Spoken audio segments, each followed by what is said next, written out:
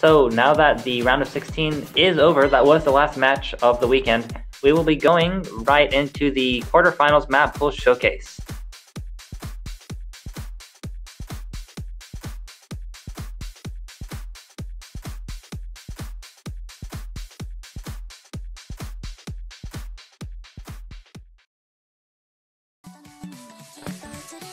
Yeah, I gotta say that round of 16, I mean, most of the, actually, we're getting right into the quarterfinals map pool showcase, so let's start ahead with that. Our first map is Ginga Tetsudo no Penguin, featuring Nikamak.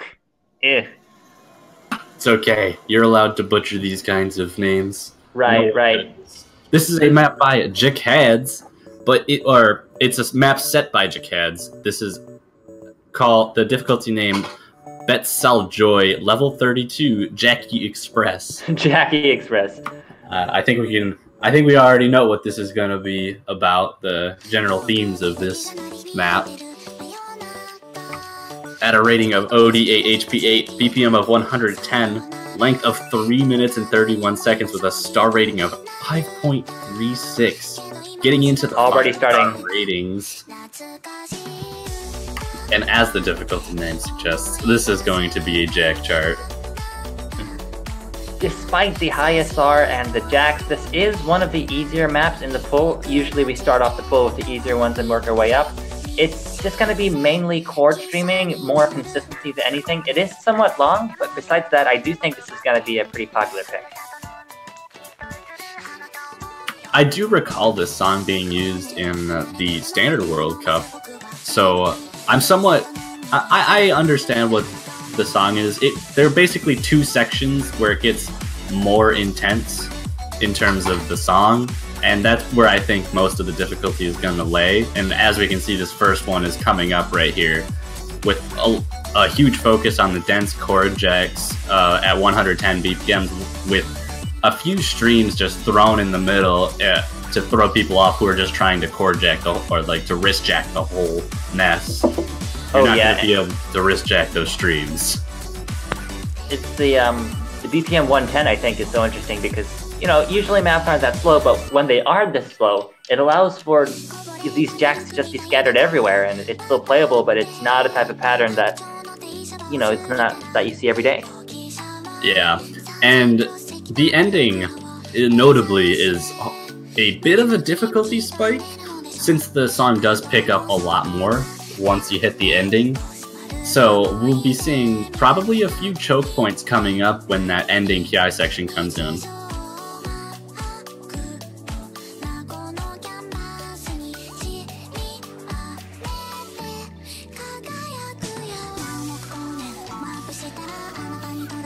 But other than that, it's a pretty simple map overall. Pretty vanilla, I guess, besides the fact that it has a pretty major focus on just chord jacking instead of maybe chord streaming, which people would be more comfortable with. And by chord jacks, what we mean is, of course, just we have a lot of chords coming down at once, but there are jacks within the chord, so the same note is in consecutive chords, if you know what I mean.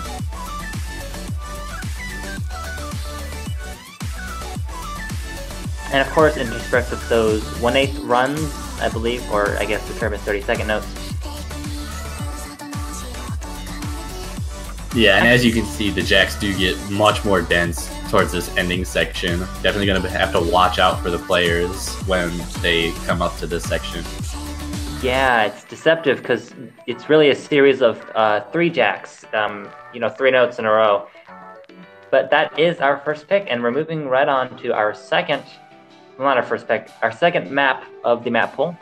Yes, and it's going to be Schubert Introduction and Variations, Trockna Blumen, Variation 5, Remix and Arrange. A map set by Firum, but the difficulty by Blocko. And if you remember this song from the 4-Key World Cup, you might know that it's long note based, and this one is no different. It's pretty short, so you don't have to keep up the long notes for that long, but this takes LNs to another level compared to last stage. Huge emphasis on certain inverse sections and releases in general. something that a lot of people might have trouble with, and something that we haven't seen a whole lot of in these pools. Oh yeah, this map is 5.2 stars, and that's along with the long notes OD7, HP 8.5. Again, we have a site near the ending, which we should be seeing pretty soon. The difficulty there comes from the, well, just some dense 1/4 patterns, and also some shields, which are a long note followed immediately by a single note, or a single note followed immediately by a long note. Very difficult pattern. Yeah, and if you were looking at that transition into this this last quarter, it was kind of like a normal long note stream, but they were slightly extended, which, despite looking pretty easy to hit, you will get a lot of 200s if you're not ready for that. And here we go into this ending with all of the shields that we were talking about, and the density just picks up. Yeah, we finished it out with basically an all long note section, and that is, despite the density, the easiest long note map in the pool. And we are moving on to the Flashbulb Passage D, mapped by Wonky. This one is fast. Let's go ahead and say that. It's at 180 BPM, but the BPM does increase to 225 in certain sections. It's 5.93 stars. It's a bit overrated, but still very difficult, only because how fast it is with the drum breaks all over the place. Definitely 1/8 bursts are what to look out here. Those are the kind of the really fast rolls you see coming across the screen. At the same time, you have mini jacks going on, and you have to stay consistent with the chord streams, and that's this map.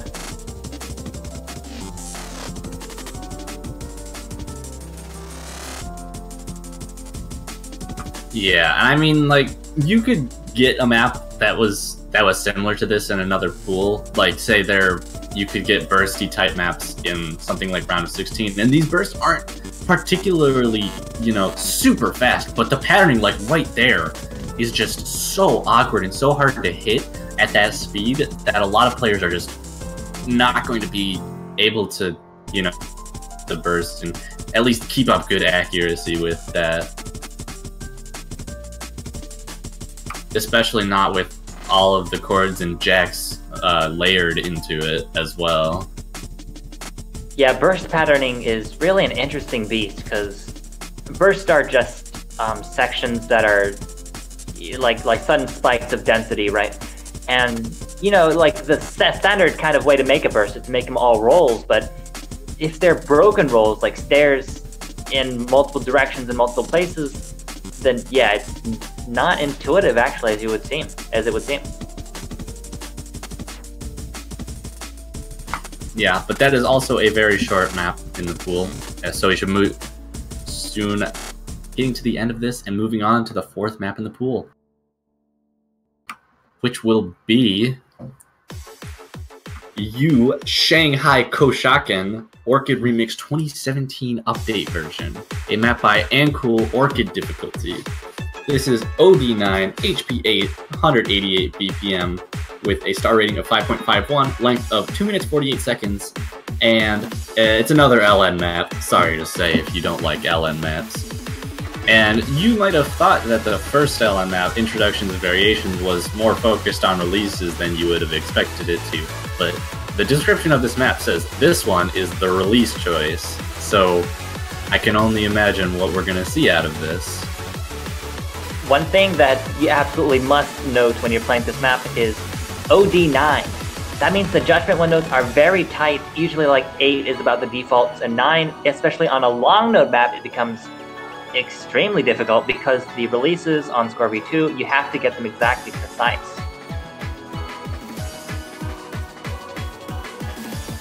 Yeah, and this has one pattern specifically that will likely throw off a lot of players, but it's also interspersed with a lot of shields to some extent. At least towards the ending, we'll be able to see more shields as it comes along.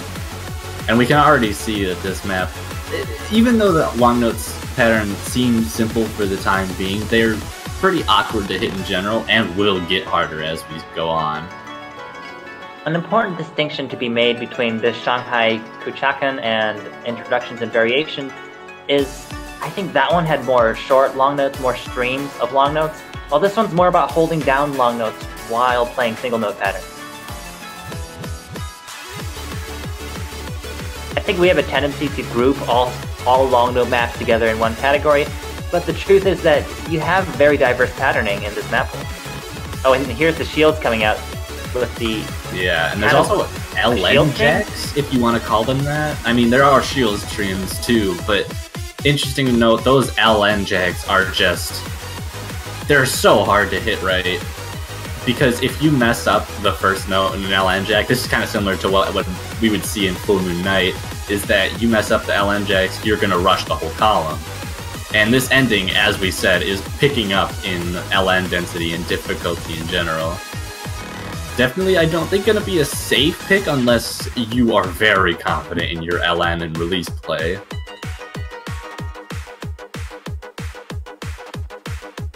That's right, and that's the end of the fourth pick.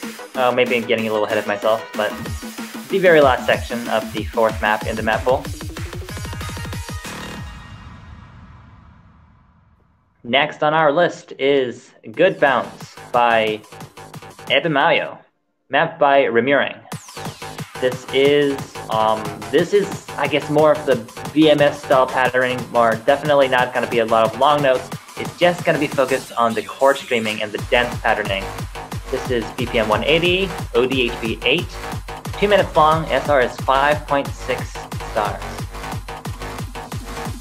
Now, we were talking last round about how we haven't been really seeing a lot of straight up chord streaming charts, and we saw a couple in round of 16 that got a little bit dense. But this is, I think, this is where we start to get really dense with our chord streaming. The map pools, this is really a statement about where these map pools are going to start picking up. We can already see that we're getting chord streams that are at 180 BPM with doubles or triples on every other note, even throwing quads in there every now and again, and having just straight up doubles and triples on every single note. Yeah, and that's what happens on dense 7K maps. When people say chord streams, it means every note is a chord, right? It's crazy. Yeah, so this is just the start of what we're going to be seeing as a developing theme throughout the next few rounds. I would expect that as we go on through these pools, we're going to see more and more of these chord streaming charts implemented into the pools because of how variable the kinds of chord streaming patterns you can make and how important of a skill it is to be able to do stuff like this. I've got to note that this is possibly one of the first maps that's really going to be a test of bracketing patterns. The bracket patterns are the patterns that look like checkerboards, right? They require you to play every other note in a chord repeatedly. Kind of hard to describe, but it's kind of a pattern that characterizes the BMS style, and that's due to the separate controllers that the arcade game was originally based on. But yes, that's also going to be a challenge for this one. And that was a pretty short map, so we're already done with that. On to number 6, Suzuki Konomi Choir Jail, a map by Arc Only Virus, 7K Epic Tragedy Arc difficulty. OD8, HP8, BPM of 181, length of 1 minute and 28 seconds, starting of 5.56, and then another LN map. We're having a lot of these so far, although I think this one is more of the Snowflakes approach, where it's single LNs with dense streams around it. So I think this might be another theme we start to see in the maps, where we just see single LNs or 2 LNs with just stream patterns around them, and just seeing them get faster and denser overall. This is the type of pattern I think you see a lot in Mania, because it's just so easy to add difficulty to the map just by adding a single long note layer, because I mean, dense streams are already hard enough, but add on top of that the LN releases, and you've got yourself a challenge. Yeah, and we should be getting into where most of the focus... Here it is. Yeah. this is something that we've seen in the past two pools, whether it be from Anemone or Snowflakes, but it just brings it to another level now.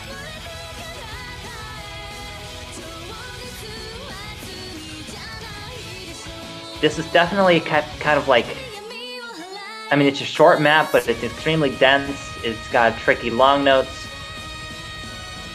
Ooh, and this pattern does not look friendly right there. Right at the end, too, so I can expect to see a lot of chokes here. But that is the end of the map. Moving on to pick number 7. Would you do the honors? Oh yeah, I'm very excited to introduce this one. It's Outside by Bill Wirtz, mapped by Nivrad00, that's me. Yeah, and so this map is OD8 HP8, BPM 101. Star rating 4.9 stars, and we've already missed so much happening in the map already. We have a bunch of SVs in the first section, accompanied by this swing rhythm. It's actually not a triplet rhythm, not a straight rhythm. It's halfway in between, and it's completely filled with jacks, and not to mention the long notes.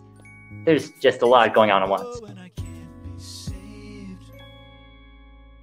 So when I was looking at these map pool notes, I saw the creator of this song, and I was so concerned with what the map was gonna be like. This is probably one of the memeiest actual free mod picks we've seen in any of the pools. Has some pretty tricky SV sections. Is just pretty weird in general, I guess, overall. We can talk a little bit about the nature of the SVs. The main SV that's going on is this slight jump every time there's a, I guess, a loud drum beat. There's also a few sections like that, the one we just passed, where it's constantly bumping and slowing down. That's, I think, the hardest section to read. But then you also have these kind of in the background SVs that are just constantly going on with the bumps, like I mentioned.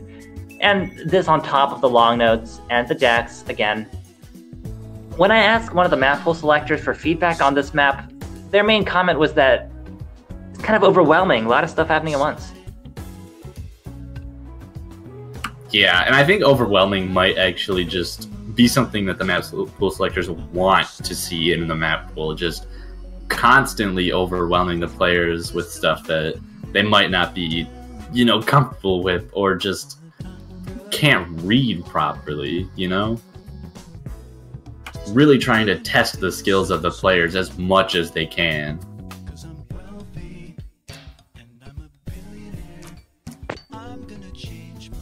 And this might be one of those maps that get insta-banned in most of the rounds. Because, I mean, I wouldn't be surprised, as much as I want to see it on stream. Just because it's somewhat long, it's very difficult, it's got SVs. All around, not one you look forward to playing. Yeah, it just throws a lot of things that players are not really comfortable with, or a good portion of players aren't comfortable with, and throws them all on the same map.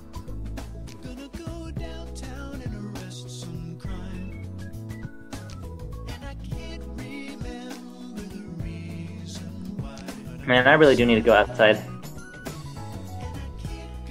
Indeed.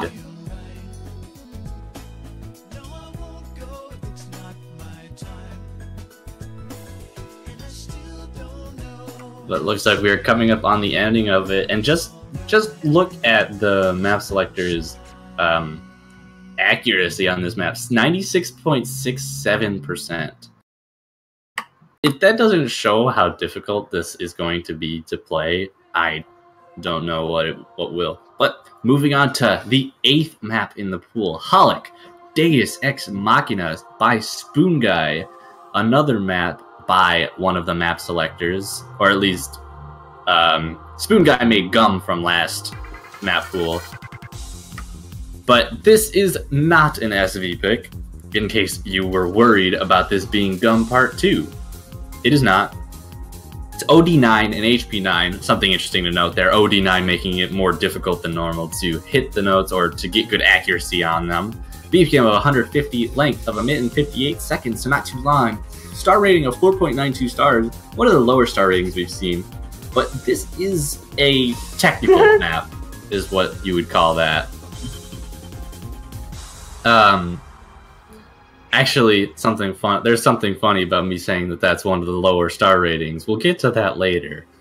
But Oh, yeah. this is one of the easier maps in the pool. It has some chord streaming, some polyrhythms, some bursts. Just all in all, it tests the technical capabilities of the players. One of the more difficult parts that people might have are the short long notes, the sort of staccato type things. So those are definitely something you might want to watch out for. But when it's not like being technical or having polyrhythms or short long notes, it's mostly pretty simple chord streaming. So teams who are able to keep up with the chord streaming and just can also manage through the bursts and technical aspects should be able to play this just fine. Definitely one of the kind of the bread and butter picks, the ones that you kind of see in every match. At least that's what I'm predicting. Yeah, I could definitely see this being picked in a lot of matches. But that is it. Just a very short, sweet, technical map. And on to pick number 9. All right, 9 out of 12 maps total, by the way. It is 7 Colors by Undead Corporation, a set by Enwolf, mapped by Lord Rika. This is... I feel kind of pumped now with this like metal playing in the background, but yeah. OD 7.8, HP 8.4, BPM 200, very fast. We can go ahead and say that. SR 5.47%. This is another map that has a lot of chord streaming, kind of like, which one did we see earlier?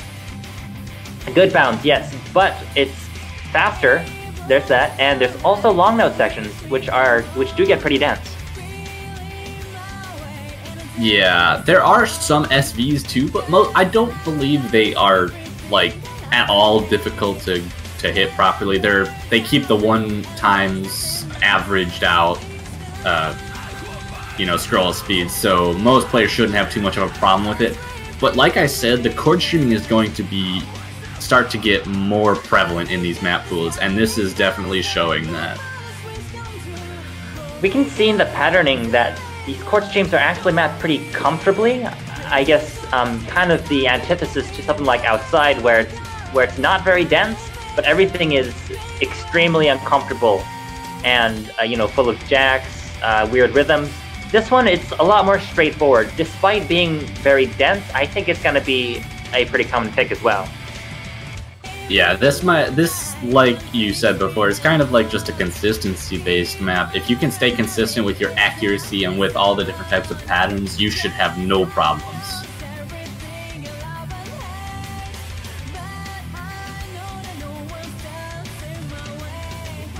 And I gotta say, I'm digging the song choice.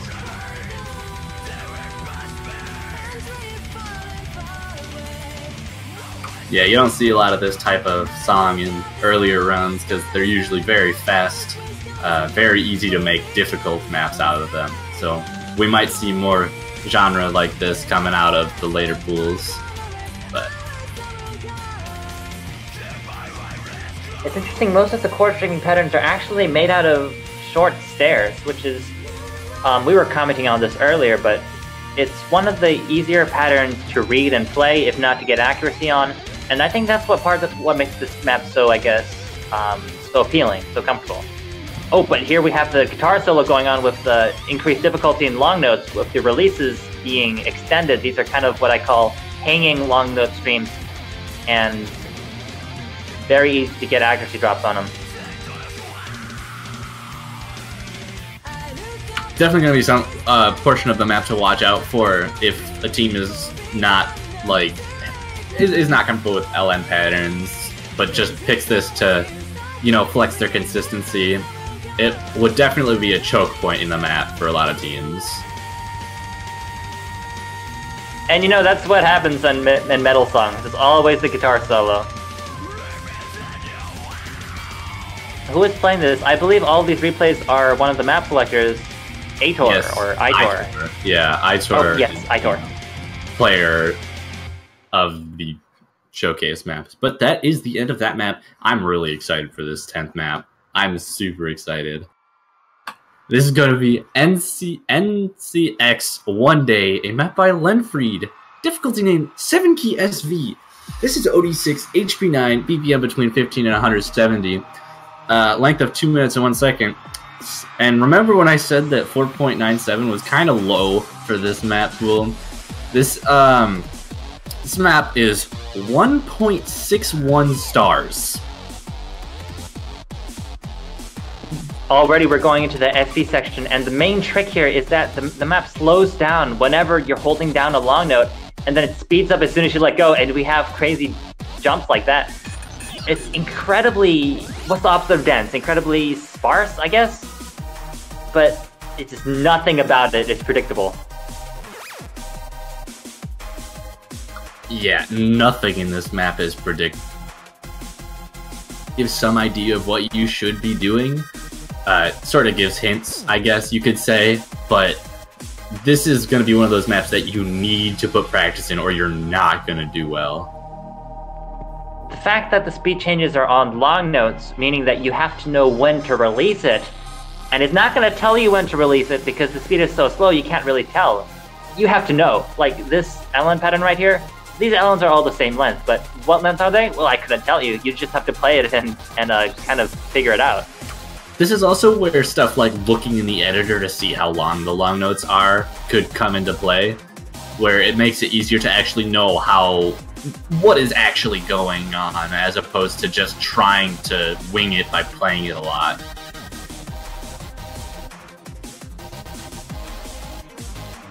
This is one of those picks that can be controversial sometimes because it's, I guess some people could say that it's only 1.6 stars. Is this really testing the skill of the Mania players? But really, it's just kind of a skill set that, in memorization almost, I'd say, it's a different skill set than usual, but still one that a Mania player needs to have. Yeah, and that is the end of the SV map of the pool, and we got one more left before the tiebreaker. This is April 14th by Aphex Twin, covered by Webodan, 8-bit cover. Map by me, Nivrad00, challenge difficulty. This is OD7, HP 8, BPM 78, lowest BPM in the tournament, length 152, SR 2.91 star, also a low density map. But it is a full inverse type. This, in fact, the map category for this, according to the map selectors, is inverse, because that's literally all it is. This entire map, you are reading the blank spaces and not the long notes. Yeah, this doesn't look too hard to do on paper. I mean, but in 7-key, when you're working with holding down almost every single note at the same time and just looking at when you have to release, there are a lot of problems that players might have when it comes to lifting up one finger, but inadvertently also lifting up the finger that's adjacent to it because they're just so used to picking up their fingers after normal notes that holding down everything at the same time will just not work.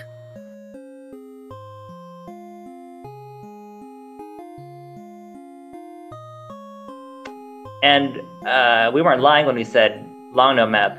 There's literally no single notes in this map. And we have a map pool selector in the chat right now saying it might not look like it, but it is really hard. And as someone who has played this map many times and who cannot get any higher than 90% accuracy on it, I can confirm that it is not anything like you are used to.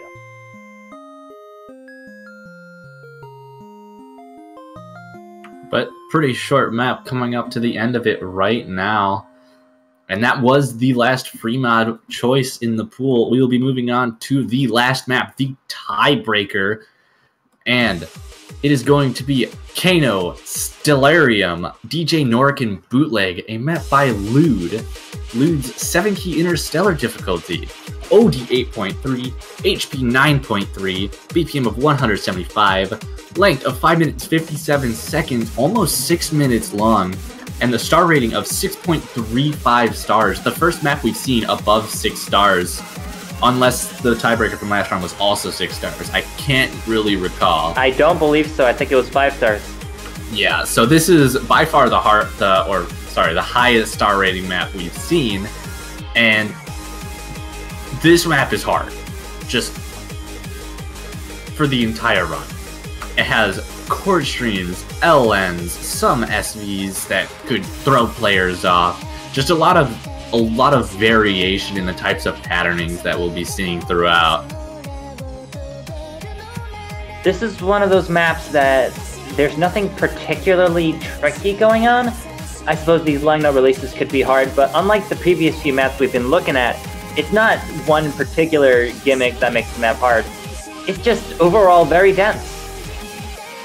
Yeah, and people who don't like LNs or have a lot of problems with them are not going to like the ending section where the releases on LNs get denser and more difficult to hit properly. So that's going to be a point to watch out for if anyone ends up going to tiebreaker. Yeah, to play this, you have to have both long note skill and chord screaming skill. So that's what a tiebreaker is for. Yeah, we've seen every single tiebreaker just force you to be good at almost everything, which is just, something good to test overall skill of the players on each team and really show what team deserves to take the victory.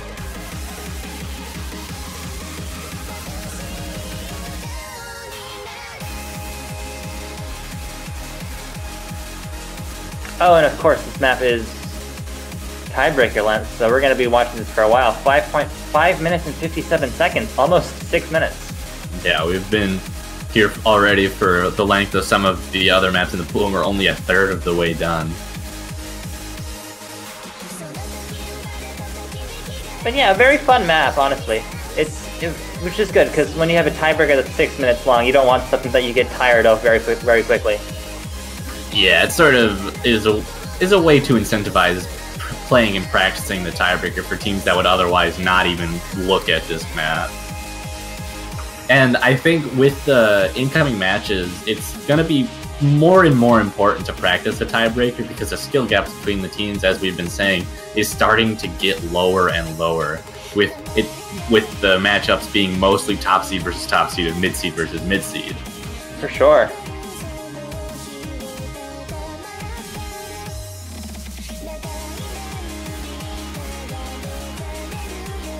Here we have a couple more long notes coming in, but actually it's divided pretty consistently between left hand and right hand, so Mapper has the player in mind definitely there.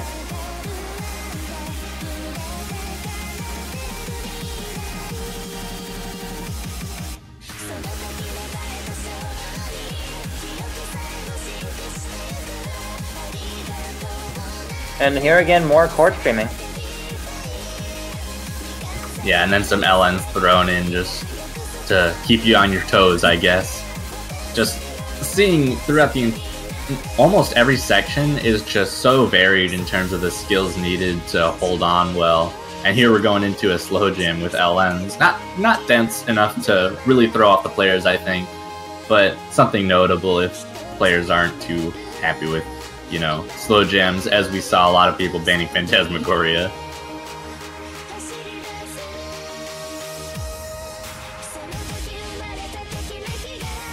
And coming into the last quarter of the map, we see this SV transition into this last section.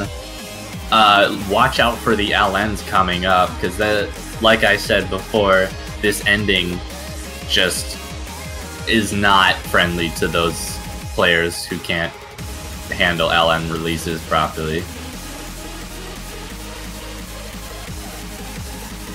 Oh yeah, we got that mirrored long note pattern with the chords, but after this dense chord stream, here is the double long note pattern, I believe is what we're looking at.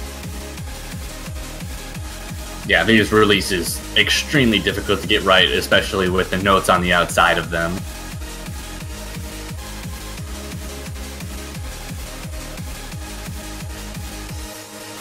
It's almost like a normal long note stream, but it's that each long note lasts twice as long as you would expect, so the releases are kind of in a separate place than the onsets of the notes.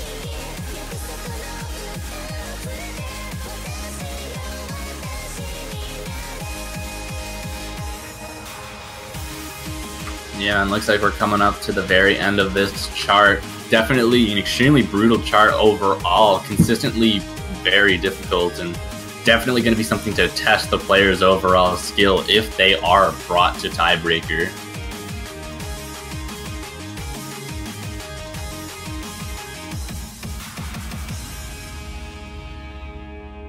And that is the end of the quarterfinals map pool showcase. If you want to see the teams facing off on this map pool in the quarterfinals, tune in again next week. Same channel, the times are on the wiki, but that's all we have for you today. Yep, schedules for next weekend will be released shortly as they are made, but you can already see what the matchups are on the wiki page. One more time, I'd like to remind you that banners are for sale, profile banners, I mean, for the 7Key World Cup on the OSU store. So buy them if you want to support your country. But other than that, that is the end of the matches and the showcase for this weekend. So yeah, not much else to say. Anything else you got on your mind, Nivred? No, I'm pretty much good. I'm Nivrad00. This is the Topester. Yep, and we will see you guys all next weekend for the quarterfinals.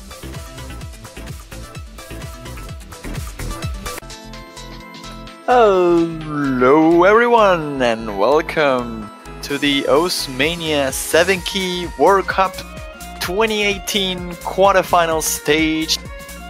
And today I'm Juan Crystal, joined with Stupid Man on the commentary. How are you doing, man? I'm doing pretty good so far. We have a really actually crazy match coming up here, I think. I mean, this is China versus Philippines here. This is, something with a lot of, I think, variables going into it. I'm not really sure what you think. Well, definitely. This is a pretty hard to predict matchup, I will say, because you don't really know if the Philippines team has what it takes to take points out of China, but considering that China has been a bit rusty on this last rounds, they kind of give a little bit of hope to the Philippines. Perhaps they can take the win, perhaps they can take some points. Definitely a very unpredictable match. Yeah, I mean, here we've got China. I mean, I feel like throughout this whole tournament, they haven't really been using rosters that kind of output their full potential. And, you know, if they have been, then they definitely aren't really performing on a level that they have been, at least compared to last year. So really, I mean, this could be a chance for Philippines to, I'd say if the Philippines wins here, they take an upset. Definitely. The Philippines is a team here that is the underdog. China, though rust, as we said a little bit on the intro of this tournament, they're still the favorites to take second spot. Maybe comparable with Malaysia. They have been performing really, really well so far in the tournament. But again, they have Sanfang, they have Saturday, they have QX, Wilbur Chan. Every single one of those 4 players in China are just very, very strong overall. And I feel that increasing difficulty is going to help out more than it will hurt to the Chinese. Yeah, I mean, especially since, like, a lot of the Chinese players, they tend to have, like, I think especially QX in general, like, he's had some pretty questionable accuracy. And I think that's really going to play into this round here because quarterfinals, I think this is where the map pool kind of, you see that cross between, like, actual dense patterning and accuracy. And this is still where accuracy is really important. So if the Philippines can outplay China on that, I think they actually have a chance to take a couple points here. We'll have to wait and see. Here we are already swapping into the room with the warm-ups prepared. And it's gonna be Yuki no Reason. This is an Arwin Olivares chart, so no big surprise. This is the warm-up by the Philippines. School Idol project, of course, the kind of music that Arwin charts normally. Yeah.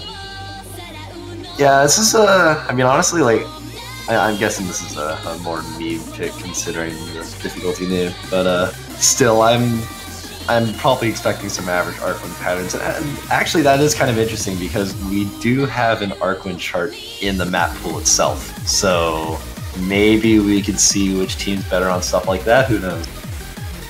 That's actually a pretty fair argument, I will say. I'm not too sure what to expect out of this map. I remember Arwin asking me if he could use it, so it should be around 5 minutes long, so that could be a potential sign in terms of maybe stamina or maybe just focus issues. Maybe some of the players here will struggle a little bit on that. But again, it's just a warm-up. I don't think they will take it too seriously.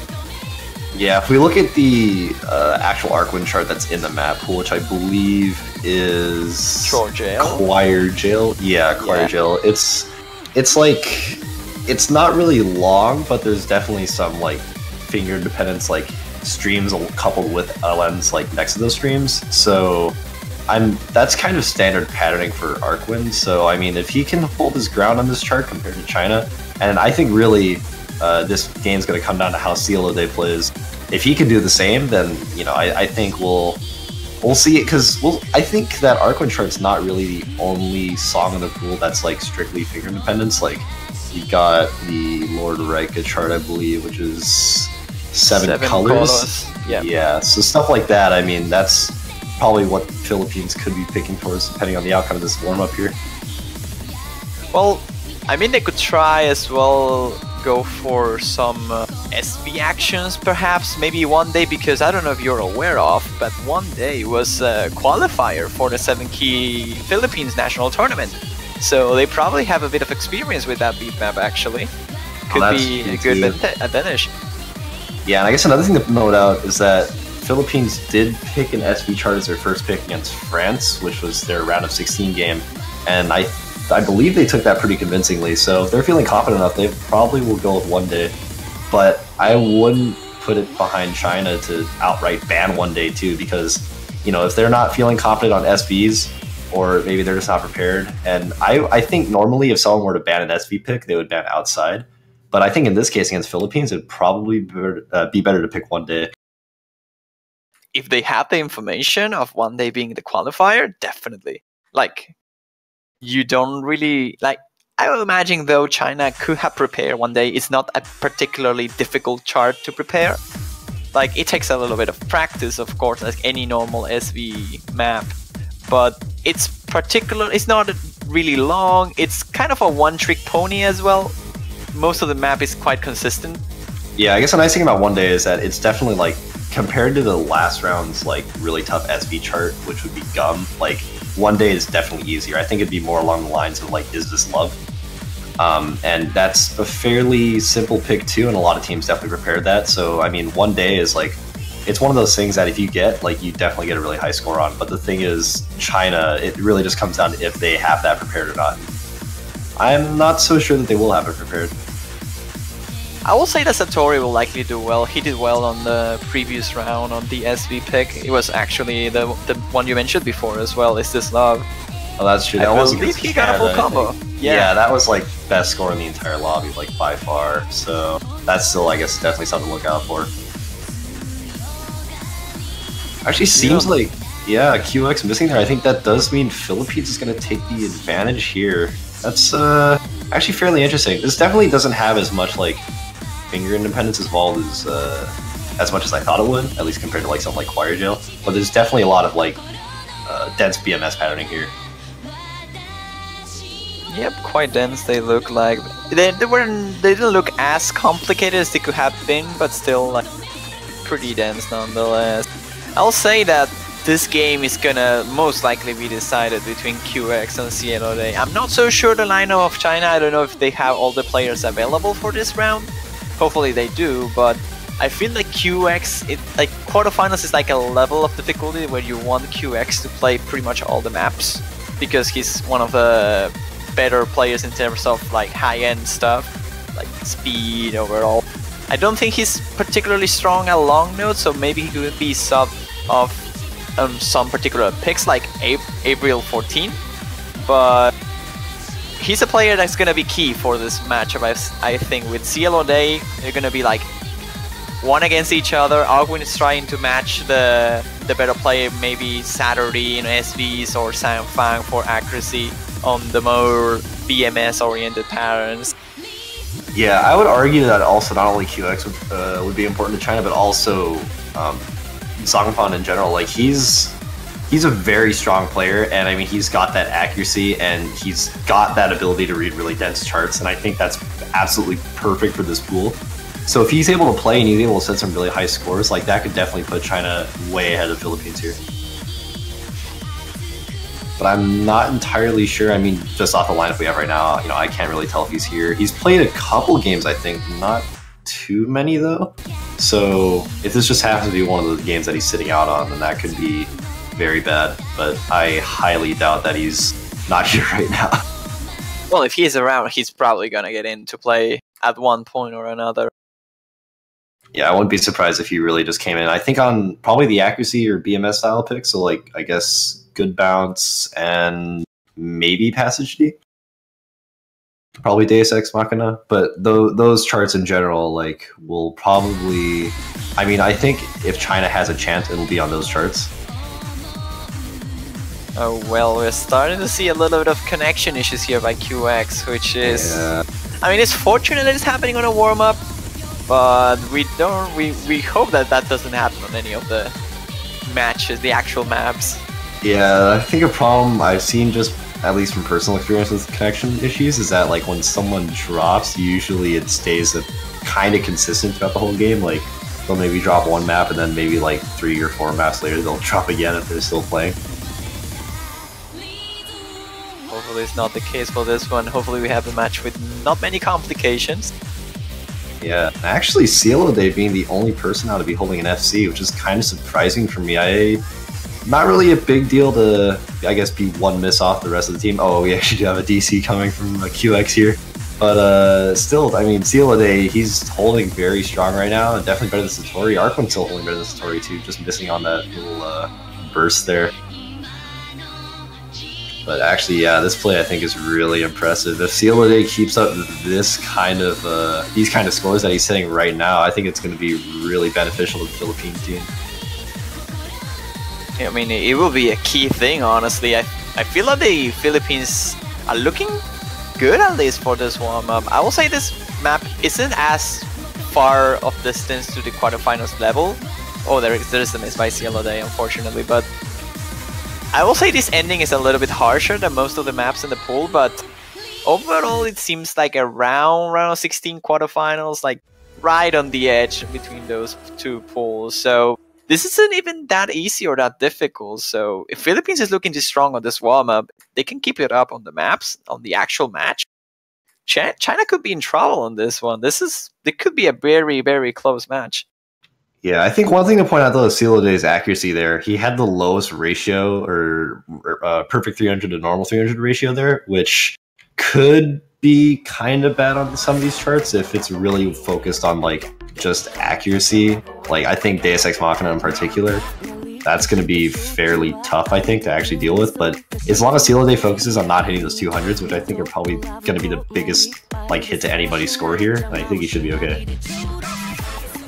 Yeah, but again, those are the kind of maps you expect QX to play as well, and QX accuracy has not been the best either. So yeah, I think they're kind of evenly matched on that. Like on the down section of the screen right here, we see both players. That's actually going to be really interesting then, because if QX has that kind of accuracy and so does Cielo Day, and they're pretty evenly matched, and then it comes down to maybe Arquin or Satori or Arquin and someone else, I mean, like, who knows, really? I think like this is actually very close, or a lot closer than I imagined. Have to wait and see. Here we have the second warm-up already prepared, selected by China. It's Addiction. A little bit of a more popular song, I will argue, than this Cool Idol that we heard before. I think I hear this a couple of times in the past. I'm not so sure where, but I think I know this song. Yeah, I admittedly have not heard this before, so we'll see how this goes. Knowing China's scenes could be maybe LN oriented.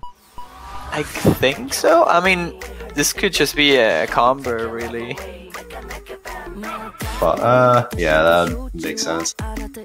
Seems like a couple warm-ups have been like converts from other games. Okay, but yeah, it doesn't. Oh, okay, highlight. Wow, I was gonna say like this doesn't seem LN oriented, and then you got the sweeps there. So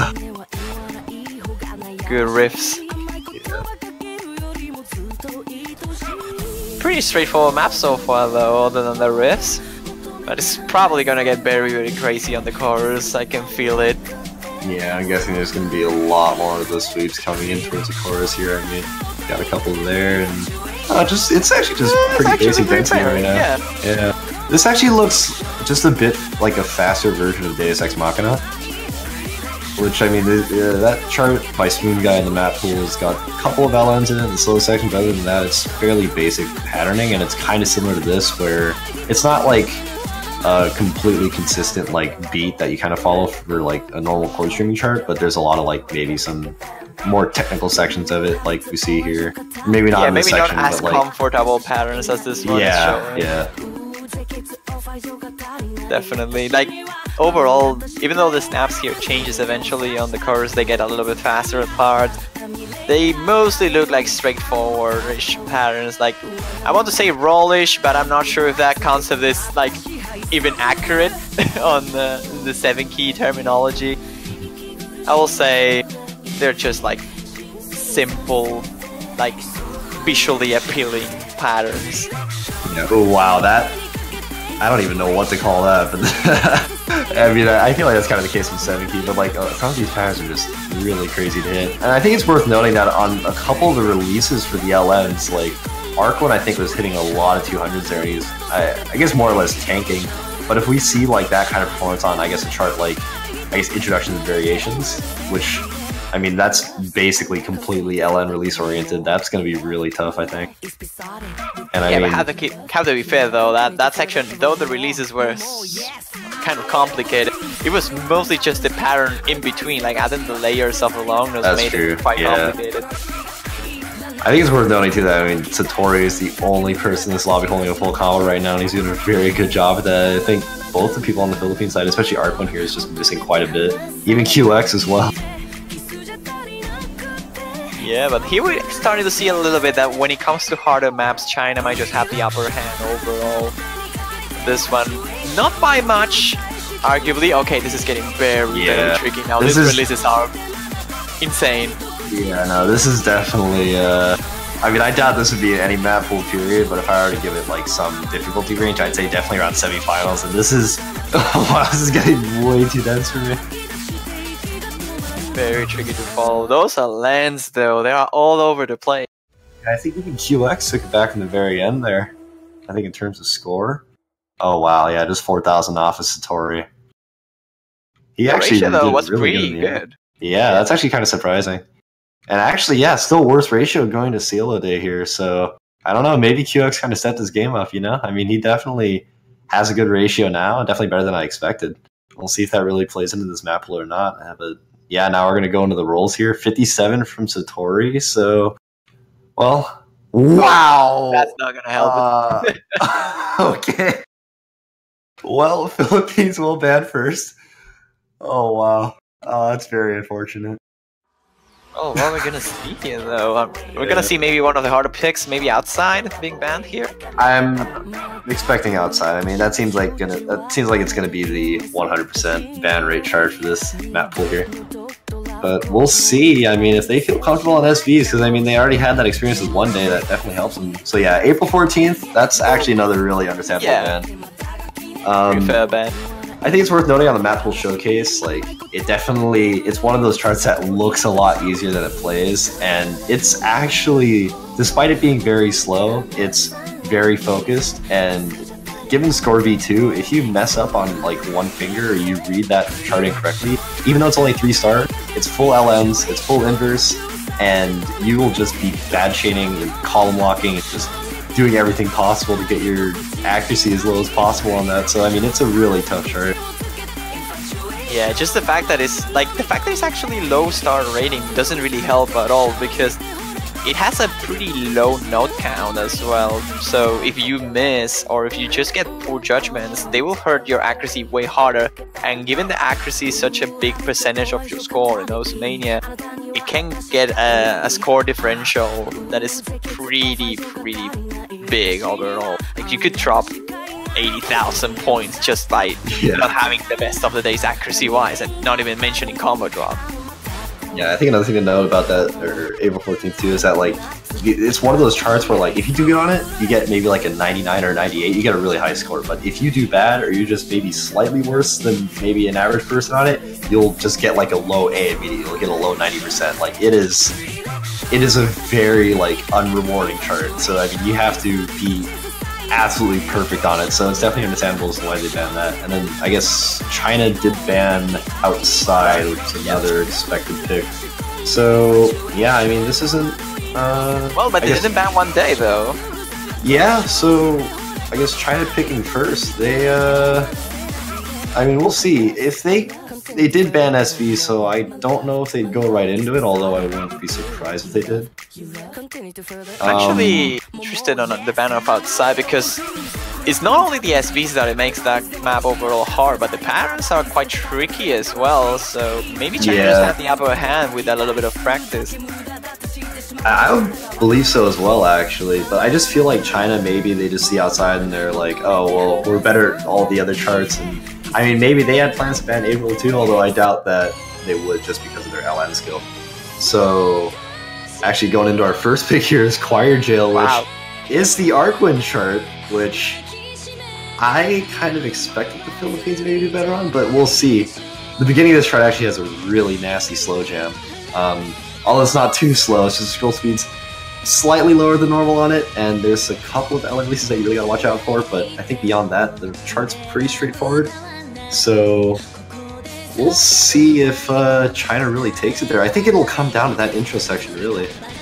Probably. I think it's just overall consistency, though. It has a little bit of a mix in every single like particular skill set. Like it has a little bit of a lens, has a little bit of rise, and of course the slow jam at the intro. So kind of an all-rounded pick. I'll say that China has the slight upper hand, but again, if the Philippines team can perform as well as they did on the previous warm-up by Arkwin, they should do quite alright on this one. Yeah, it's such a Arkwin crazy. Definitely has an advantage. I mean, Arkwin came out of the intro with a 96, which is incredibly low compared to how difficult the rest of this chart is. But then if you look at Satori and QX, Satori's got 97, just putting him to 98. QX with 97, so really Cielo Day here is almost carrying the team right now. And Arkwin's already built his accuracy back up to where Cielo Day is, so I mean, this is going to be incredibly close. Scores are... I mean, Philippines just barely is edging out right now, but I mean... Oh, miss from Satori too! Wow, I think this could be an early break point from the Philippines here. That will be such a huge point by the Philippines, because this is also interesting, because the Philippines last year were low seeded, if I recall correctly, and they made it right into the finals, so... Yeah, I mean, they were showing off. They were up against Indonesia, I think, for the third place spot, so I mean, they had a really strong team last year, and I think Arkwin was definitely one of the players last year. I mean, now he's really showing his worth this year. And hell, I mean, if they beat China here, take this break point, I think they'll probably know what kind of songs to pick. I mean, the accuracy from Arkwin, he completely dropped it over there. Oh no, he really needs to keep up in the selections here. Oh no, oh no. Oh, they can barely happening. Holding the lead, just barely, but can they keep it? I think this has to come down to the score V. Oh, wow! Oh my god, they didn't! That's a huge drop by the ending. That literally just came down to the score V2 bonus there. Because if you don't hit that 400 combo mark, then you're totally done. And that's exactly what happened to Arkwin. He missed too late. He couldn't build up to that 400 combo, and he lost the lead for the Philippines. Cielo Day having just an absolutely amazing run, though. I don't think we should be discrediting Satori or QX either. QX with no misses, but Satori, I mean, 29 200s, lowest out of the entire lobby. Like, that's very good. That's such an unfortunate drop by Arkwin. They had it on their bag, and now they have to pick for the win, unless it was not their pick, but still. Yeah, that was a very decent chance for a break point. Yeah, I think it is worth noting that definitely was China's pick because they did ban last. So I guess the silver lining there is that the Philippines didn't have a break point against them. So at least they can pick here and technically still have like a fair chance of winning, but that's definitely a point that they did not want to lose. It's gonna be Ginga Testo.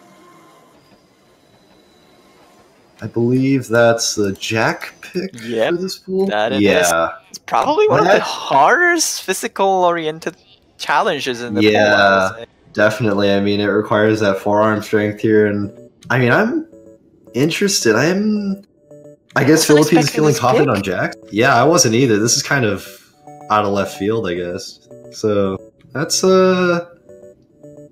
this is interesting. I'm kind of bit of a gamble, I'll say. Yeah.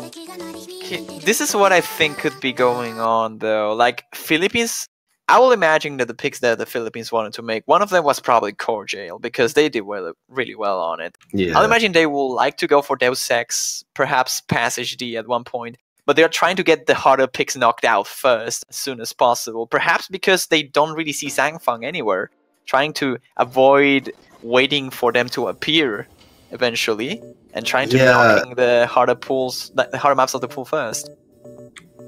Yeah, that is kind of weird. Like, I was expecting maybe Zhangfang or someone to step in for this song in particular, because it's got a lot of jacks. It's very physically demanding, and I mean, it's one of the more dense picks in the pool.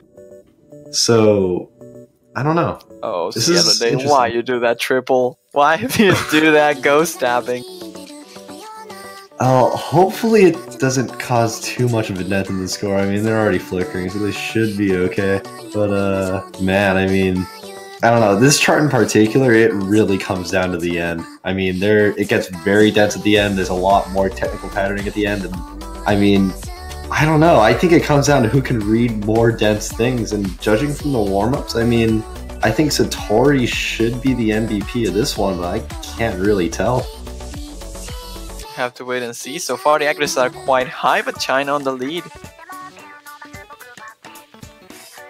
Straightforward. I mean, I won't say straightforward, but overall simple compared to the rest. The intro is quarter of the song, actually the third of the song already in, and the score difference is still pretty low, but all that matters is going to happen in just a moment here. A little bit of a denser section here. No accuracy drops by anyone.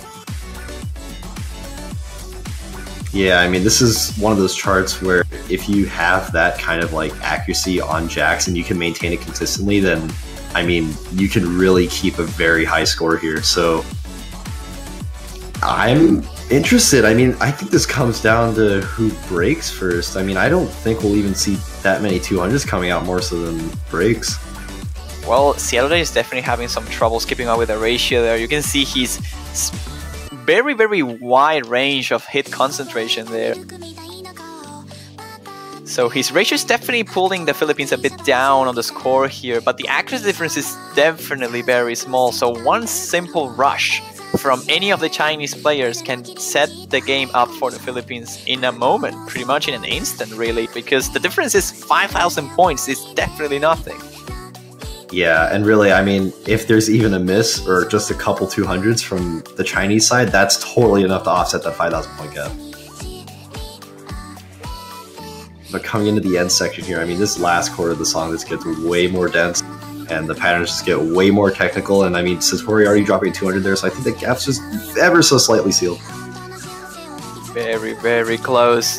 Arquin is building that accuracy back up, beating QX already. Yeah, the stage just flickered. That was an accuracy drop by, I think, QX. Yeah, I mean, that section. Oh, wow, another 200. Oh, was that a miss from Arquin? Oh, no. They really need to keep this consistency up. I mean, if China has to break almost right now if they want to get this, if the Philippines wants to get this point, because there's almost no chance now the Philippines getting it if China keeps their FCs. There's still less than 10,000 QX points of difference, though. Oh no! Don't tell me that. That's gonna QXCC's here. Okay, oh, he's not. He's back. All right. We're a bit off sync, but we should be okay. Cielo Day missing now, so judging as well how these guys are playing, I mean, I think China's got this. They're a bit behind here, but should have it with not many complications. That's something we haven't seen for QX. They should have it, and they have it. They definitely have it here. Wow, by quite a big margin as well. That's almost 20,000, just above 20,000, 25,000-ish. I mean, these are really crazy scores from China as well. Yeah, very, very solid. 987 and 986 from both Saturday and QA. So maybe not the best of the picks for the Philippines overall. They did quite well, but they couldn't hang on to the ending. Yeah, I feel like if the Philippines maybe just picked into another song like Choir Jail, like I think there's definitely more picks like that. I mean, if they even Deus Ex Machina probably would have been a better pick, or the Orchid remix song, I can't remember, it's in Japanese. But I think right now China should definitely go for more like regular songs or regular oriented picks, because it seems like Philippines, they're better on finger independence. They're better on Ellen, maybe consistency. So I think the best course of action for them right now would probably be like good bounce or maybe even passage D. But we'll see what happens here.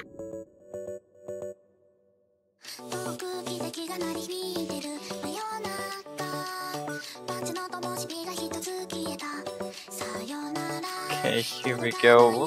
What China's gonna pick right now though? Because with this information, they can probably just try and go for one of the easier, maybe passage D, I will say. Maybe going Deus Ex Machina is a bit too risky because, again, Philippines should do quite well on it. But passage is like the middle ground where it gets hard enough for the Philippines to drop, but for China to keep up with. Yeah, I mean, I feel like China, if they're able to keep up with bursts, they're able to keep up with sweeps or like any kind of, stairs, really, they should be okay on passage D. It's a very technical chart and it's very, very hard to play. So I would say like China probably has the advantage on that, but if the Philippines practice it, they shouldn't have too much of a problem. But I don't think that's the kind of chart that either of these teams really want to pick because it's so... I don't think setting a consistent score on that's very common. Like, it's very volatile, I guess is probably the best word to describe it. That's a good word. Yeah. I mean, we'll have to see, really. I'll say, even with that factor on mind, China will still probably outperform Philippines for the most part on that big map, even though not as consistently, maybe. I'm not sure if they just can go for long nose, really. I mean, considering they banned April 14, maybe they can try and go for something like 7 color. Looks like they're going for good bounce, though. Yeah, I mean, honestly, I guess this makes sense. I mean, they didn't get on the Jack pick, and I mean, they won by a much bigger margin there, so I think that's probably their more safer ground. The thing is, I hope the Philippines also realizes that their safer ground is maybe more towards something like you mentioned earlier, 7 colors. So we'll see here. I'm expecting a China win here. And actually, another thing though, this chart, despite being almost strictly regular patterns, there's a couple SVs that could throw people off. So if these guys aren't prepared, then, I mean, who knows?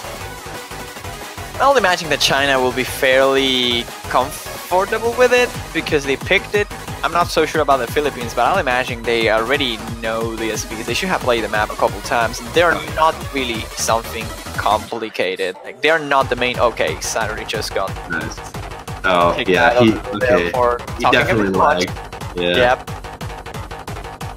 Well, he should be back in very shortly. Well, that was interesting. It happens. Not much we can really do about it. He should be back fairly soon. Good bounce is the pick here. Once again, China picking there. They got the first point. They got the second as a break point. So looking good for the Chinese team here. Hopefully they can pull one out once more here. But if Philippines takes this one, they could equalize on their own pick and stuff could get back up to tiebreaker scenario. Yeah, I think like if we do want to see that tiebreaker, the Philippines does have to win a breakpoint, and judging by the remaining maps, I'm not entirely sure what that breakpoint is going to be on. I would imagine if China was feeling very confident, they could go for one day, but I think that would be like, that's definitely Philippines pick. I'm just not really sure what they could take now. Because maybe after this, I'm guessing China will probably go for... Yeah, they have to win 4 maps. I'm guessing after this, China will probably go for Deus Ex Machina. Or if not, the Orchid remix, like I mentioned earlier. So, other than that, though, I mean, I think this leans towards Philippines. We'll see. Have to wait and see. I think this point is pretty key for the Philippines and the Chinese team as well, though. Like, if Philippines can somehow pull this one... Oh, Alwin didn't not be right at all. That one in particular is kind of hard to remember, because, especially on a chart like this, you kind of go autopilot and you don't really expect those kind of patterns to be there, those kind of SVs to be there. So when that kind of comes up out of nowhere, it really does throw you off, and you really you begin to start like missing, and especially in Arquin's case, he did miss there. He kind of tried to ghost tap it a little bit, but he couldn't quite make it. Okay, QX once again with disconnection issues. That's no good news. Hopefully he will recover back. If not, if he disconnects, we should have a rematch because it's still less than 30 seconds. Yeah. And you know, actually, well, actually, I'm not sure. If QX does reconnect, then I think. Well, actually, I don't know at this point. We'll see. Because this could be what the Philippines want, because it doesn't look like they have a very good time in this chart right now. Not at all. CLD is having a lot of issues, actually. Pretty surprising, I will say. Could be the stairs. It seems like he's doing okay, though, but I think specific patterns he like tends to rush or drop 200s on, and then he just completely misses. Oh, even Satori missing there. QX is not showing signs of life, and there he is. He disconnects, so... Looks have like to we wait should for have confirmation from the referees, see if they can recover and get a rematch. Otherwise, I see no way for China to take this point if they don't get a rematch. 2v1s on Mania are literally impossible unless a player fails on the other side. Yep. I think we are getting a rematch, though. The match is not concluding, so... Okay, there it is, yep. Yeah, I think we are getting a rematch here, so that's alright. Gonna have the replay here as QX disconnected on the beginning of the map on the first 30 seconds. So wow, yeah, China quite literally dodging a bullet there. I mean, if QX, you know, DC'd any later, that would be it for China. That would have been pretty bad because that pick was pretty crucial. Yeah, and I was kidding earlier when I said if we see one player start to DC, I think maybe later on 3 or 4 songs in. I mean, this is I think 3 songs in. So really, I mean, he DCing again. I mean, this is definitely not good. If this match gets drawn out any longer, we probably might see another one. As long as it doesn't happen in a potential tiebreaker. Or you know, in like Kiafa. Don't remind me. Anyways, so moving into good bounce again, take 2. Looks like we should be in sync. Hopefully Philippines keeps their combo here because that's true. Alwyn could make the SV right now. Yeah, he does have his chance of redemption right here, and he. Oh no, he gets a 100. Oh no, that was pretty not cool. Oh man, that. It does look like that they're still fairly close to China. Granted, both players in the Philippines who have less than 99. Meanwhile, the Chinese team does have over 99. So we'll see. I mean, I think that the Philippines, I mean, they could definitely take it back here. Oh no. God. Oh no. Oh no. Oh no. No. No. Oh no. Wow. This is not looking good for China. I mean, I just hope they have a backup to stop him in. Yeah, because this is kind of the really crucial part where they have to use a backup. Oh no. I mean, like you were saying earlier, 2v1s are literally impossible in this game. You cannot win a 2v1. There are no carries whatsoever. Man, that is so unfortunate. Oh, he's back! He's back! Okay, alright. Saved. Oh wow! Yeah, he might have just saved China there. I think if he DC'd again, that would be. Oh, that was a huge amount of misses from Satori though. On the SV, he got caught completely. Yeah, and then QX as well on one of the jacks. He just hit complete 100s there. I think CLO Day's miss might have just gotten offset by Satori, and if Arkwin keeps his FC, I think he might have it for the He's dropping a lot of accuracy though. He's dropping a lot of 200s. The accuracies are just very low, and Arkwin finds another miss. Yeah, that is not good. Oh, that's an abort. Okay. Oh no, wait, it's not. Okay, it's not. No. That was a picnic. Okay. That was a picnic. Okay, ladies and gentlemen, nothing happened here. Okay, alright. By not by much. CLO Day finds a mistake on the very ending, and that's gonna be it. That had me so scared for a second. I was like, wait, what happened? Oh, that's not good. Wow. QX, despite having that lag, they're having the highest score in the... Or no, second highest score in the lobby. Satori having the highest score, even with 4 misses there. But still, I mean, QX with that one miss, and I mean, those are two very strong scores. Oh, wow, okay, I was wrong again. I just looked at Cielo Day and just realized he had a 965. So really, I mean, if Arkwin was able to keep up, I think they would have actually had it here. It's That's actually crazy. interesting to see Arkwin being the one Yeah. not being able to hold it on. I was really expecting Cielo Day to maybe like be playing catch up a bit, but he's really performing very well right now. So moving into the Philippines pick here, I mean, this is I mean, I would honestly go with One Day at this point. Oh wow, that is not a good pick. Honestly, that is because I don't think it's a bad pick. To be fair, I don't think it's the best one they could have made. That's that's the better way to word it. Because I mean, we just got out of Good Bounce, right? And that's a more regular style chart, BMS oriented chart, and they lost that point fairly convincingly. Granted, this is a lot less dense than Good Bounce. So if they're able to not miss, hold their combo, hold their accuracy, and especially if we're looking at like, I mean, actually no, because QX has good ratio. So I think this comes down to Cielo Day keeping his ratio up here. If we see all the way through 4 full combos, it's probably going to be that, really. Yeah. Unless something crazy like a lot of 200 happen. Yeah, or a DC, you never know. Well, that's sounding a bit more likely now that you think it. Yeah.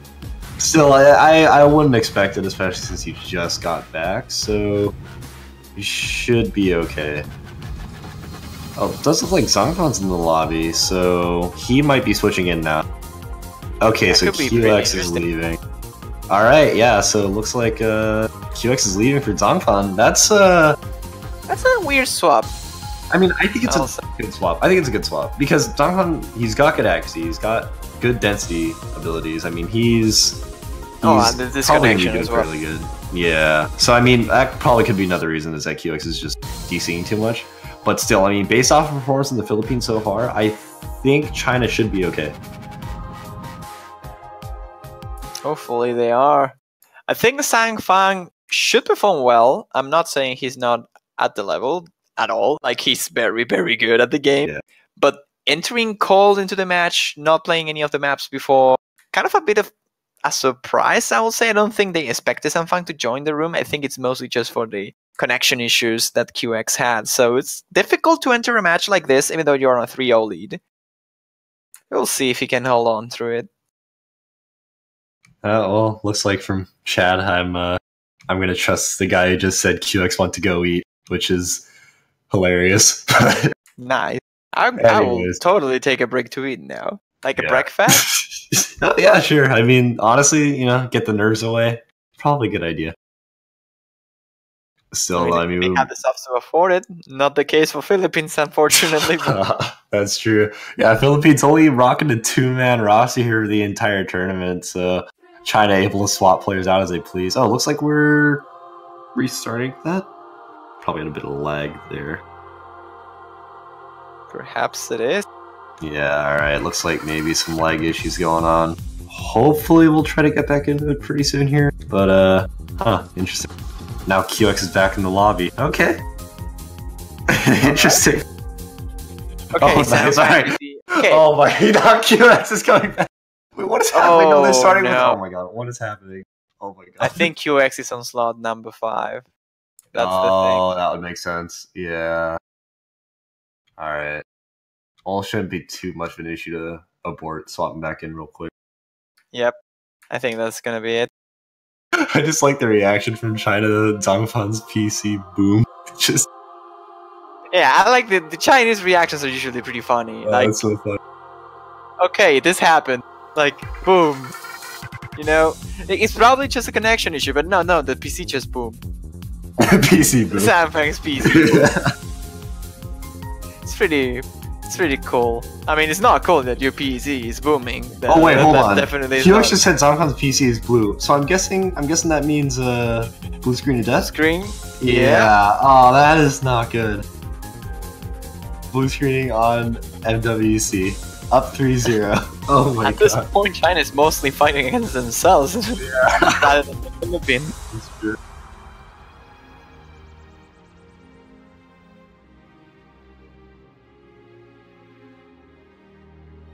But it seems like we are settled and we should be good to go now. Yeah, hopefully there's no internet issues. I think we should be okay. QX doesn't get his own meal or his own eating break, but can't take that one for the team. I guess he can multitask, you know? No big deal. Well, I mean, why not, right? You're holding a sandwich with your mouth when you're playing also Mania 7 key. Yeah, not too hard at all, you know? It would be complicated to read depending on the type of sandwich, you know? Yeah, well, I'm guessing QX probably finishing up his food here. I think we should be ready to go pretty soon. Unless they're waiting for Xylophon, but I doubt they would be. Alright, yep, moving in here. Oh, okay, good. QX. Whoa! Okay, this is you. This is the tournament client being the tournament client. Oh my god, what?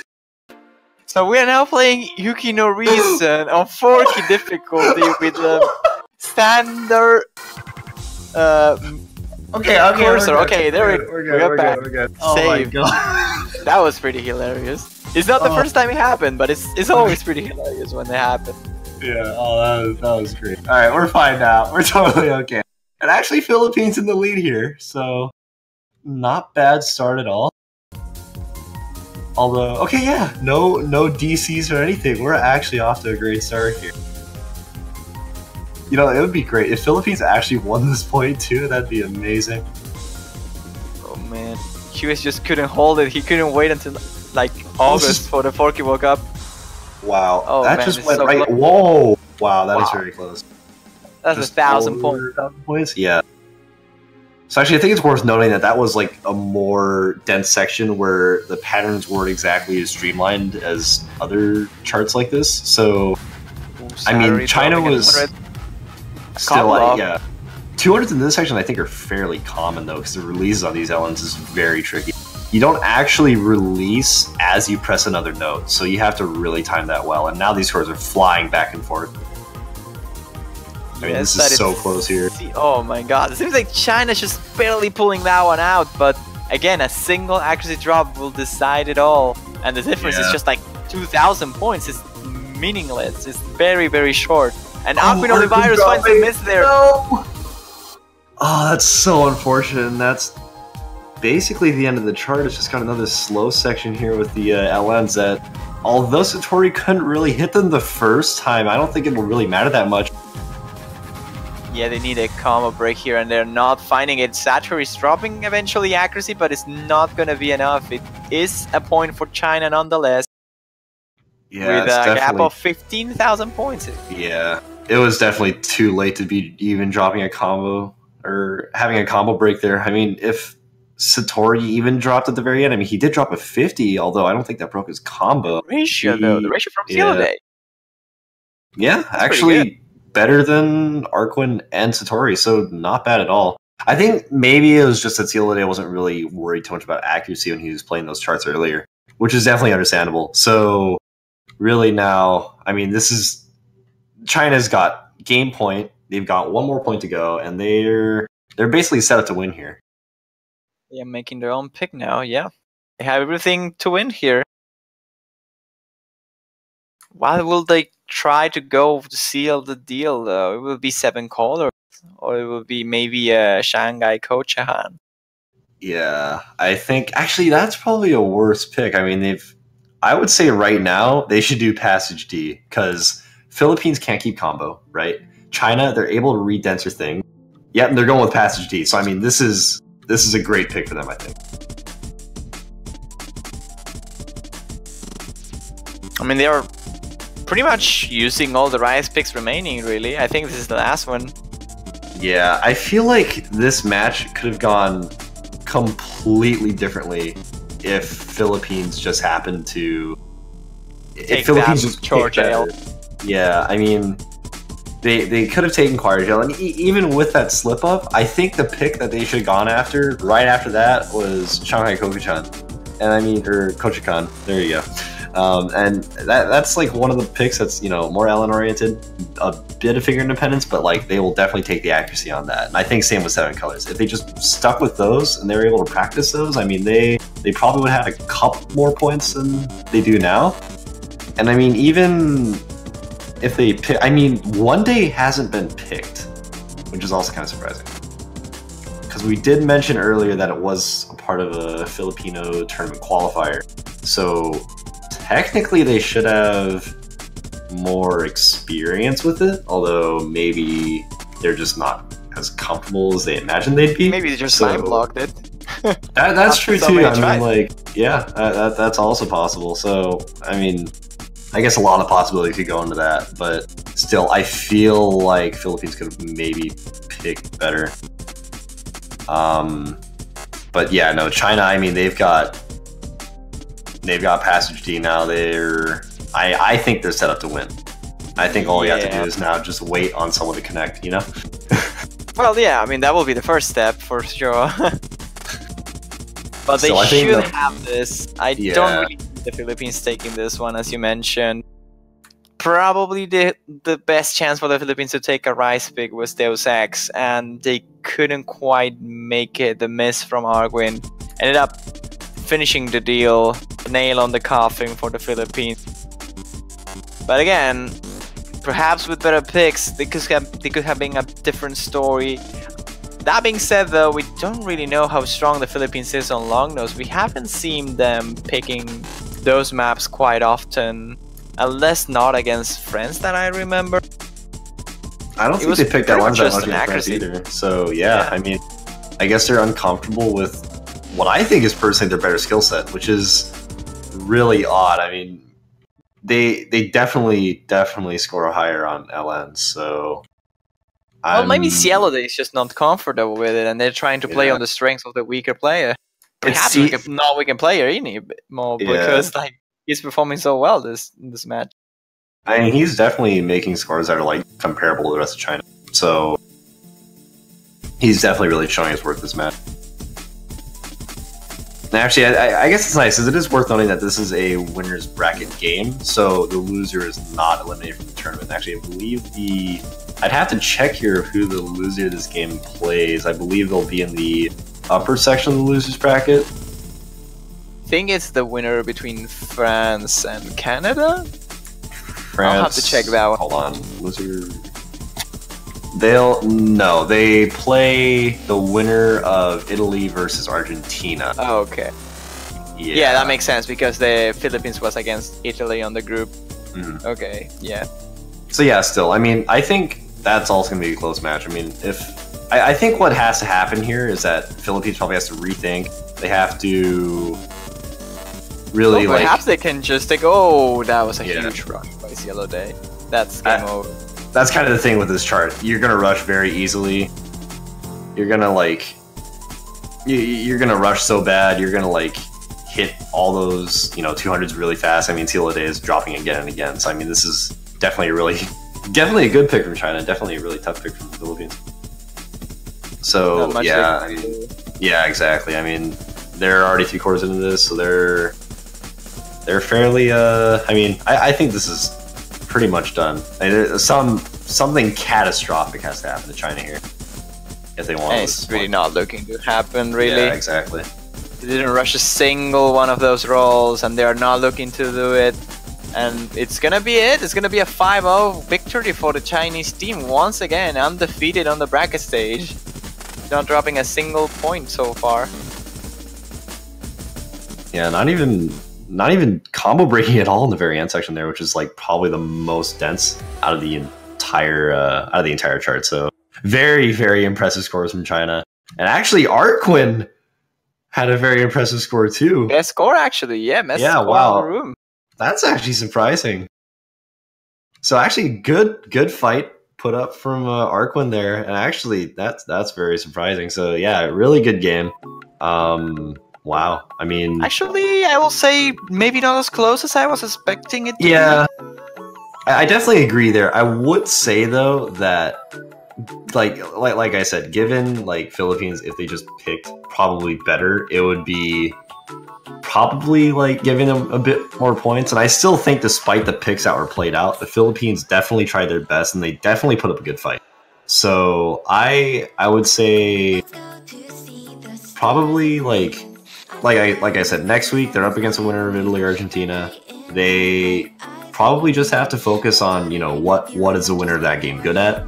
What are you know, some things that maybe they should be picking, and really like just go over their skill sets, because I think that's probably what's going to give them those points. Hopefully they can rethink a lot about this matchup, maybe even rewatch the VOD in case they're curious. But I really think it was just a matter of picking, like you said, in a different scenario with different maps being selected by the Philippines. This could have ended in a very different way.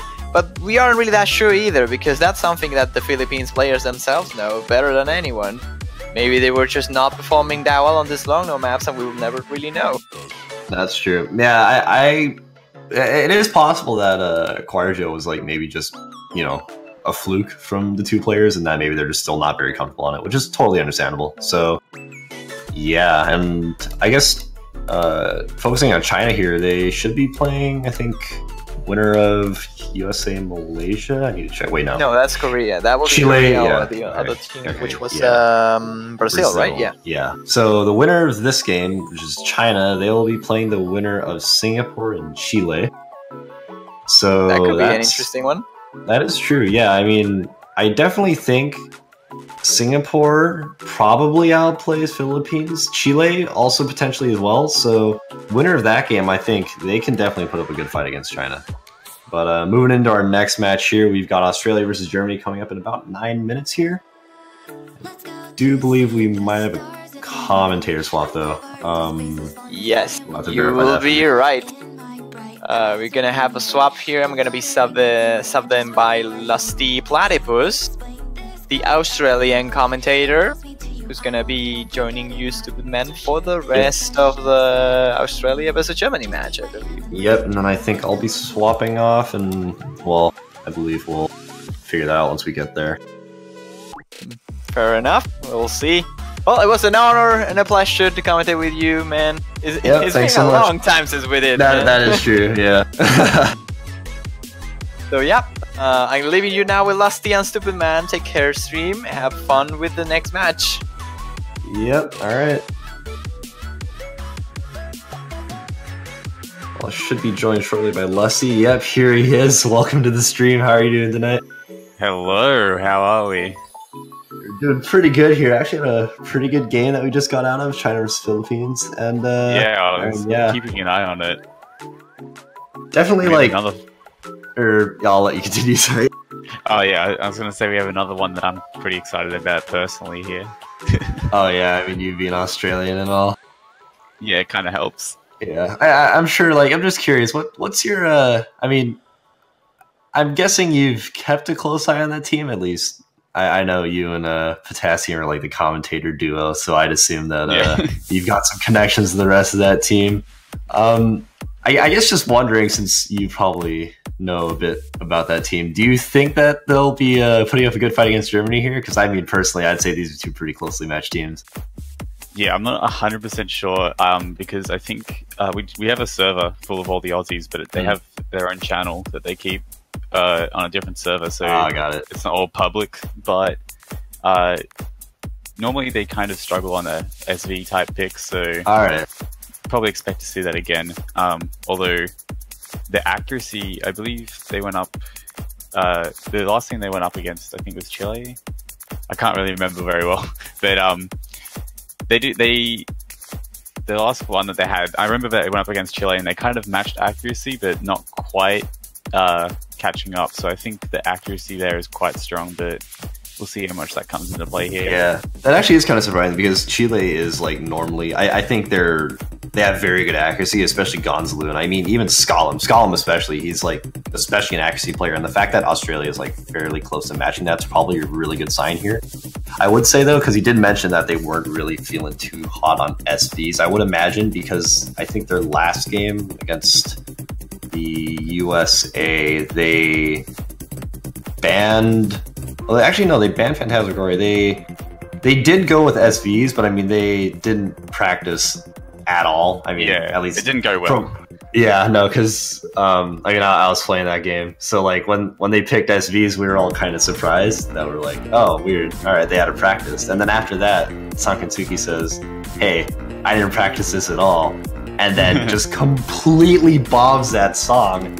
And then we move into Gum, which is another SV pick, and he completely bombs that too. So I mean, hopefully Australia doesn't have that same kind of situation again. If they really put the time and effort into practicing SVs, I think they should have a good chance here, but we'll see. I mean, obviously, as you already said, they weren't exactly too hot of a team, but still, I mean, I think they should be doing all right. Germany, though, I mean, they're also a fairly strong team. I mean, they seem fairly confident on SVs too. I mean, they picked SVs last game, I think. They didn't ban SVs though, which I think is a sign that they're probably more prepared.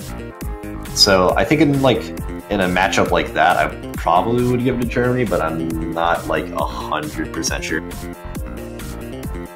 Yeah, we're gonna have to see exactly how much practice Australia put in. I honestly wouldn't be surprised if it was none, judging by previous rounds, but times changed and it might have just been like a timing issue because it is a busy time of the year for us. Yeah, that's definitely understandable. I mean, it really, like, SVs, I think just personally, because like training the map pools for this tournament, and especially in SVs, is like you have to really like dedicate time and, you know, time out of your sessions that you could be maybe spending just playing other songs, like just directly on those SVs. So it's totally understandable as to why like maybe they wouldn't be so prepared. So still though, I mean, like Australia, I think besides accuracy, I mean, they've got, I believe, kites for LNs, right? So yeah, worst comes to worst, I think they could use him as a backup for like LN picks. And I think like Germany, I'm not really too sure on how they're feeling with LNs, because I know Rohen 04, or at least I guess otherwise known as Roman, is like strictly a BMS player. He's got good LN scores on that other client, but I'm not really sure if that translates too well over this game, and especially in this map pool, because I mean the LN picks this map pool are just so much, you know, tougher. They're harder than anything we've ever seen. I mean, we already saw last game a team that was feeling fairly confident on LNs. I mean, they've gotten good LN scores. I mean, last game was Philippines, but they banned April 14th, which is the strictly LN chart. So I mean, I feel like that kind of goes to show that this LNs, this map pool has just been such a huge step up. So I'm kind of curious to see how either of these teams will do, because I know Australia has kites, and then I guess it's between Evios and Sankatsuki on how they do with LNs. But yeah, I believe for LN they'll be bringing in Avios, and for more BMS style it'll be Sangan. I don't think we'll be seeing Potassium F. Yeah, he was more in for the earlier rounds, but we never know.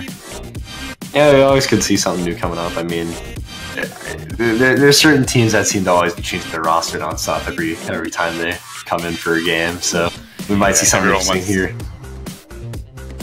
But still, I mean, Evios, Sankatsuki, I mean, these are two. I feel like Sankan especially, though. I mean, if Australia makes it fairly far in this tournament, and actually, I guess it is worth noting too, this is a loser's bracket game. So if you loser this game does get completely eliminated from the tournament, we won't be seeing them again.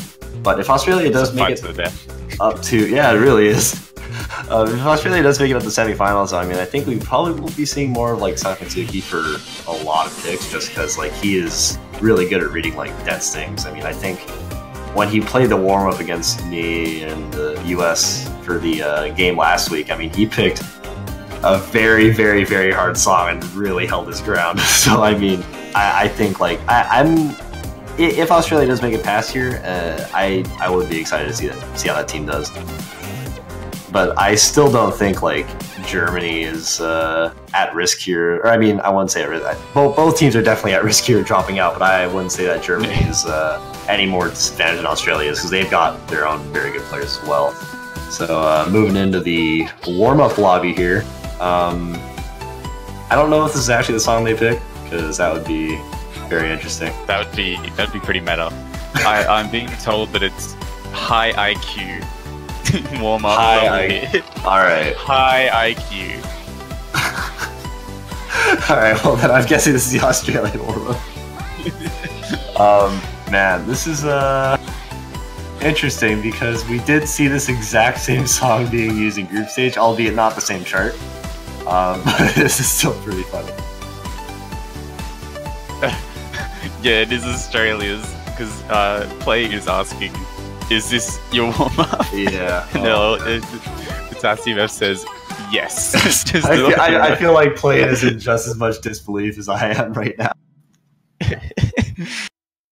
God, this chart is like, bringing back so many memories. I mean, there's the soft community tournament too, and soft 2. I mean, I think, what was it?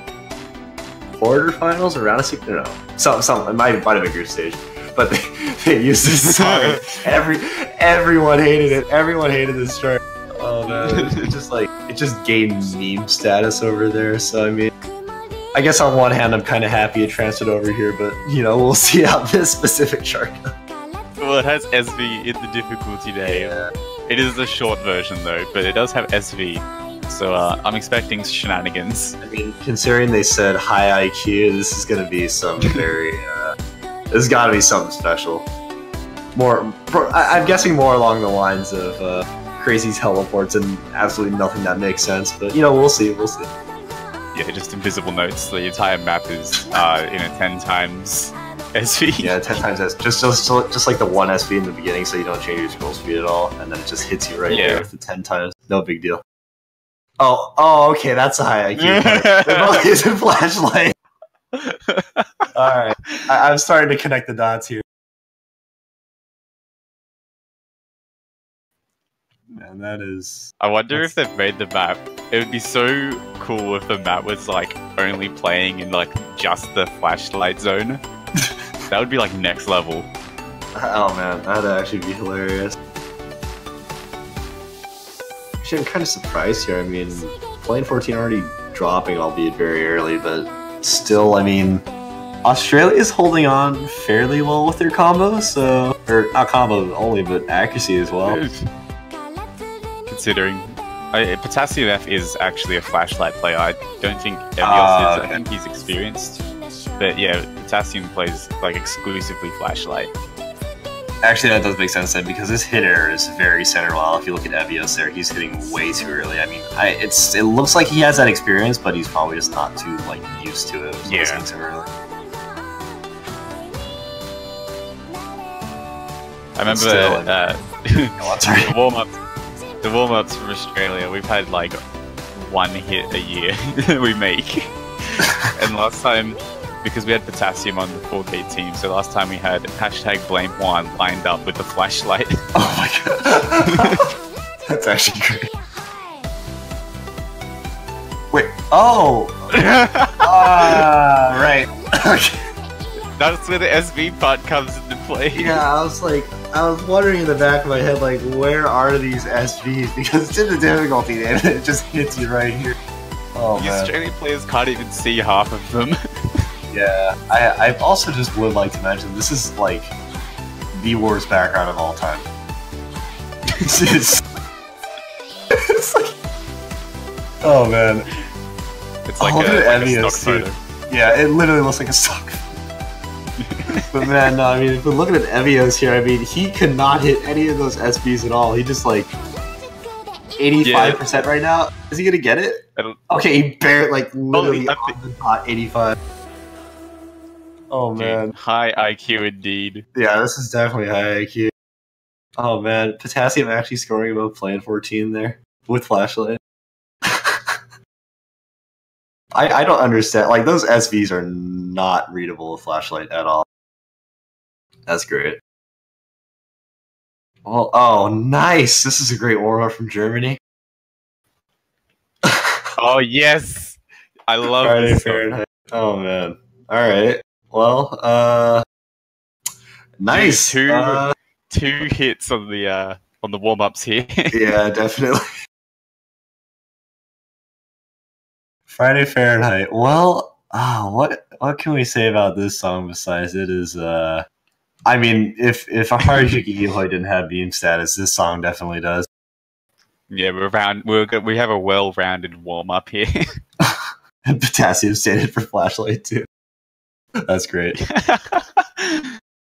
Oh, actually, I think that means Evius is probably going to use Flashlight too. I wouldn't be too surprised there.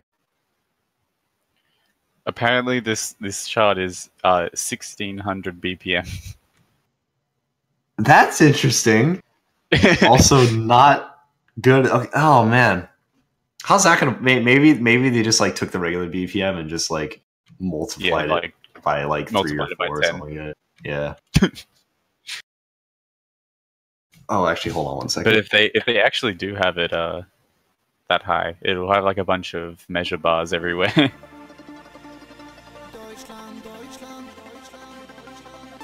All right, here we go. Got the chart downloaded. We're all good here, and man, I mean, and now everyone can hear it.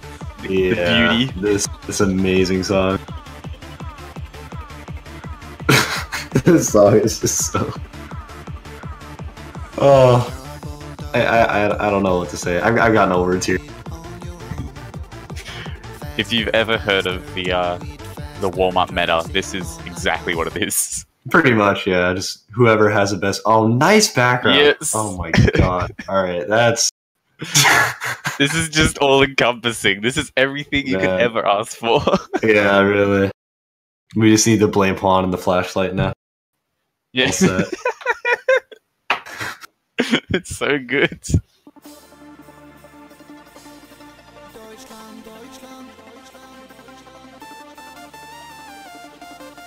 I heard this is just like a really ridiculous chart, and it's just like impossible.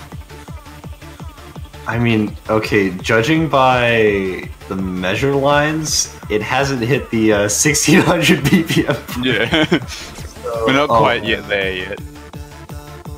I'm wondering if, like, maybe when the chorus kicks in, it'll just, like, start, like, all the notes will start flying down like crazy. Oh, man.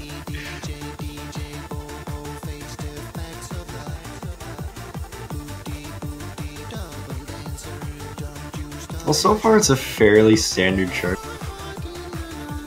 Besides the MP3, of course. Yeah, besides everything but the notes. Here we go. Okay, well, it's not... Okay, this part's not 1600 BPM. Actually, this is interesting. This is, I guess, like... I wanted to say we'd see these patterns in this pool, but...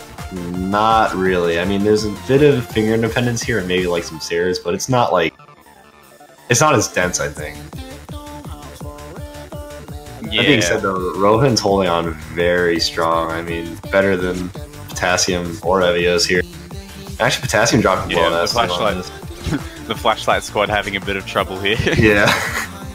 Can we just rename Australia to Flashlight? Yeah, just and flashlight. Just make the flag just flashlight icon.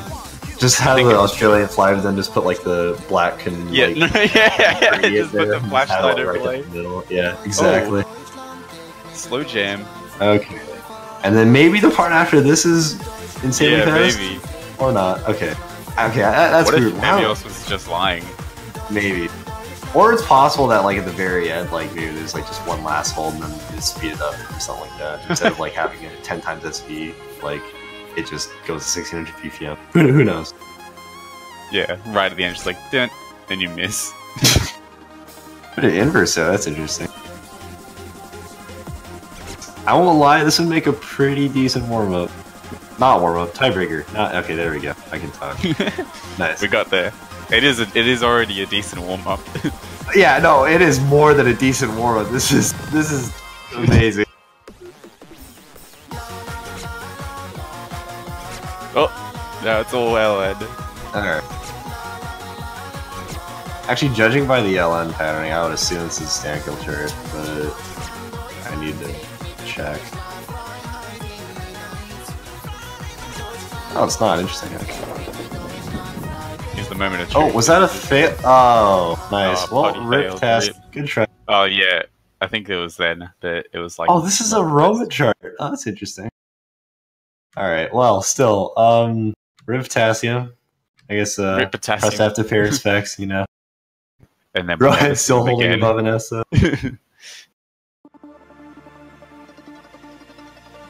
Well, that's going to do it for the warm-ups, I believe. So, moving into rolls here. We'll see what happens. I'm Actually, considering the two teams that are playing here, I would say that like it really would come down to the roll. Like whoever is able to like pick first and ban last is like going to have such a huge advantage here. Yeah, it also gives you a fair bit of information and can give you a better educated guess if you're banning second. Yeah, We definitely. have Captain Kites joining in place of Potassium, who failed out and quit immediately. Bit too embarrassed to say that couple Yeah, extra like, times. I'm out. See you guys.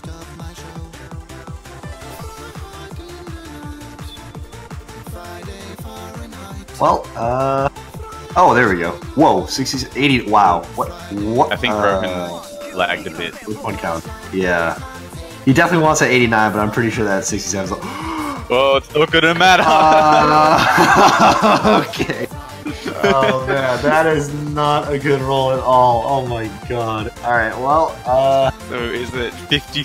What was it? 59 to 9? it was, I think it was 59 to 9. Anyways. It all went so fast. Oh man. Just that 9, that's so Solid devastating. 9. Man. So we've had 2 single-digit rolls today. That's that's very It's the day of the unfortunate. curse. Yeah. Well, April 14th being banned from Australia, that's fairly standard. I honestly think that's going to be banned in like every single game we see. Whoa! That's a weird ban. Ooh. Good bounce. Okay. Interesting. Well, actually, okay, to Well, be that means fair, that, that's... Sorry, go on. I was about to mention that means that all the SV picks are still open then. Yeah. Huh. Okay. Okay, and they're picking it at SVs. I think they're Yeah, trying to and they're punish going- Australia because they saw what happened last time, where nothing That makes was a lot of prepared. sense. But the thing, okay. Oh no, Kites is not happy. Kites, no, no. Oh, they. Well, I thought they learned the first. Okay, well he's gone. So is Sankansuki playing then? Because. Okay, I this is wonder. interesting. Wait. I wonder if. Yeah, actually, that's a good point because this isn't actually a very difficult map. So I was thinking maybe they put Potassium F on Like- 1 day, Yeah. 1 day time, and he 'Cause just spent there's 1 day definitely- practicing 1 day. Nice. All right, good one. And I was gonna say though, like, I mean, there's 4 key, like, only players. Maybe ones who barely play 7 key, but they're good at SVs, so they'll play this song, and they're actually like setting good scores in it. And I mean, they're setting scores that will probably beat some of the players in this tournament, which is fairly interesting, I think. But still, if Australia has this practice, they could take the point here, really throw Germany off guard. Because I think why Germany picked this is because like they saw what happened to the USA last game, and like Australia was not prepared at all. But I think that was partly due to the fact that they didn't have kites for that weekend. So Yeah, Kites was gone. yeah. Oh, flashlight on this. Actually, flashlight on this isn't so bad. I think Cryolian in particular was setting good scores on this on flashlight. So we'll see what happens here. Oh man, this is gonna be This is either very, gonna be- very interesting. Here's my theory. It's either Potty has been playing this a lot, and this is the ultimate bait, or he's not been playing it at all, and we're about to see the biggest throw in history. man. Well, he's hitting the first couple notes okay, I suppose. That's a good sign. He can hit Yeah. the first notes. Oh, he's getting it! Ooh. Oh, okay. It's real! Oh, he's actually baiting them so hard. All right. Wow. Okay. That's crazy. I just want to remind the stream that what is happening on Potassium's screen with the completely just black top and he hit that too. Oh This is god, it's nuts. actually Oh, no, real! Evios! He's holding combo and Evios dropped. He's gonna have the highest bait score on the is Australian real. team. What is this? Oh my god. This is the greatest thing I've ever seen in my life. This is amazing. He's okay. See, there's this section of this chart where these 2 notes come down, and you expect to hit them at the same time, but you don't hit them at the same time at all. And Potassium's totally got that down. So he's practiced this more than Evios with flashlight. This, That's this is insane. unreal. Oh, this is absolutely hilarious. I don't know. It just completely slipped my mind that there's a map here that you I mean, technically speaking, you don't have to be extremely good at 7K to play. Yeah. Wow. I mean, like, that's actually crazy. I mean, like, this does give an advantage to, like, people who really just do put in effort. I mean, you have to put in effort to just be good at this. It's not exactly, like, how good you are, like, in terms of raw skill. Like, this chart is strictly preparation, and Potassium has clearly shown that he's gotten that level of preparation. I think he's still not outplaying anybody on Germany, but he definitely has a very close score to those two guys. Yeah, he's still holding the FC with Flashlight. Yeah, wow. Oh, that's interesting. Okay. Hopefully that's not a DC. I think that's just a bit of a lag there. But either way, I think, yeah they still win. So, yeah, nothing to worry about there for the German side. Still, though, that was their pick, so Australia, hopefully. That was just amazing. I think Australia should be fine. Yeah, no, that was amazing. I mean, honestly, that score was pretty funny. I mean, just Flashlight on this in a tournament setting. Like, I know people who still like, and not even a 7K player, just like yeah, honestly, that was great. Like, yeah, that is true because Potassium is not actually like a 7K main, so yeah. Good effort, and actually, like, good score. That's very surprising. Anyway, so moving into Australia's next picture. I mean, I'm guessing Potassium gets swapped out right around now because that's probably the only chart he'd be able to play. What if they go for outside or something? That would be like full next level if he knew all the SV. If he'd be able to play the actual patterns and outside too, because that chart is actually like very hard on its own as well. It's very hard to tie. It's very hard to hit correctly. So I mean, if he was able to actually get that, I'd probably just put down the mic, probably leave, take a nice walk, kind of rethink what the hell I was saying about this. It would speak for itself. Yeah, really. All right, there we go. Had a bit of issues with script chan there, but no big deal. Australia picking here. I'm guessing probably just Ellen oriented because I mean that's probably their best bet right now. Yeah. Despite it not being like one of their main skill sets, it's definitely not one of Germany's either. It'd be a bit of a risk if they went for it, but I think it's probably better off earlier. Actually, I don't know. There's probably an argument either way on when they should be picking LN, but still, I think Australia's got like a lot of ground to cover here, and they definitely have like some areas where they can pick, I guess, pretty freely out of. Yeah, they did ban April, but that is obviously, I think, a special case. Yeah. In terms of Ellen. But I do think like the more simple layering type style maps and releases, they do have a bit of maybe a bit of an advantage there potentially, depending on the way things go, how much people have practiced here and there. We have seen that there's actually been practice put in, considering Potassium score this then though. That is true. I mean, like, at the very least, Potassium practice, and I think that's good enough. It shows that effort. Yeah. Looks like they go with Orchard though. Well, it's LNs. It's got a couple releases here, and it's fairly dense. Although I don't think this is like enough LNs to like really throw off a regular like BMS style chart player. So, although we do see so Sankatsuki and Kaitir, which I mean, these are players that we thought, like, well, Sankatsuki would be playing BMS only and Kai's would be playing LNs only, but we're seeing both these players here, so I think it does kind of show the kind of ground that the song covers, and especially, like, actually, I'm not sure. I think Australia can actually take this in general, but Germany does have Roman, so we'll see how that plays for them.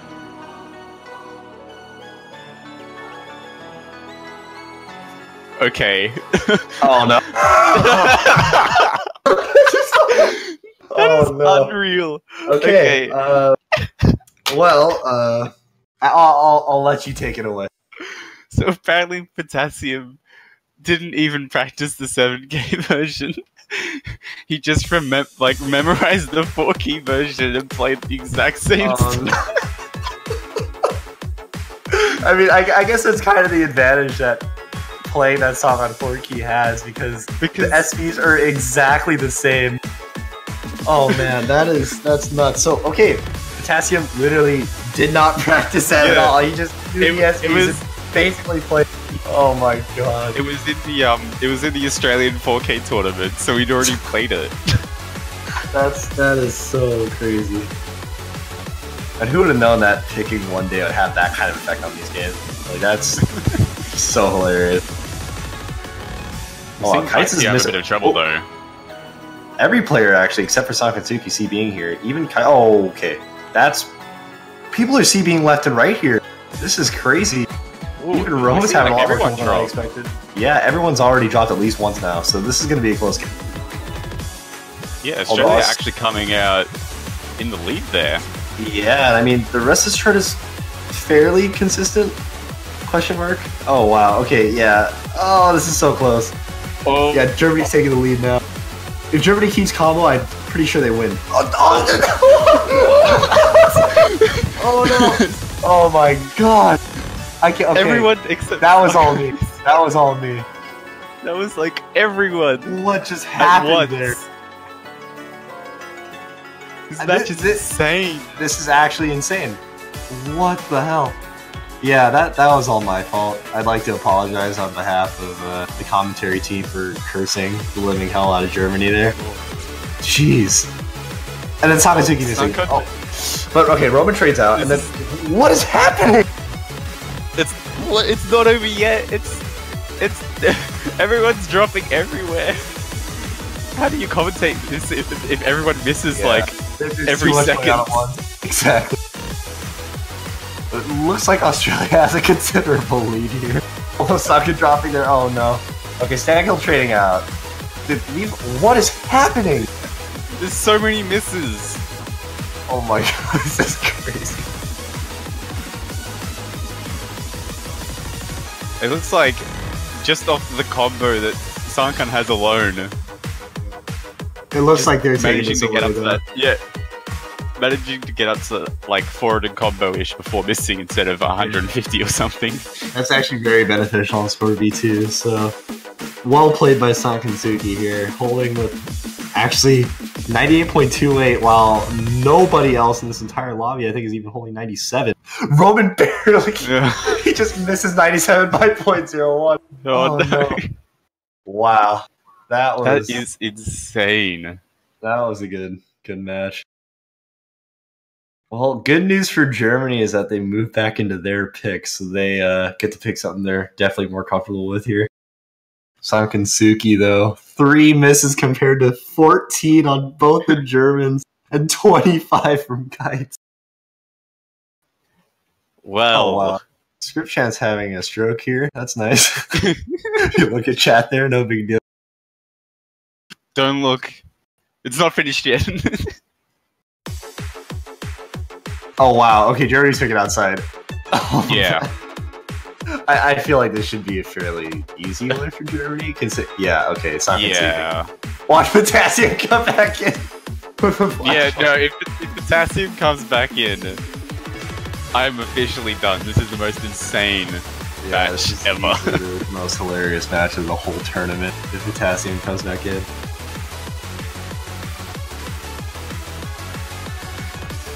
The anticipation. Who's it gonna be? I mean, I feel like it's just gonna be Evios, but if it is Potassium. Oh, Evios. Okay, understandable. Okay. Understandable. We're being reasonable. Oh, nice. Looks like yeah, they've had some. Are there some slot issues? It's interesting. I think there's not. It's like they're on the wrong team. Maybe. Yeah. Oh my god. Germany was on red and Australia was on blue. It should have been the other way around the whole time. Yeah. That's great. That makes sense.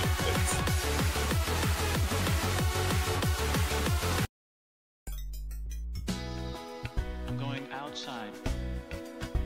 What a great song. Really great song. Yeah. Very, very relaxed, you know. Nice swung beat.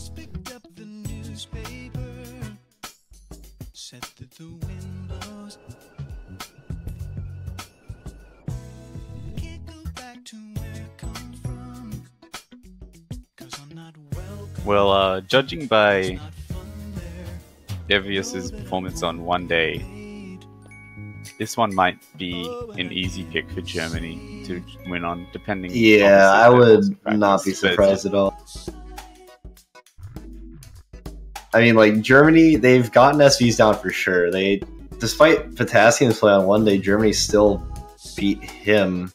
So, yeah, I feel like they on should the be Axis totally front. fine on this.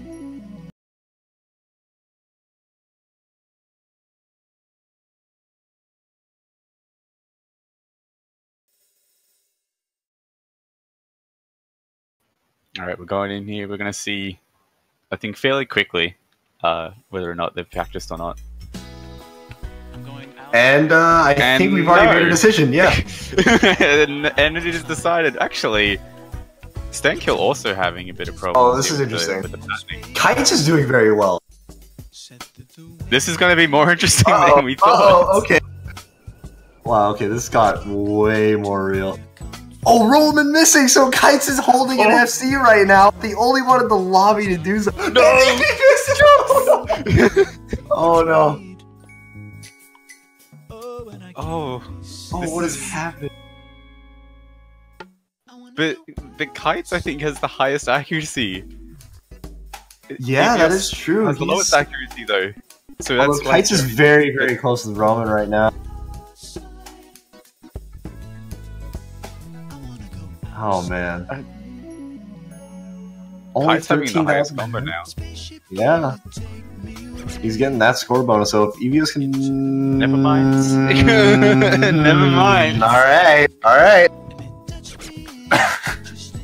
Everyone actually kind of dropping around that section though. Yeah, that is true. Man, this is great. But it looks like that Germany's just inching out of that lead further and further as the chart seems to go on. But we're like not even halfway through yet. I mean, already though, I mean, Germany's just slowly and slowly been progressing on their lead here. And I mean, they're doing very good now. I mean, Kite's falling all the way down to 93% here, although Roman's still really holding on with it, almost pushing up to 96 here, which is very good. And now we're starting to see the misses on the Australian side.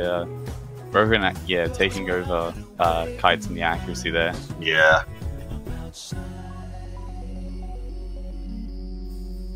I really like this SV here with the measure bar.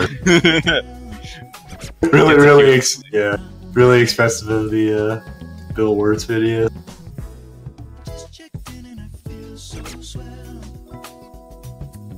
I actually really like this chart though. Only issue is that just looking at these how these guys are playing so far, this is one of those things that takes almost too much preparation. It's still a dense chart even without the SVs. So it's hard to time, and then on top of the SVs, this is just so hard to keep track of. Yeah, I can see that being a problem, especially for players who don't really have like they have a job, they have to do other things, they have a plan. They have things to do, and they can't practice as much as they want to.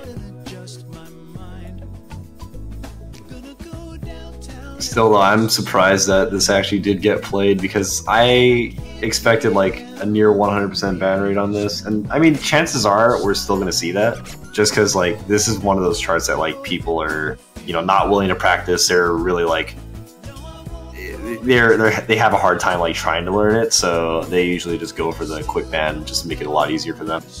Yeah, it does cut down your practice time by a lot if you cut out the major SV pick. Well, that's the end of that chart, and Germany taking a very, very convincing win there. Nobody Rohan even with breaking the above S. 96, so yeah, Rohan with the only S, so I mean, that's...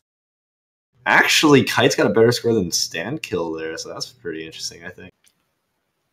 Yeah, it's a bit of a little tidbit. But Evios not quite keeping up here. Yeah. Actually, still though, I mean, I'm sure that was probably the best Australia could do. I mean, really, knowing what happened with Sankansuki last week, I really don't want to imagine what would happen if you played this chart. So, I still think that's a good effort put in by Evios. And I guess if you looked at that health, graph there, you'd see that most of his drops were in the very first part of that song. So I mean, he still did a very good job in the very last half of that, I think.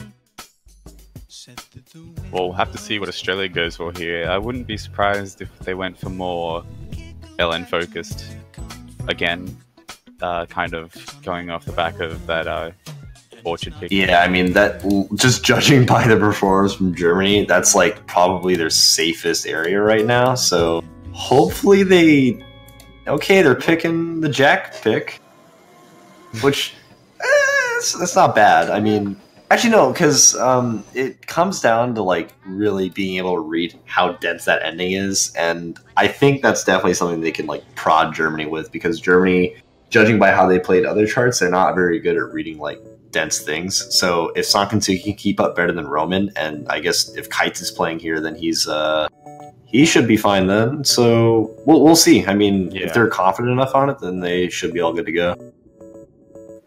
Yeah, I definitely think that Sankansuki's BMS skills are pretty good, TBH, because otherwise you wouldn't be ranked 1 in Australia. Yeah, no, I mean, like, Sangatsuki, his accuracy, you know, maybe not like the best. SV is definitely not the best, but I mean, like, his ability to just read dense charts, and especially on songs like this, he's able to give Australia such a huge score boost compared to other countries.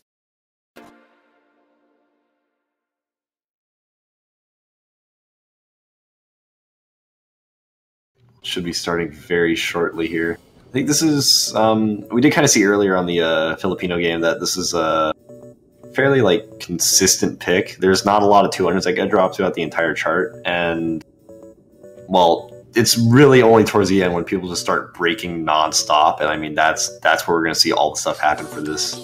If we see anybody, I think, breaking in the first half of this, I don't know what to expect in the very end.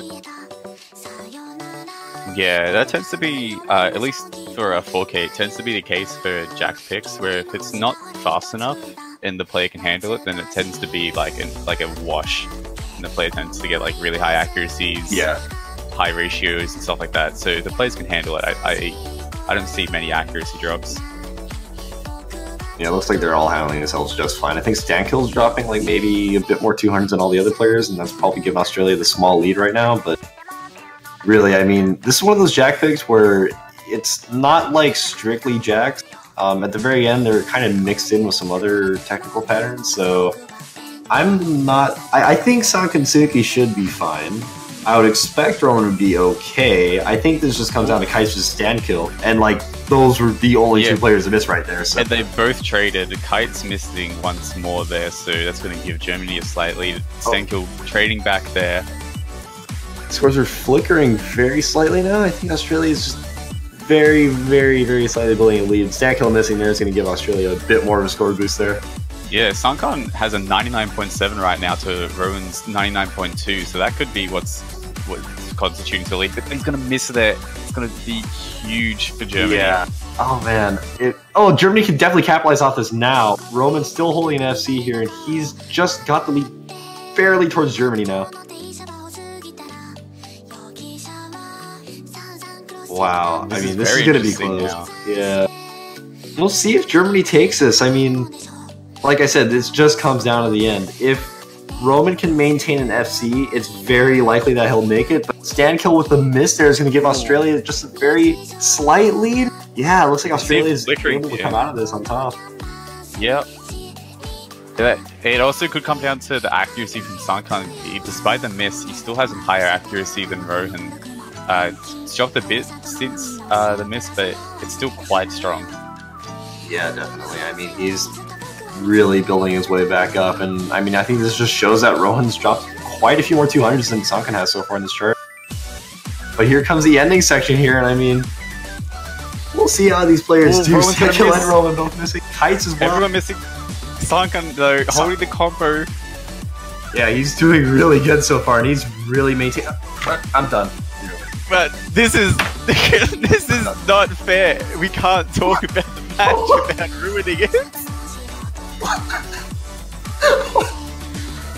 I have no words. I have no words as to how that just happened. But man, that is still, yeah. I mean, but wow. He is gonna hold the combo after that miss for a very strong 500 combo in the ending there, and that is going to constitute heavily towards the point there for Australia. I'm just more in disbelief as to how I actually said Sonkan's doing really good, and then he immediately breaks combo just right there. Like, and then he doesn't miss again. Yeah, and then he's oh, man. I just gotta like be quiet. Like I'm just gonna, zip. Like the chorus comes in and no one talks. Yeah, exactly. Wait, watch this come down to tiebreaker, because I mean that's starting to look likely. Just the whole time I just have to be quiet. Yeah, no, you speak like you keep quiet for like the first half, and then the last chorus you say one guy's name and they just drop and they just fail. They just fail the whole tiebreaker. It's over. Yeah. And this is like the most I've probably ever cursed anybody ever in a match. Like, yeah, it's been so consistent as well. This is worse than Juan. This is so much worse than Juan. Oh, 7 colors, here we go. And Wolf is a very happy man. This is a nice one. This has got a bit of everything. Actually, this has a couple SVs in it. And by a couple, I mean there's SV like every 2 seconds. So, there's a lot. I mean, they're fairly sight readable, so yeah. Sankansuki should be okay. Anyways, we'll see what happens. I think he'll be staying in. Man, this is we haven't seen this one yet. We haven't seen Orchid either. So I mean, this match, I mean, they're coming out with all the new picks here. This has been like the biggest roller coaster of a match. I think I've witnessed so far. I'm actually wondering what's Australia going to go into next. Because okay, they lost both the SV picks, but they've won everything else. They've won Orchid Remix, and they've won I can't remember. They literally just played it. The Jack pick, right? Penguin. Yeah, there we go. Penguin. Yeah, Penguin. Yeah. So they got that. They should be okay on most things then. And actually, Germany banned Good Bounce, so I think that's kind of a sign that maybe they're not so hot on like dense things.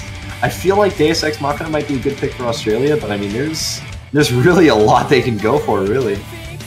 Yeah, we haven't really seen the more heavier LN style picks either, so there's also April, kind of that area to explore. Yeah. I mean, April was banned by Australia, but there still is introductions variations, which from experience from the 4K World Cup, which that song was also in, that was one hell of a ride. I mean, the releases in that chart are really crazy, and this 7-key chart is no different. And honestly, in fact, it's a lot crazier. So I mean, I think that's going to be ignored from both these teams just because of how dense it is. But if someone's up for playing it, I think they're going to go right into it.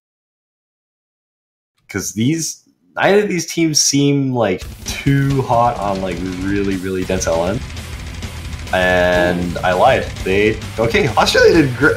Actually, okay, hold on. Ooh. I gotta think about what I'm gonna say before I say it, because I know for a fact I'm gonna curse on one. So we do see Songhan coming out really strong out of there. Rohan also quite good, but not quite as well on the accuracy front. Yeah, and I think coming up here are now the SVs, and I think Kites might be having a bit of trouble, or maybe just CV1s. Not really too big of a deal. But if you actually look really closely on some of these LNs, like right there, like they tend to speed up really quickly, so you don't actually hold them down as long as you really think you might. But other than that, those are I think all of the SVs in this chart, really, so at least it stays consistent for these guys, and I think people like Sanganzuki and even like Stankiller Roman, like they seem to be doing okay on these LNs and SVs, especially Kites as well, so looks like Australia has a fairly convincing lead, Roman missing quite a bit here. So far I haven't cursed anyone, so that's nice. Yeah, we're definitely seeing Songhan shine here, holding the FC. Okay, good, I didn't curse it.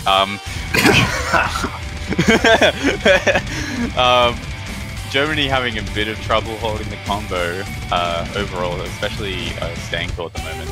Kites seems to have recovered on that front. Yeah, I mean, Never. I was It's really going to say both players on Australia holding over 1,000 combo.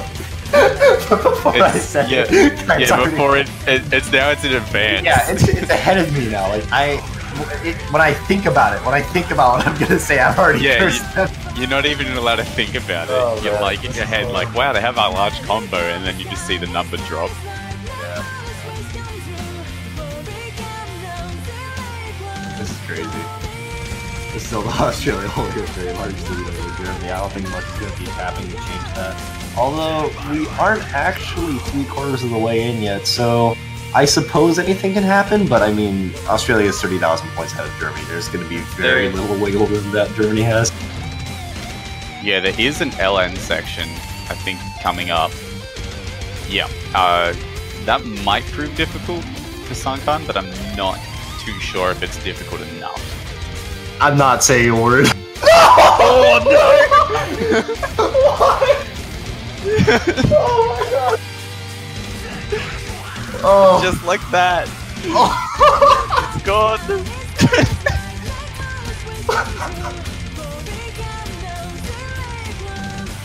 He has to be listening. It's unreal. No, he has to know. He's just he's like, oh yeah, he just said I'm not saying a word. All right, I'm gonna miss. Just for him, you know, like stop. These guys are conspiring against me. Like there's something going on here. Ooh, Rohan's actually now holding the highest combo now. At, Yeah. Just that's. Rohan holding the highest combo. I'm not cursing him. Wow. Yeah, it worked. All right. Whoa, Yeah, I guess, he did it. I guess I just gotta be like, hey, I'm not gonna. You curse gotta him, pretend and you're then I'll sarcastic. Yeah, I'll just pretend. Yeah, exactly. Well, Well, Australia taking yeah. that one quite convincingly. Yeah, I think that all came down to Sankantuki there. He had a very good score minus Yeah. minus the combo break. Yeah, minus the little incident that was that happened at around the 3,000 combo mark. Yeah, well, we'll see what happens here now. Actually, yeah, that was that Germany's pick? That was I think yeah, it that was was, Germany's yeah. pick. That was Germany's pick. Yeah. So that's the first break point of this match, which, oh my god, they're actually picking it. Oh my god, this is gonna be insane.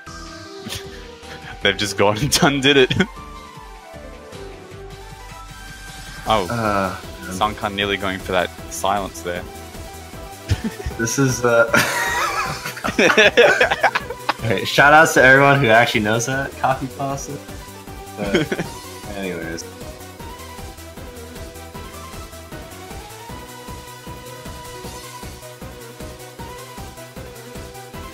So yeah, moving into introductions and variations here. I mean, it's No one else will understand. no one's gonna understand that except for like a couple people, you know. Anyways,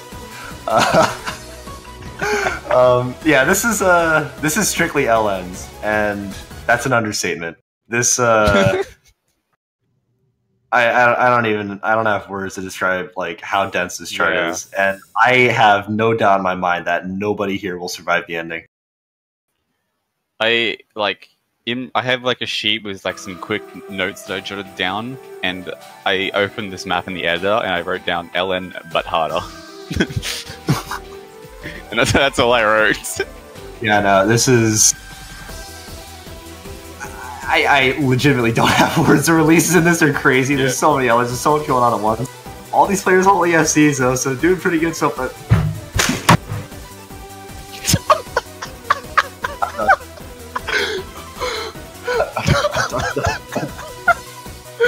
There's no way! That's impossible! It's so... I can't even do my job. Man, what job? Is just say what's going on, and I can't even do that. Because I can't do it before me. I can't do it either because I'm laughing! God. Alright, well, how's this? There's a bit of Sakatsuki still single- holding an FC. No. Doing pretty good right now. No, it's fine, trust me. There's no hard part until like right now. So PCBs is right now, I think, like right here. Okay. What a god! Oh my god, he's insane. He's a legend. Still holding the SC.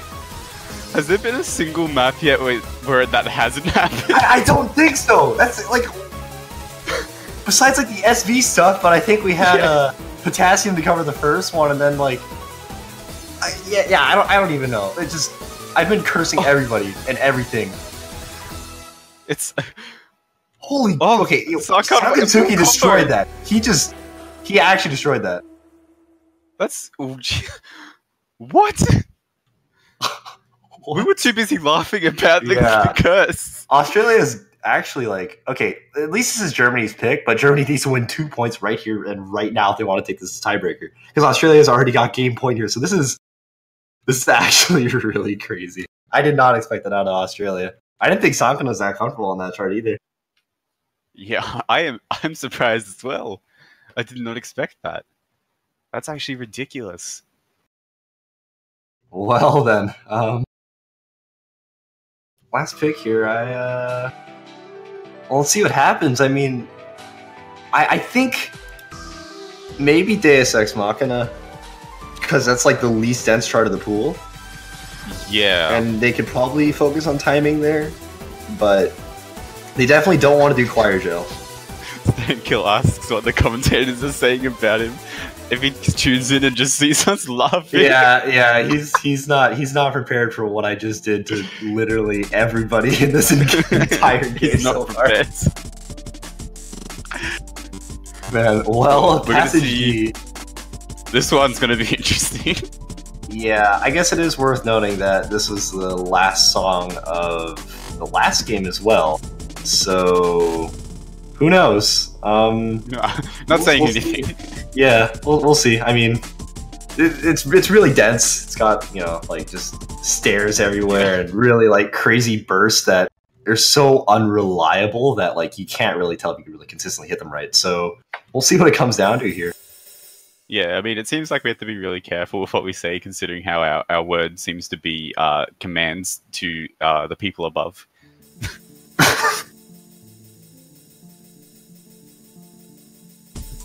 Are those early 200s from both Australian players already? I think so. Yeah, wow. That... Okay. Yeah, Kite's having a lot of trouble. Whoa! Everyone having a lot of trouble. Angel's doing great, actually. Okay, this is interesting. Never mind. Okay, since this is on Germany to win this point right here, I'm just gonna stay nice and quiet. All right, we'll see what happens. Yeah, we'll see. I'll take the front. I'll just say what I see. Muting the casters. No.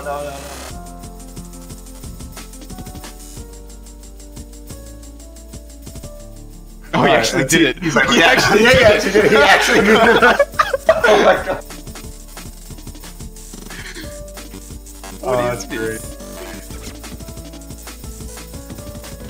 Oh, I actually was about to say that I didn't realize that Rohit and Sarkhan had it. I literally thought it, and it happens. Yeah. Oh man. You see, you're learning the ways. You know. Yeah, actually, I think this is what happened. It's because I commentated with Han last block, so he just kind of rubbed off on me. Yeah. Like, I just got all of his cursing power now, you know? He's like, here, take this. You're like, no, stop. Yeah. See, people in chat want me to curse right now, so we get a tiebreaker, but that's not how it works. Well, we're seeing everyone, except for Stankill, who's having a bit of troubles holding their combo here. Accuracy-wise, mostly around the 98s. Oh, Rohan dropping there as well. It's not looking quite good for Germany. There's this burst in the very end that's like really hard to hit, like right now. But yeah, all right, I wasn't kidding. All right, Tough fucking chat typed curse Sankansuki as soon as it happens. Yeah, no, but the more funny thing is that one burst, Stankill, Rohan, and Kites all combo broke on that one burst, except for Sankansuki. He hit it just fine. So, if anything, the complete opposite happened. But man, wow, what a game! What a game! That was. There's no words for that match. 5-2 for Australia. I mean, Germany, unfortunately, eliminated from this tournament, though. That was a loser's bracket game, but still, I mean, really, really good fight put up by Australia, despite me, you know, behind them, cursing every single player in that lobby. No big deal. Yeah, doing everything you can just to make him mention it.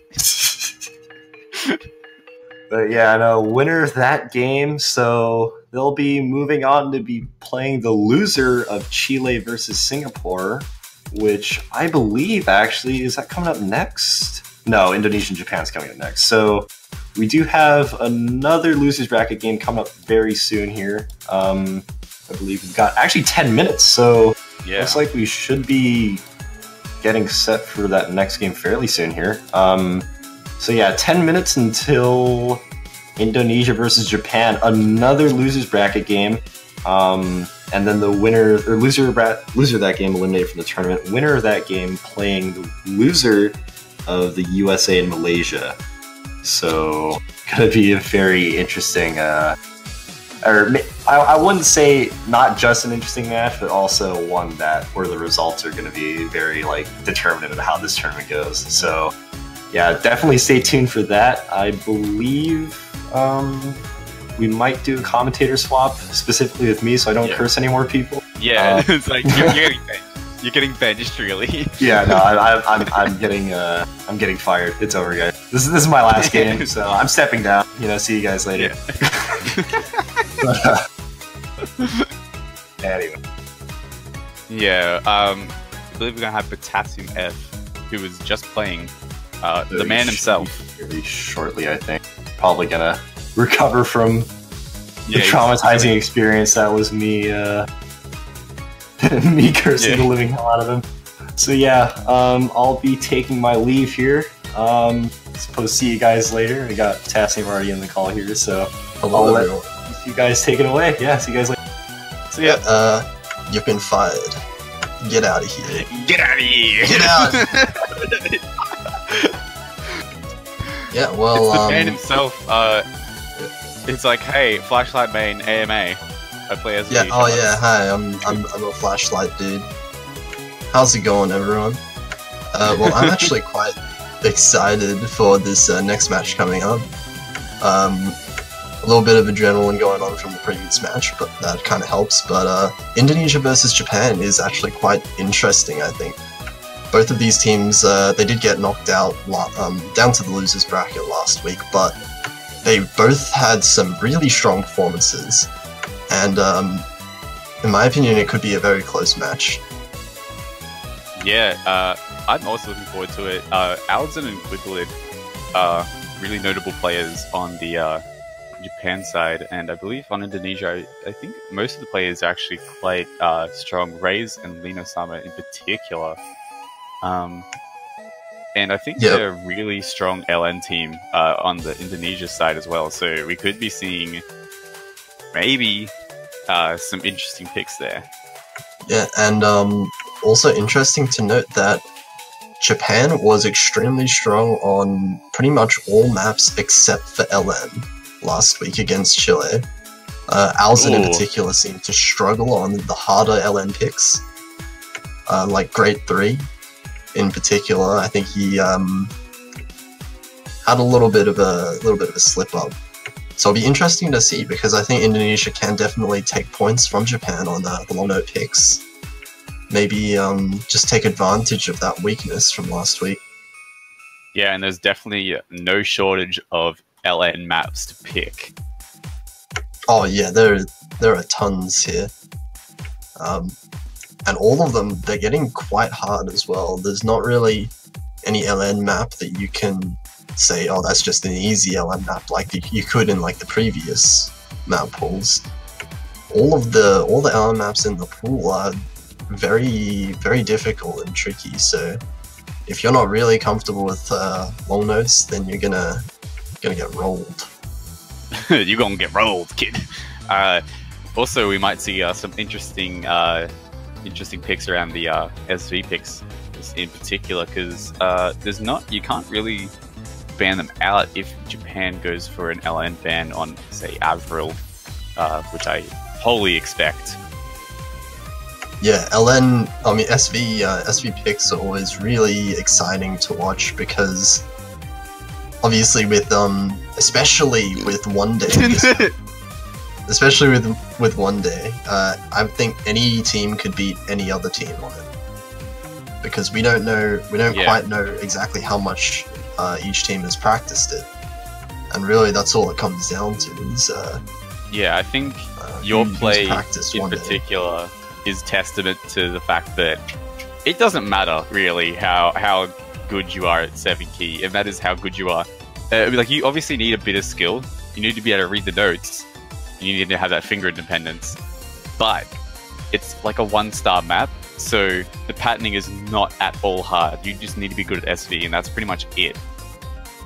Yeah, well, that was extremely good for me because I could like S maybe half the maps in group stage. Lol. So yeah, seeing something like one day was really good. Gives me a chance to contribute to the team, and maybe there's some other people in other teams. You know, maybe like the perhaps lower level players that can just dedicate themselves to practicing like the the 1SV map or something. Yeah, that is actually a good point for those teams that have 4 players. If you have one player who you can just have dedicate themselves to to those SV picks that are less difficult pattern-wise, but still a really time-consuming thing to do, that can be really useful and can really cut down your practice times, especially if you're busy. Yeah, like you would see some of the top players on your team, Rays for Indonesia or Alzen for Japan. You know, you'd want them to be practicing the more difficult like other maps in the pool, and maybe we can see like some of the sub players, for lack of a better term, maybe getting a chance to practice that by themselves, get good at it, so that other players can focus on other maps. Yeah, there's definitely an advantage to the 4-player teams, and you can see why having a full roster comes into play a lot more than you might expect. As for the 2-player teams, such as Chile, who have been performing quite well as a 2-player team, they don't have that luxury where they can offset practice to another player, so they do have to know pretty much every map, except for maps that they plan to ban. Yeah, that is probably the biggest weakness you would say of the 2-player team, is that they can lack the diversity because they don't quite have the luxury of being able to practice everything at the same time. So maybe they might have some big weaknesses in maybe potentially the SV side of things. That said, these two teams both have full 4-player teams, so hopefully we'll see some wacky stuff coming out with the SV picks. Yeah, we'll definitely be seeing in most of the SV picks, I think you immediately know who's practiced and who hasn't, because you see them get like 100s and 200s on the first like 7-0s. Yeah, and of the SV picks, if any of them gets played, I would expect it to be one day, because that is the map that is just easier to practice, I would say. Outside is extremely long in comparison, and also has some tricky patterning, which can really trip you up with the SV, so it becomes like a lot harder to learn, and people just don't even want to touch it. Like, yeah, I know. I can understand. Australian team, no one wanted to touch it, any of the SV maps, which is why kind of went how it did. Yeah, I can definitely understand the kind of mentality there where you're like, well, we could practice the SV maps and we could get like decent scores, but we could also just ban one, not practice the other, and dedicate more time to like those harder maps that we could easily take points on. And maybe if you're not a fan of SV, potentially you just have more fun playing those maps as well. And we have players in the lobby now. Rizal Pramana and Rays for Indonesia, and Alzen and Quicklid for Japan. And looks like we've already got one warm-up picked as well. We're going to see Endless Story. Not 100% sure whose warm-up it is. It is a Xeno core map, which, if I'm not mistaken, are generally LN. Ah, we got that knowledge. The knowledge bank Yes. potassium F here. Yeah, good old Xenonia maps.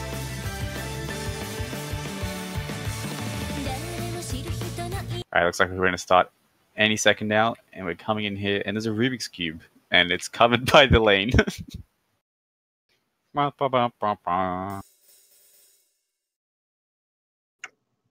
so if it is an LN map, then I would expect it to be Indonesia's pick. I don't see... I mean, Japan they are very competent at LN still, but I don't think that is their main strength as a team. Ooh. The slow jam, a bit though. of Catching slow rays. jam. Yeah, it Oh, is yep. Indonesia's. Oh my god. Hey, this is some intense LN. Yeah. Wow. That was very dense there. We can see Indonesia is like, no problem. We'll play this. And we And can having see a the little thing bit that of I was trouble. talking about. Alzen is having a lot of issues, or with those really dense patterns of LN there, holding about 91.5% at the moment, with everyone else holding over 98. Yeah, I think we'll definitely see an Avril ban coming from the Japan side here. I don't think that Indonesia would ban it, but I'm not sure if they would have practiced it. I think you could just expect that kind of happening. It is a risky thing to assume, though. Yeah, we can expect from almost every match for there to be an Avril ban. Or pick. If it's not banned, it's definitely going to get picked, Oh, because that means that if it's both not teams banned, are it's willing. always gonna be picked, yeah. There's always some of the maps that are just like that.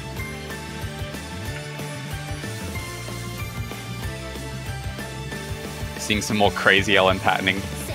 I can't even read any of this. I just like see a bunch of like colors and I'm like, wow, that's hard. Yeah. Wow, there's a lot of Yeah, lot of there's a little lot of notes things. everywhere on my screen. And they're not rice, so that makes them even harder.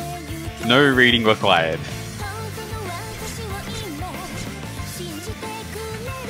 Yeah, it seems to be quite a some difficult releases, really difficult releases there. But yeah, Indonesia flexing their LN prowess right now. Although Quickler does have the best accuracy of the lobby. Doing Yeah, it's really interesting well. to note. That's the thing with Score V2 that I've actually kind of noticed, because one of the prominent things that Score V2 has done is that it split LNs into two parts. I guess the latch and the release, I guess you could call it, or the hold. It's not really the hold though. It's the first part and the last part really, but they separated them both. Press is just an A press. But it separates them into two judgments. So even if you're not so good at releases, you can still build up the accuracy if you're a strong Rice player just on the first part of the LN.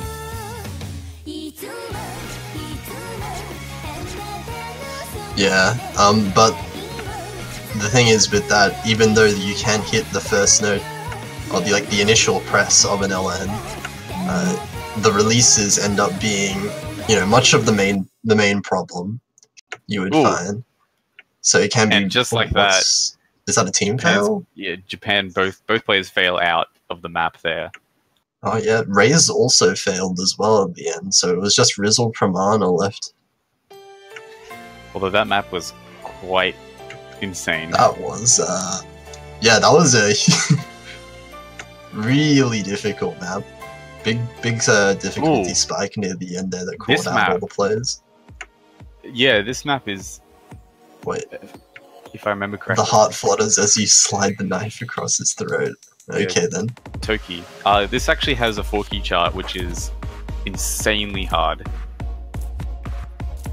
In terms of like jack speed, so I wonder if this 7K chart is going to be very similar. Ooh, jack map. Interesting. But you can from the just sounds hear of from it, the song, yeah. It sounds like there'll be a lot of SV. Yeah, there's definitely section. potential. I can feel it. I feel it.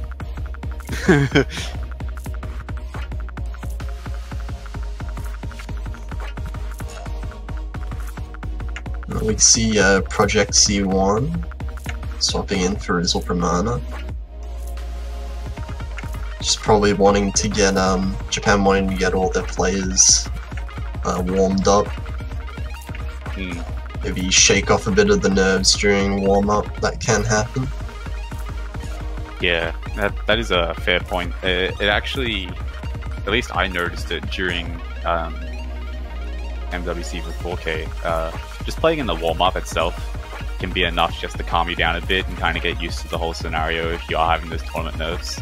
Hopefully, definitely. Hopefully the players are getting used to it now they're in the quarterfinals. But it could still, if you're having a particularly major match, it definitely still comes back to bite you.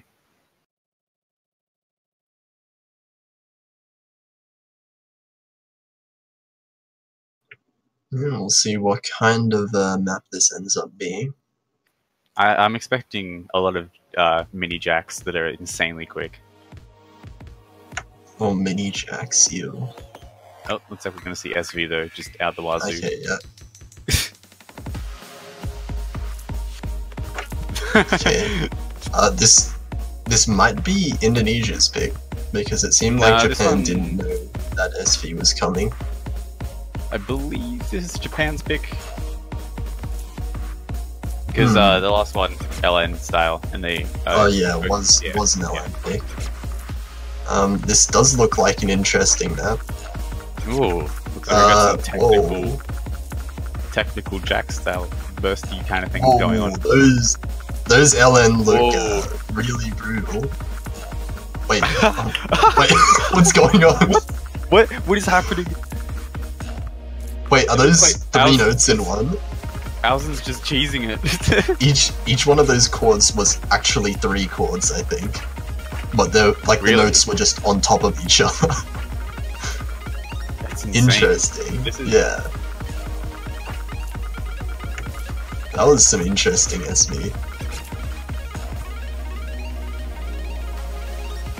Well, I believe the last part of this song actually gets quite like messy in terms of like the actual song. So yeah, it looks like we're just going to go into like massive rolls here. Yeah, huge staircases with some mini jacks. Yeah, it does seem that this was Japan's pick. Both Japanese players getting S's, which is pretty good. Looks like Quickly just let go of the L and he's like, I'm done. I'm okay with this one. Oh, everyone missing. Yeah. Releases like that are not that fun. There is a release similar to that. Kind of the opposite in one day at the very end of the map. What, does it just like hold onto the... Oh yeah, it holds onto the last LM. Because it's a stop SV. And yeah, you can't time it. Especially because it was off my screen. Just got to guess the timing. Well, we see so a getting 57. Yeah, 57. Rolls, that's a decent, above average. Above average. I didn't quite catch what Japan rolled. Oh, neither. I didn't quite see that. Oh, it looks like, according to chat, they rolled in 92. Oh, okay. 57 doesn't quite cut that. So it will be Indonesia's ban first then.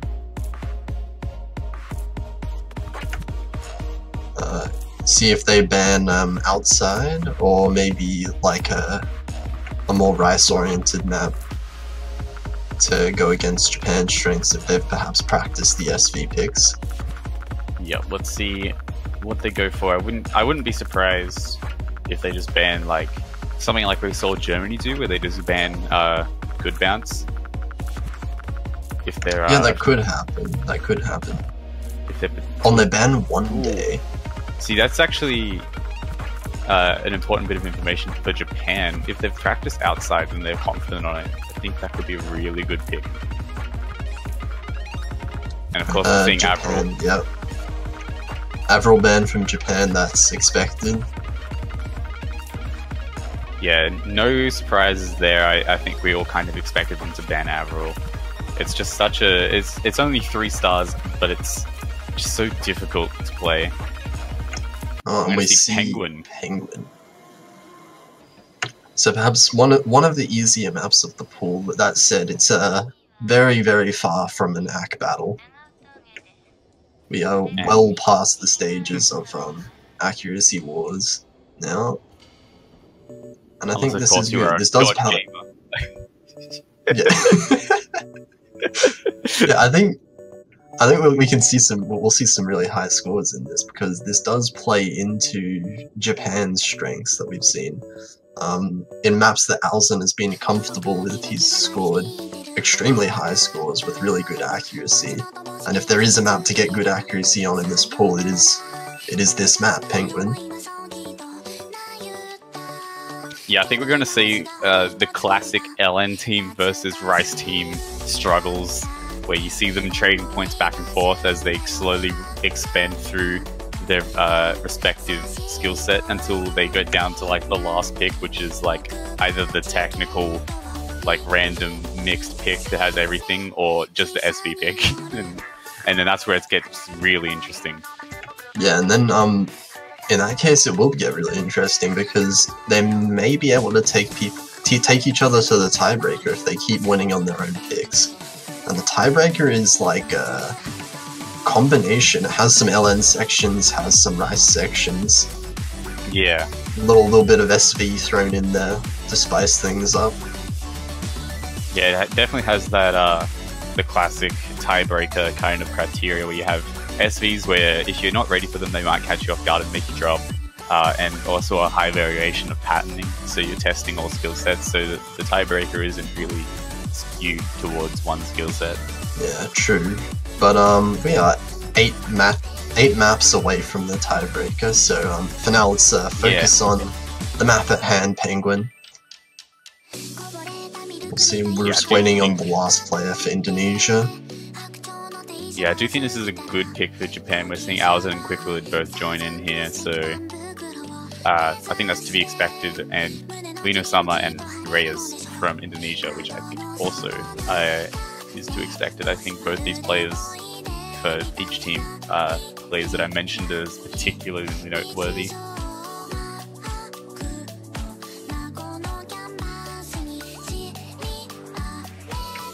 So we've seen quite a few players from the Indonesian side join and leave. I think they're trying to get Rizal Pramana in? Maybe? Touch though. Oh, no, so they're just going as is with Lino Sama.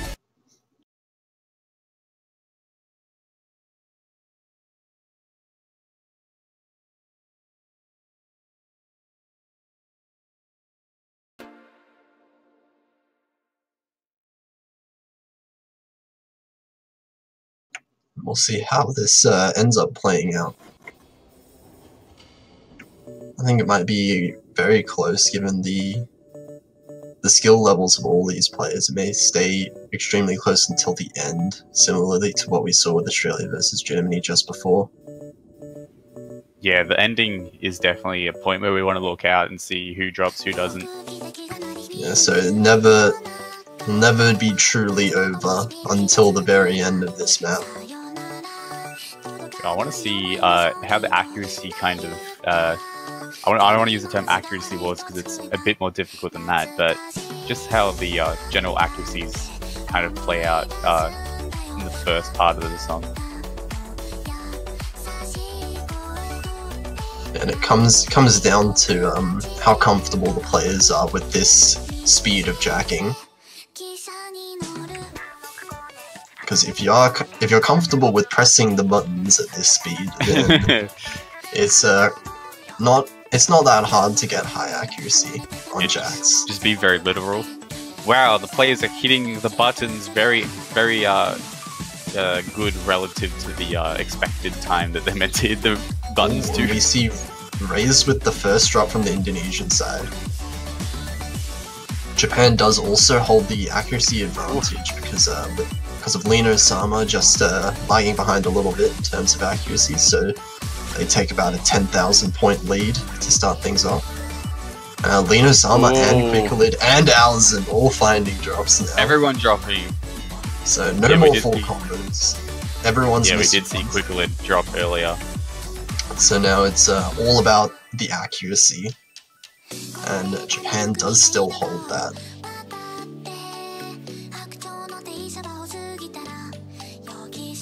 Well, we're seeing the lead slightly go towards Japan now. That could be because Alzen's accuracy, despite dropping, is still at 99.7, which is much higher than most of the players except for Reyes, who's slightly behind 99.5, and then Quicklid 99.5 as well.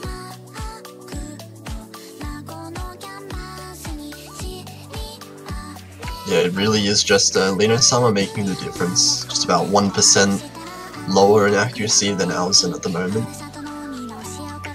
We'll see if Indonesia can make up the difference in the end section coming up now. Yeah, here we go. This is the moment of truth. We're going to see... It's important here to just hold onto your combo where you kind of put accuracy. Oh, and it's immediately Lino Sama's going to drop. That's not good at all. It looks like Japan's going to capitalize on that. Yeah, if Japan just holds combo through this section, they'll be able to take the point quite comfortably. Yeah, if we don't see any more drops, it looks this. Oh, right as I say it, both players in Indonesia side drop, and it's like the commentator's curse is still in full action. Oh god. Yeah, it does look like Japan will be taking the first map on their own pick. With 60,000 points. Very strong accuracy by Alzen, only 9 200s, and an extremely strong ratio as well. Yeah, I mean, now I wouldn't be surprised if we straight up just see introductions and variations or something along those lines, and then we see Indonesia show off their LN skill and potentially just take the point back as well and start trading points like that. Yeah, I do think, oh, you're right. They do pick introductions variations. I've read them like a book. Yeah. Yeah. I'm a time traveler, actually. I saw this match Actually, already. the time. Yeah, and you saw That's everyone how, yeah. breaking.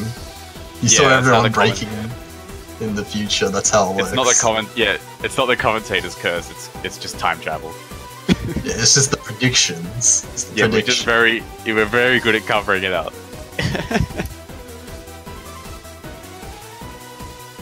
So we'll see if Indonesia can take a point back. I do think they'll be very strong on a quite dense LN pick such as this one. Yeah, I do think, judging by the warm-up, I think Indonesia is highly favored in this map. But I mean, things it's do not happen. it's not quite as hard as the first one. Oh, yeah, I'd say nowhere near as hard, but nowhere near as hard, but still. I expect Alzen to perhaps struggle a little bit. Doesn't seem, unless he's been practicing his LNs, who knows? Well, we're about to find out for sure.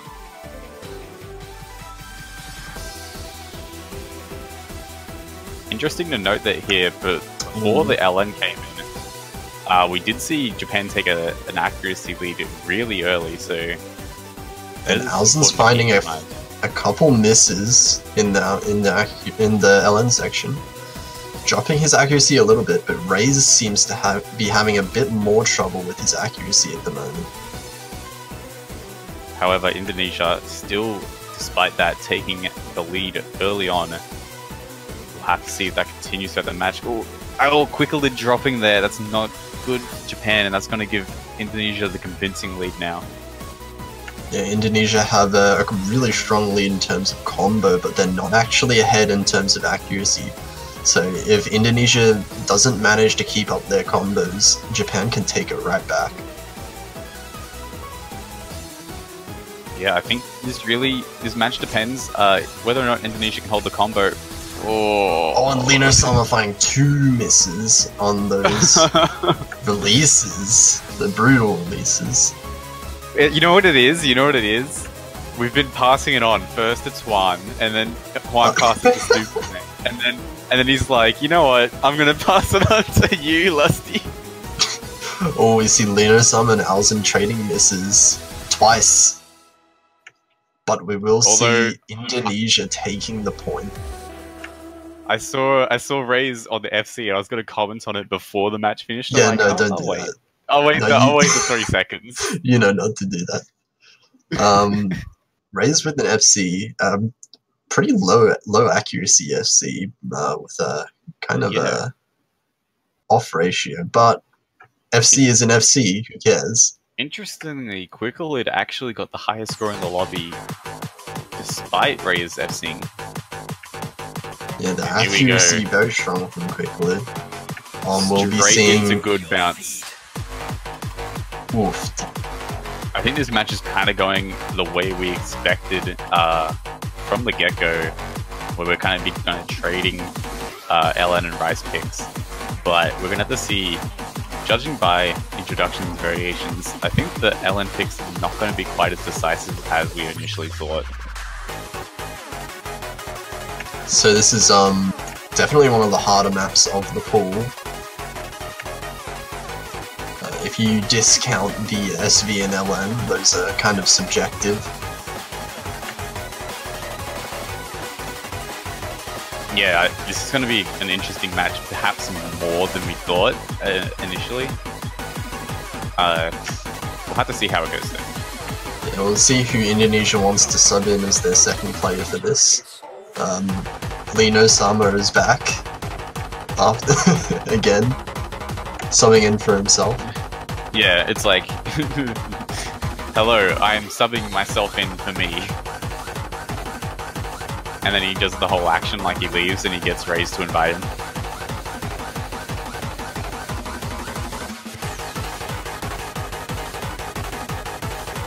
Oh, I think Lina Summer is in the wrong team.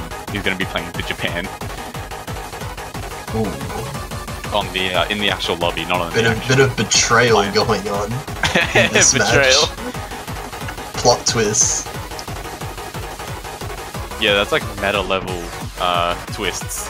It's like you thought. Imagine if that happened like one of South Korea's matches. They're just like you thought they were gonna take this point, but instead Jackad's played on Brazil's side. Yep. The old the old bait. The old bait and switch. Anyway, we're all ready to go into the third map. We'll see if Japan can snag another point on their own pick.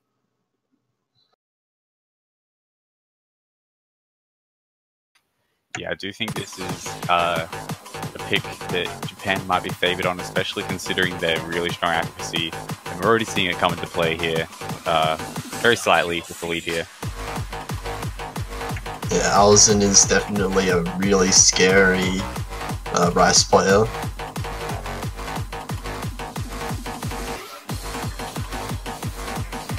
We're seeing some slight SVs, but not anything that isn't quite on the level of the actual SV picks. Ooh, Lino Sama messing up the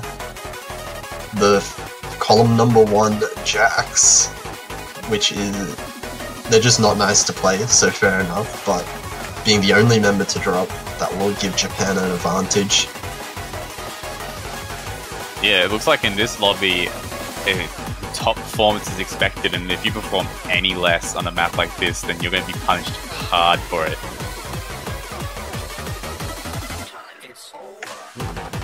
Yeah, we're seeing 4 really strong performances. 3 players above 99%, but Lino Sama just a little bit behind everyone else, and that's making the difference. But Alzen finding a drop there. His accuracy didn't go down much though, so I do think Japan still holds quite a commanding lead. Yeah, it doesn't look like it's going to be enough. Raze on the Indonesia side holding the highest accuracy and combo at 99.26. Quicklid also holding a full combo at 99.55. And Alzen having the highest accuracy despite missing there at 99.6. Oh, Lino Sama finding another miss there. Slowly Yeah, bringing their accuracy up, but it's not going to be enough against Japan, both being above 99.5%. Ridiculously high accuracy from them. Yeah, I mean, that lead is just slowly getting bigger and bigger as the match goes on, and the final SVs, they're catching Lina Sama out, but it's... Wow. Japan treating win this there. like a group stage map pool. Yeah, I mean, look at Alzen's 300 to 300G ratio. You got 295 normal 300s. That is nearly half of what Reyes got, who had the next lowest. Yeah, that is an insane accuracy. And even with the miss, he does take the highest score of the lobby. And I mean, this just goes to Reyes show and, that Japan is not messing around when it comes to those BMS style picks. I'm almost 100% sure that they're going to go for more of those picks later on.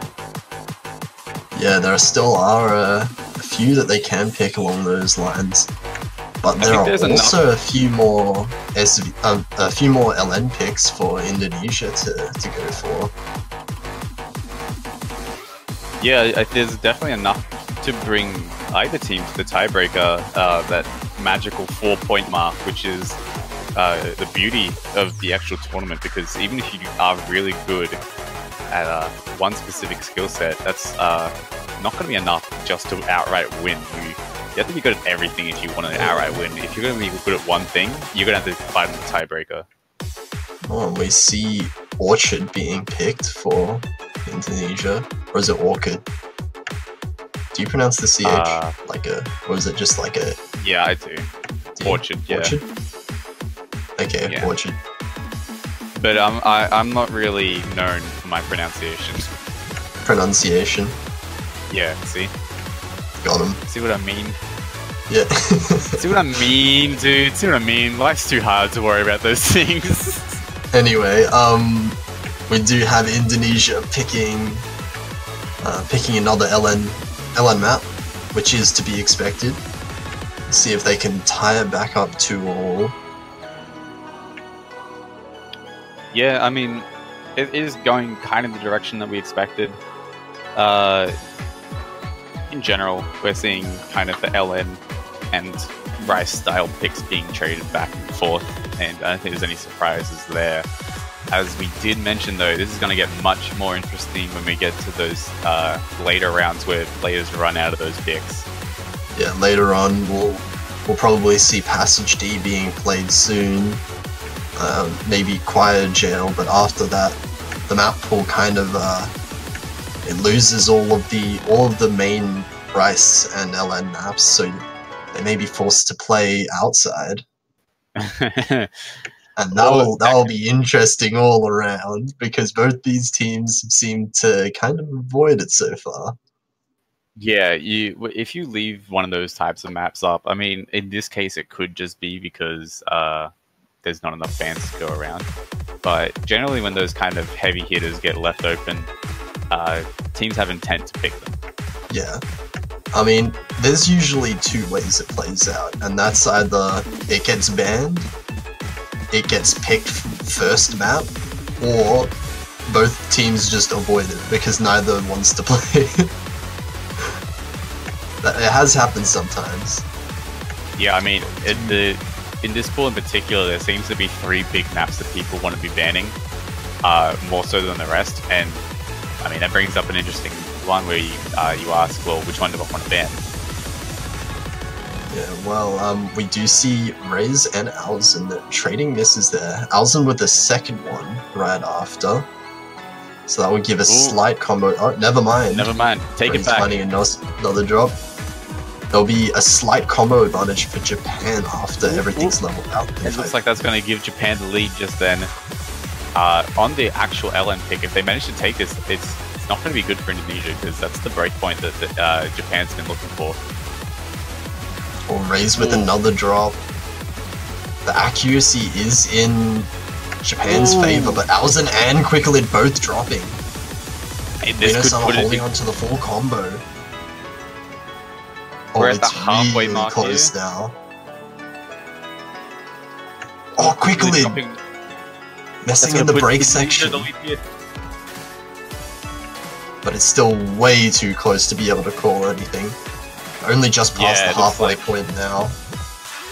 If Japan wants that break point, they're gonna have to fight for it, and Ooh, Alzen Indonesia is finding not gonna another make drop. it easy. Or Ray's finding a miss as well, but Alzen finding repeated drops here. And think this quickly one as just- well. I said his Get name. out of here! Why? Get out of I here! said his name.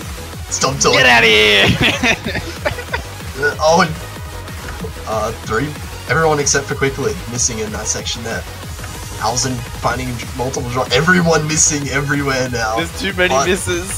From, Ooh, but from Indonesia. the first part of the map, Indonesia just holding on to that advantage they had. It looks like they will be able to win their own pick. Yeah. Okay, there's a little bit of an outro. Yeah, we're doing a little outro bit. Yeah, But- dude. I don't think anything's going to change in this outro. Maybe if we say their names enough, something will happen. What, they'll disconnect or something. Don't say it. No. no, I'll stop. I wasn't thinking that. I was thinking like there would be a chain miss, and you're just like disconnect. Hey, I mean, like, chain misses don't quite make up 40,000 points. Maybe it would. Maybe if it was earlier in the map, yes, but not in the outro. Anyway, Well, it looks like- we do get it Yeah. tied it up Ooh. 2-2. Gonna stay competitive between these two teams, and Japan straight away picks Passage D, the really difficult technical rice map.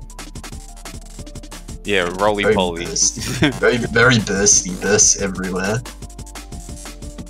Yeah, I mean, it looks like Japan came into this lobby with a plan of exactly how this match is going to play out, and as soon as the matches are finishing, they're like, this map, this map, this map, this map, this map, Yeah, and it's Both- kind of both- being in line with what we expect.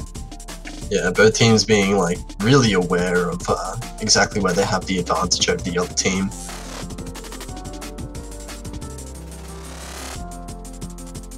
And again, sooner or later, that's going to come to a bit of a stop, and we're going to see where either team kind of decides to go.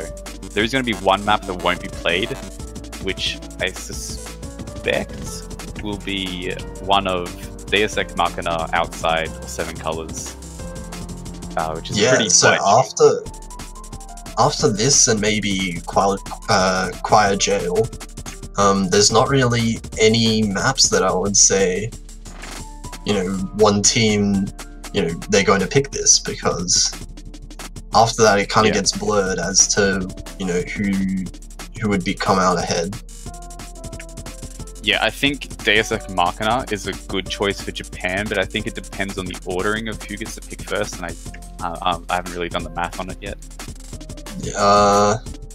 Deus Ex is kind of a weird one because it is mostly rice, but there are some tricky LN releases. Yeah, There's some small sections that have some really weird timing with LN releases, and that could make the entire difference, because obviously it's not nearly as hard as what was it? Was it Good Tech? good tech, good bounce. It's Good Tech, Good Bounce, right? The other Yeah, good song. bounce. Yeah, the other song. Yeah. The other song, Good Bounce. Another one to note is Indonesia did ban one day, so outside could be another good pick, depending on whether or not Japan is also confident. They could just be, they could also be not very confident on it, but obviously they kind of had to ban Avril.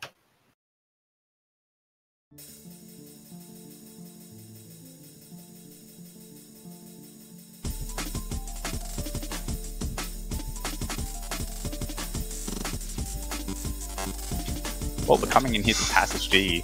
Oh, and we see whoa! both Japan players finding the first misses. That's, Well, I didn't expect that at all. Both yeah, of that's them missing at the same interesting. time. And Quickly also picking up an extra one about 20 notes later. Ooh, we see some accuracy drops in that trill, but quickly finding another drop. Well, Indonesia's it looks going like- to take a very decent lead at the start of this map. well, if this continues on, it looks like what we're talking about before could just be all moot, because if they do take the breakpoint and then start picking more LN picks that get them up to that 5-point mark, then there is not going to be that tiebreaker being threatened at all. There still is half the map left, and we see big drops from Rizzle Pranana and Raze. That was a huge accuracy drop from Rizzle Pranana. Now this is very, very interesting. It looks like this match is being on the back of Quicklid here for the Japan side. Yeah, it looks like Japan will take a really slight advantage because of Quicklid's combo at the moment, as the rest of the players, work their way up to the 400 combo. But any small mistake can decide this map now. Oh, it's actually super, super close now. It looks if no one drops here, it looks like it's going to be an accuracy war, and I think, just judging based on the match history so far, that Japan wins out on that. But Indonesia's taking the slight lead now. So close. Oh, this is ridiculously close. We're getting to the end of the map. This is make it or break it here. Ooh. I think Indonesia has a really slight advantage. Just a couple thousand points because of the accuracy. Oh no! And just like that, 2,000, less than 2,000 points right at the end. I think that was Rizzle Pramana getting just a few 200s. That was it. Yeah, I think Ray's dropped accuracy a bit. He was at 99.1 and dropped down to just under 99 there. Alzen, the only player above 99% accuracy. However, not actually getting the highest score in the lobby. That's that was just now that have been so close to breaking the to getting the break point and just not quite making it. Insanely close map. Well, the tiebreaker dream is still alive for the teams here. We'll have to see if there's one more chance, I think, to get the break point. 2 for Japan. Yeah, there'll be another. It will be Indonesia's pick now. I mean, I'm expecting more LN here. Maybe Choir Jail. I think Choir Jail is the last LN pick that stands out. And we're just seeing both teams acknowledge each other's strong points here in the chat. A lot of respect going around. Yeah, it's very obvious that they are both aware, very well aware of where they lie. Oh, they go after 7 colors instead. That's actually pretty interesting. There is actually a really LN heavy section. Yeah, there is definitely some difficult LN patterns in this map. Yeah, I think Choir Jail might have been a safer pick, but maybe they're keeping that one in their back pocket. Well, I think this one... I think you can say this one has more just like dense LN, like there's more actual LN in the denser sections than Choir Jail. Choir Jail is kind of like it has a lot of LN going on, but there's also some rice going on at the same time. Yeah, this one's so it's more about trying to balance both. This one's like more... There's a rice section, then there's an LN section, then there's a rice section. That'll be interesting to see how it affects it, because I know personal experience that just the sheer fact of holding an LN while you're doing a pattern that you can normally do kind of hinders your performance, because it kind of ruins your hand positioning. So, I mean, it could be interesting whether or not they perform on things that are like on a rice pattern while holding an LN as compared to rice section, noodle section.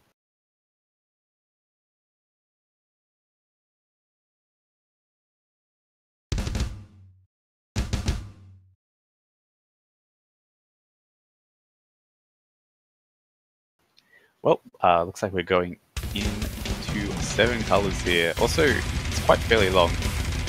No jumps on the initial LN there, although quite large accuracy jumps from the Japan side.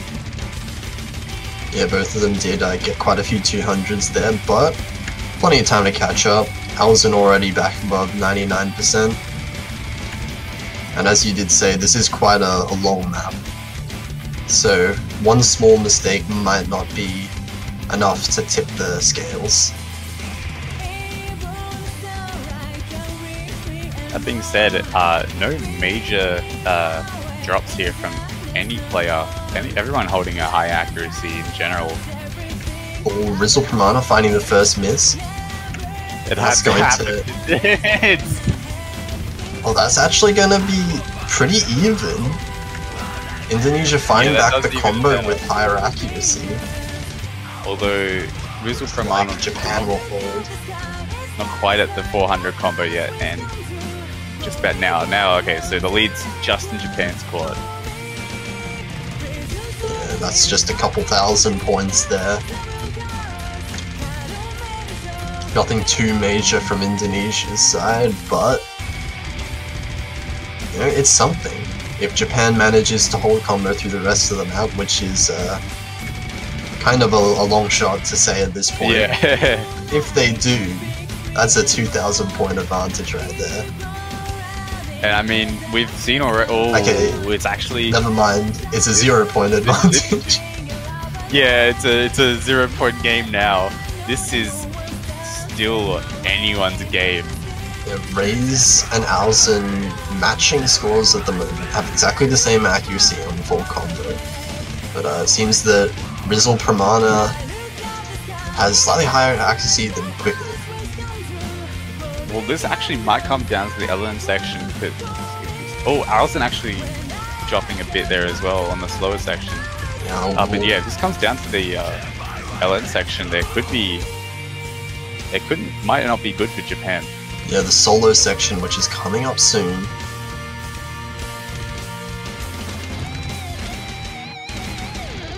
I do think, Alzen finding another drop at the start of that. Yeah, these misses here from Ray's Alzen. finding another drop, but Alzen dropping a lot of accuracy as well, seeming to struggle with these LN patterns. This is what we're talking about. I think this one section here is going to contribute to the majority of the lead. Ooh. Rizzle Pramana also dropping. That means that Quickly is the only full combo left.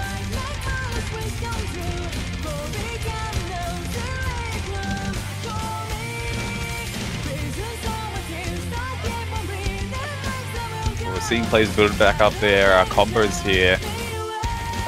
Although the damage is already done, as it seems, it looks like Indonesia's going to take a large lead from that as we're coming to the outro, despite the FC potentially from Quickly. Yeah, Quickly holding an extremely good score, but Indonesia, both of Indonesia's players being just really consistent. Consistently high accuracy, and they managed to hold their combos there for quite a long time. Yeah, it does look like just struggling a little bit on the LN patterns. We'll give the point over to Indonesia and tying it up. yeah, another solid pick from Indonesia. It seems that capitalizing again on that LN patterning.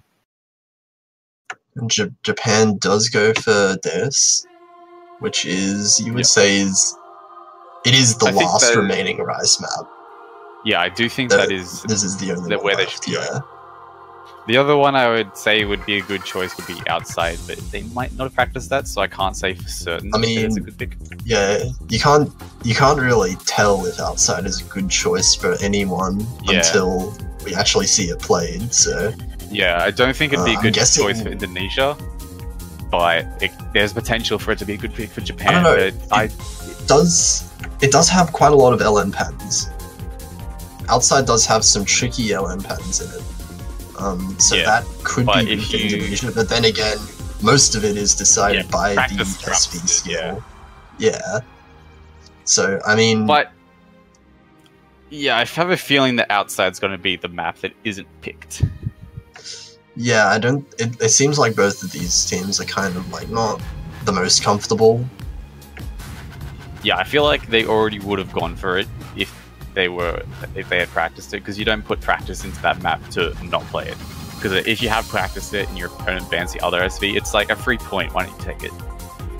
Yeah. It's generally the type of thing that teams would first pick, you know, to quickly cheese out the first point from the other team. Get the morale train rolling. The Australia versus Germany.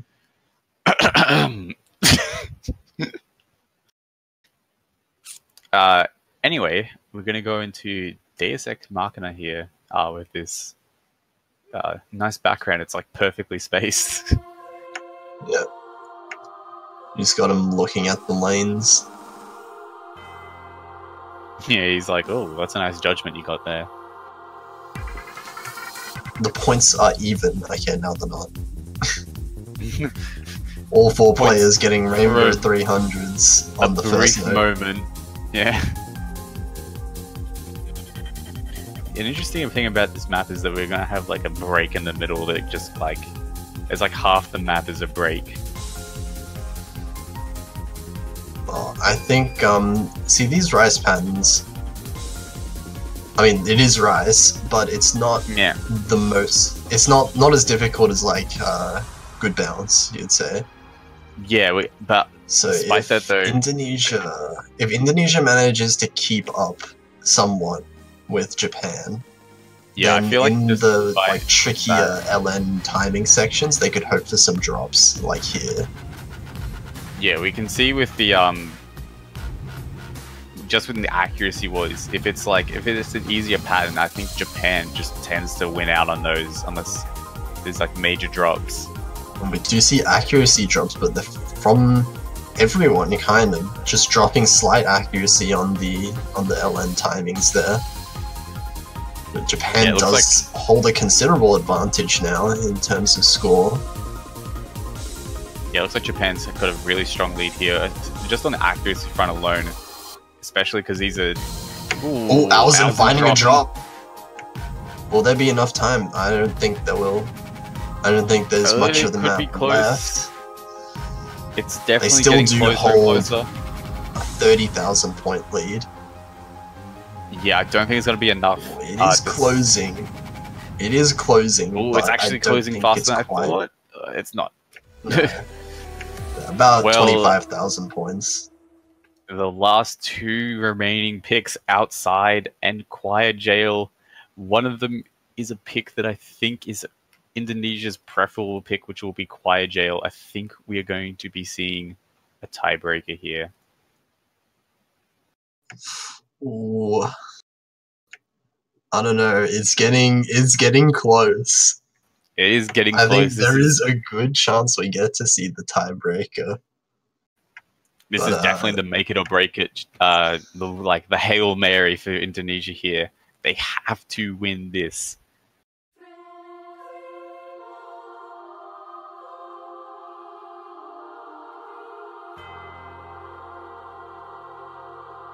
We'll see. It can be a very tough decision. Yeah. They pick. It looks like they're gonna go Quiet Jail. It can be a tough decision whether or not to pick the SB map, even if you have practiced it, because you don't know how much the other team has practiced it. Yeah. You know, so yeah. So like both teams are probably like maybe half confident on it. Yeah, I think this is what we're going to see from the typical LN style. We need to keep an eye on Alzen to see if he can hold the combo, most importantly, and if he can, I think Quicklid's accuracy alone is enough to take the win here. Yeah. However, if he does drop, I think Indonesia is well within the realms of winning. Yeah, I think Indonesia are favored, or I would say they have a very good chance of winning this map, but it is far from a free win. Because Japan, Quicklid is extremely strong in LM. We've seen him perform well on every single map. And if Alzen manages to keep up on this map, then... Although Indonesia in the chat, Alzen doesn't with seem too confident, but he need to just raise. Players not too sure. It could come down to tournament nerves as well. I mean, this is a really high stakes. The respect being thrown around. It's all about the respect. You gotta respect your opponents. That is a very important thing to do.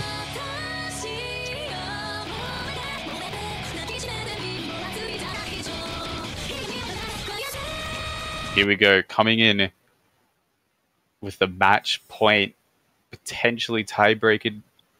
I don't know, deciding map. I don't know. Yeah, this is no one finding drops on the starting LN there. Alison finding a little bit of accuracy drops, same with Rays. Yeah, it looks like that's constituting to Indonesia's like tiniest lead here. Oh, we see Quicklid and Alison both dropping early on. Oh, that's not good news for Japan there.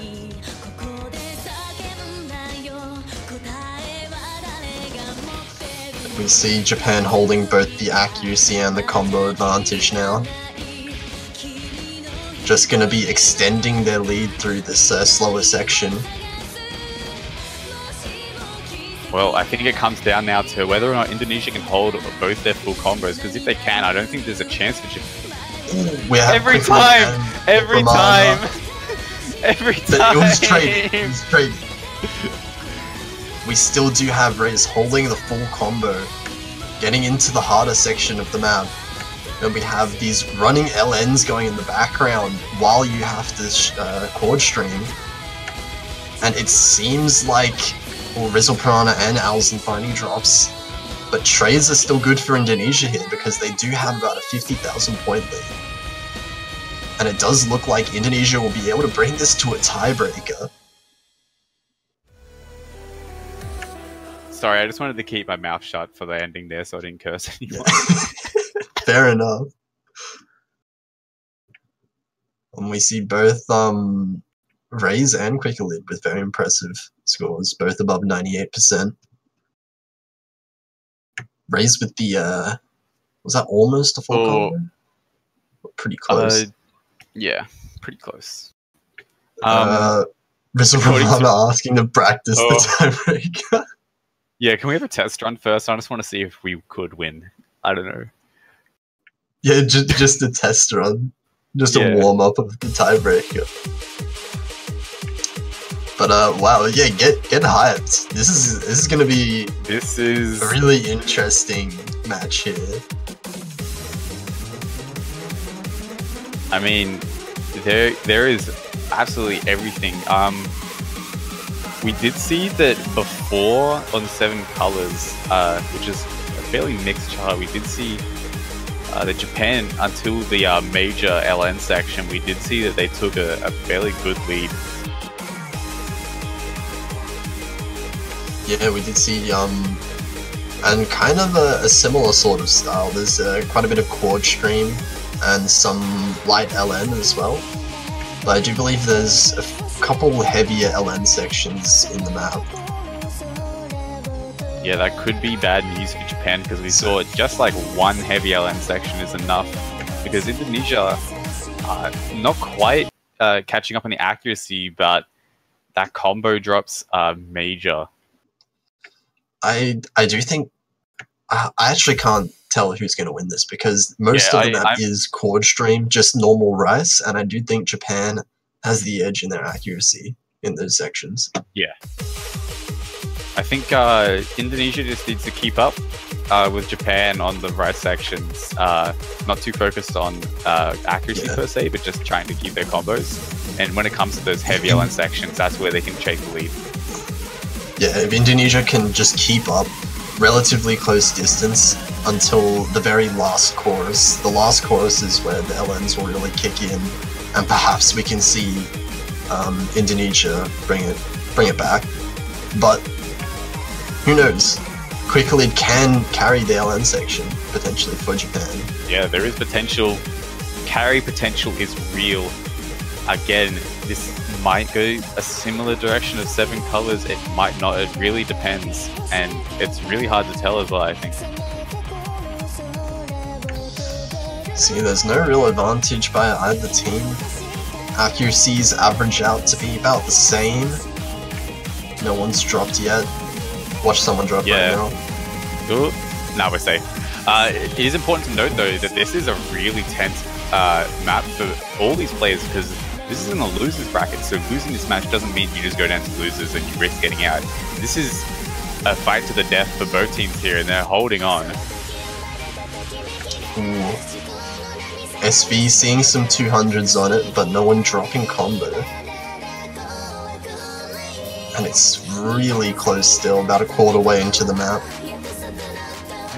I was seeing Rizzle Pramana just ghost tap there, and I was so worried he was going to drop from it. Oh It's god. going to be so... There's while- nothing worse than just dropping from that. Yeah, and while the SVs in this map are pretty easy, like they're not too hard, but under the pressure of the tiebreaker, I can't imagine some people dropping. We're actually seeing Indonesia take the lead here. Just after that LN section here, throw some accuracy drops on the Japan side. But still, everyone has their full combo. So close. No curse, and no curse. We're getting some LN pandings, but everyone seems to be fine with these.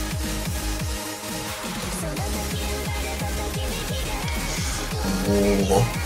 I clenched so hard on the SV section. Yeah, it's going back and forth. It's so my close. God. It's so close. What is this?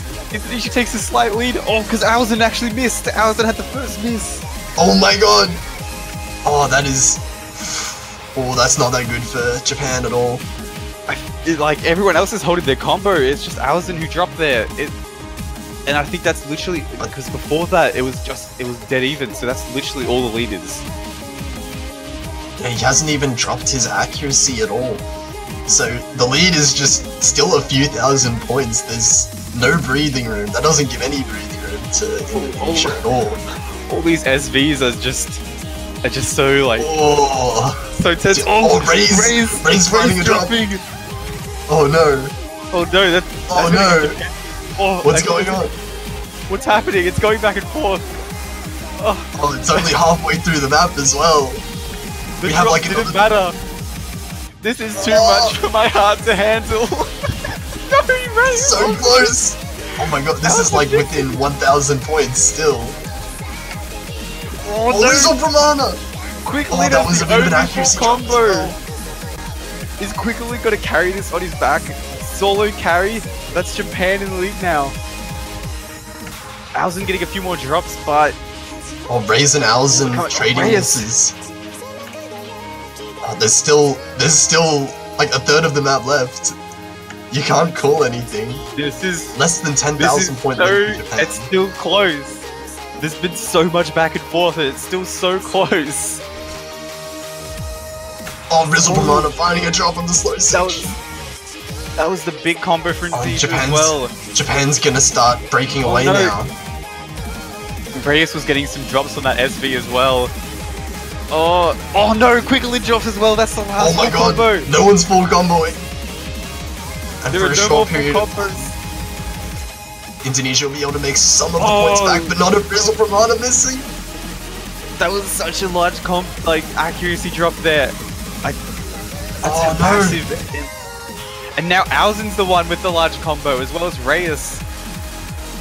And Alzen's accuracy is the only one above 99% at the moment. Why but didn't then we he talk drops. about it?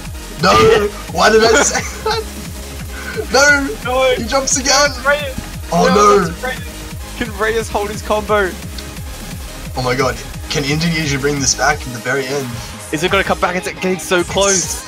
Oh, it's still close. It's only 10k. It's only 10k.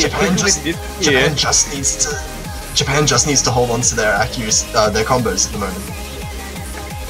I think if That's all they need to do. Then it's a rice section. dead even.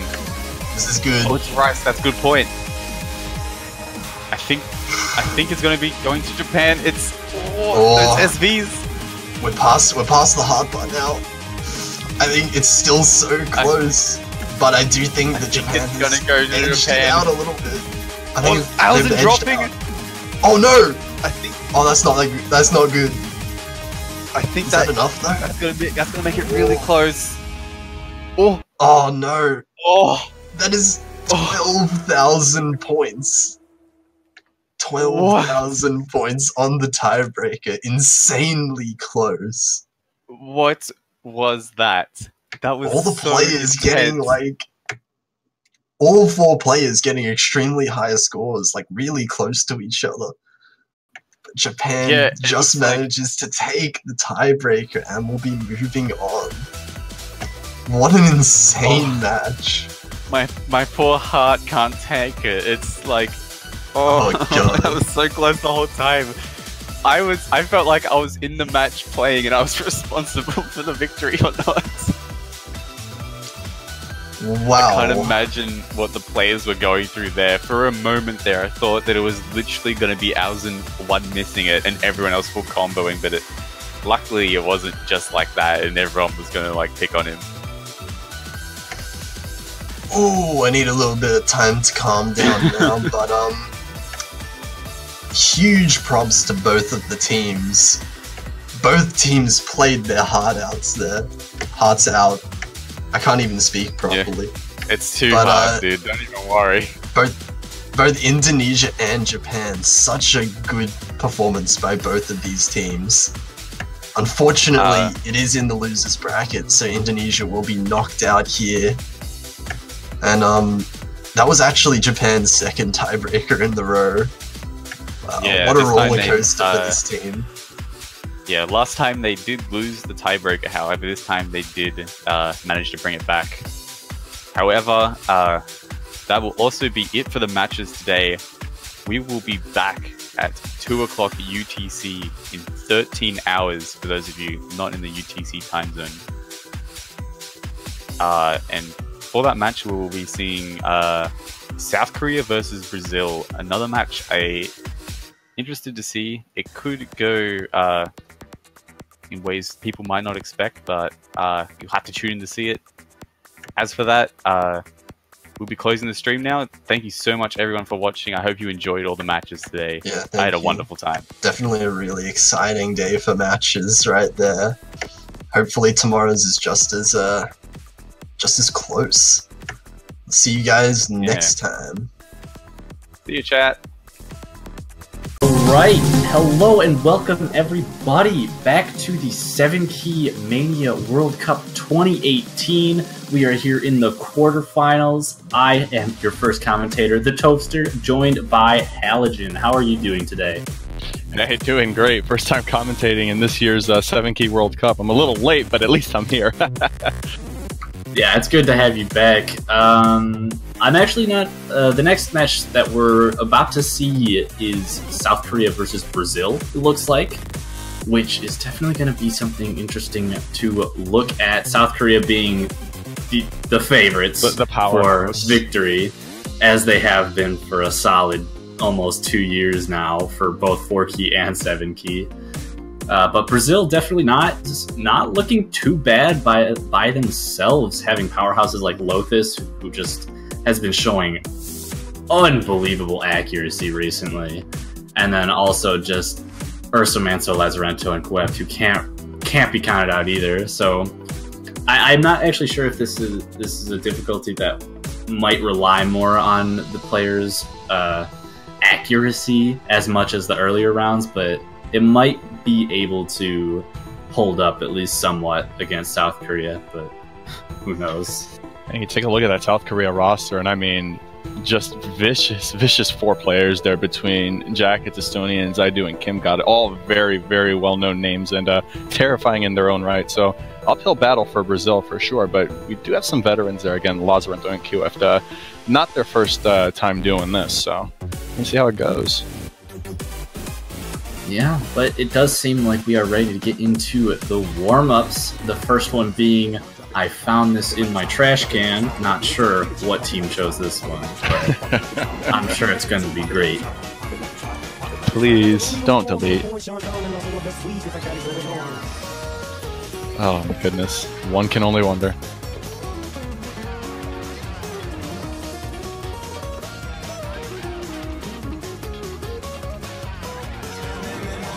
Man, so what to look forward to in this match here? I know you mentioned the whole accuracy component, but you got to wonder where the point of convergence is between where you start seeing those nasty accuracy drop-offs because of the increased physical difficulty. We're right around that point on 7K. I noticed that around quarterfinals where you start to see the really, really strong players separated from the players who appear to be strong early on but aren't quite as physically savvy. Yeah, and I think something else that we've been noticing, or at least a lot of players thing is that this 7-key quarterfinals map pool is noticeably more difficult than they have been in the past, especially compared to last year, say. So that gap is definitely going to be even more visible than we would have been able to see if it was closer to the difficulty of last year. Yeah, and that, that brings up another good point too. With this whole new format of it being only 2-on-2, there's nowhere to hide. If you start becoming sluggish in your play, you will very quickly put a dent in the score gap and just completely ruin your chances. Yeah, well, even though it does give more opportunities for teams that maybe don't have enough strong players to really show any sort of performance if they were 3v3, it still does put a dampering on anyone who's not able to, keep up in the later rounds. One person having problems at that point is going to be a huge damper on the team's overall score and performance. It's just an interesting double-edged sword. You have one side where it's really bad, because again, we had some teams that had two really strong players, but in a 3v3, of course, they fall short. But now that one of those player slots are gone, suddenly the whole dynamic is completely different. For sure, but looking at this warm-up, it's something, all right. I mean, if we look at the scores, this seems a little bit harder than what we're going to be seeing in the quarterfinals, just maybe by a little bit. Oh, was that a teleport? Oh, jeez. But regardless, it's obvious at this point that South Korea does have a much stronger physical capability and possibly dense reading capabilities than the players on Brazil do, just given the accuracies of the players on each side. 2 98s on the side of South Korea, and then Brazil having one player at the high 95s and then one all the way down at the mid 91s. Yeah, QF, they're struggling to stay above the A threshold, and with how brutal this map seems to be, I can't imagine it being too long before that percentage just dips below the A area. Yeah, but like I said, this is a bit harder than we're going to be seeing in the quarterfinals, so not quite reflective of what the overall result is going to be, but it might give us a good idea of where these two teams lie on a physical skill basis. Oh man, Jikad's percentage took a little bit of a nosedive there, just below 97.5. Estonians finally breaking under 98. Yeah, those LNs with... I think there were actually like mini-jack type patterns in the middle of those LN shields, which are pretty invasive, especially in a key mode like 7-key where finger independence is like ridiculously important, even just to, play these maps normally, but adding in mini-jacks just throws in a whole new layer. Oh, these patterns are so gross. Look at all the different release timings. Yeah. South Korea just not giving in, though, still holding well into the S rank. Although Lazarento also holding pretty safely in the S rank, just at high 95s. But QF not having a good time through that warm-up. Don't think we can blame QF there, and unfortunately falling below the A threshold just barely. Yeah, I would have expected that to be South Korea's warm-up, just based on the performances of them, so I guess we'll be able to tell a bit more clearly once this next warm-up starts, but yeah, it'll probably be something more in range of the Brazilian skill. Either that or they'll just go full meme, that works too.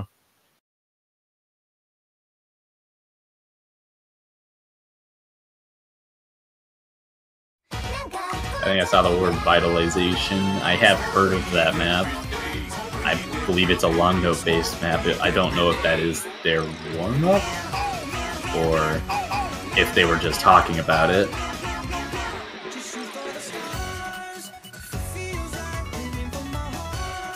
I by Chroma. Oh, it's a whoosh whoosh bang bang. Sound Voltex. Plastics Riots. We're going to see some jump trills in here. Oh, so that first one was actually Brazil's warm-up. Oh, this man. one is South Korea's warm-up. It Yep, is that's a right. map Brazil was by memeing. Jakads. Oh Yes, boy. this is a map by Jakads. If I'm not wrong, he has been sort of advertising a new map he's going for ranked, whose top difficulty is 8 stars, and I can't help but think that this might be that map. So we'll be able to see if it's really that difficult, or if it's even that map I'm thinking of. But once we get into it, it'll be more obvious.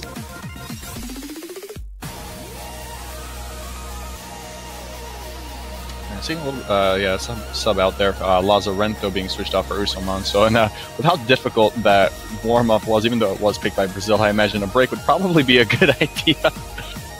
Yeah, no kidding. Don't really want all your stamina to be gone, or even just your fingers to be tired and like in any amount of pain when you're going into a match that could be as important as this one.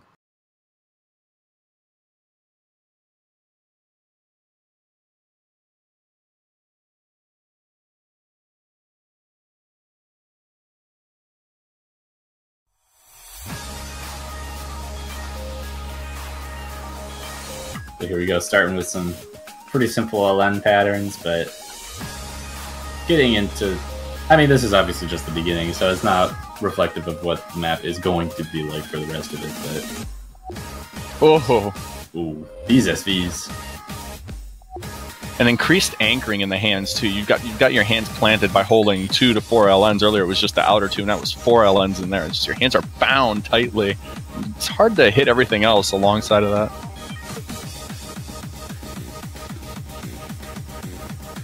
Oh, look at that balancing act. Oh yeah, and like, well, you'll notice this a lot in 7-key maps where they sort of tend to, they'll more commonly anchor, since they have so much more room to work with. Anchoring is something that is extremely noticeable in maps like this. And it's like a difficulty driver too. Yeah, that too. It sort of helps really solidify a given player's finger independence, even though you obviously need it for almost anything you do in 7-key. Anchors really drive the skill that someone has in terms of just finger independence in general. Oh, look at these scales and jacks, oh my gosh. Not giving any mercy to the players. This is pretty harsh. Jacket's still above 99%, I guess not surprisingly because it is his map. Estonians right around the mid-98s. Brazil, however, not having a very good time there. Yeah, kind of the same thing we saw from the previous warm-up, where Brazil's physical capabilities are a bit clearly below South Korea's in terms of these extremely high-level maps. But we still have yet to see how they compare on the maps that are closer in difficulty to the quarterfinals pool, which, now that we're done with the warm-ups, we'll be able to get into and see more properly.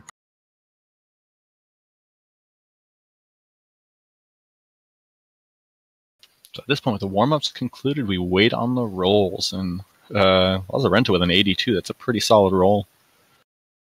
Did I lose? We don't know yet.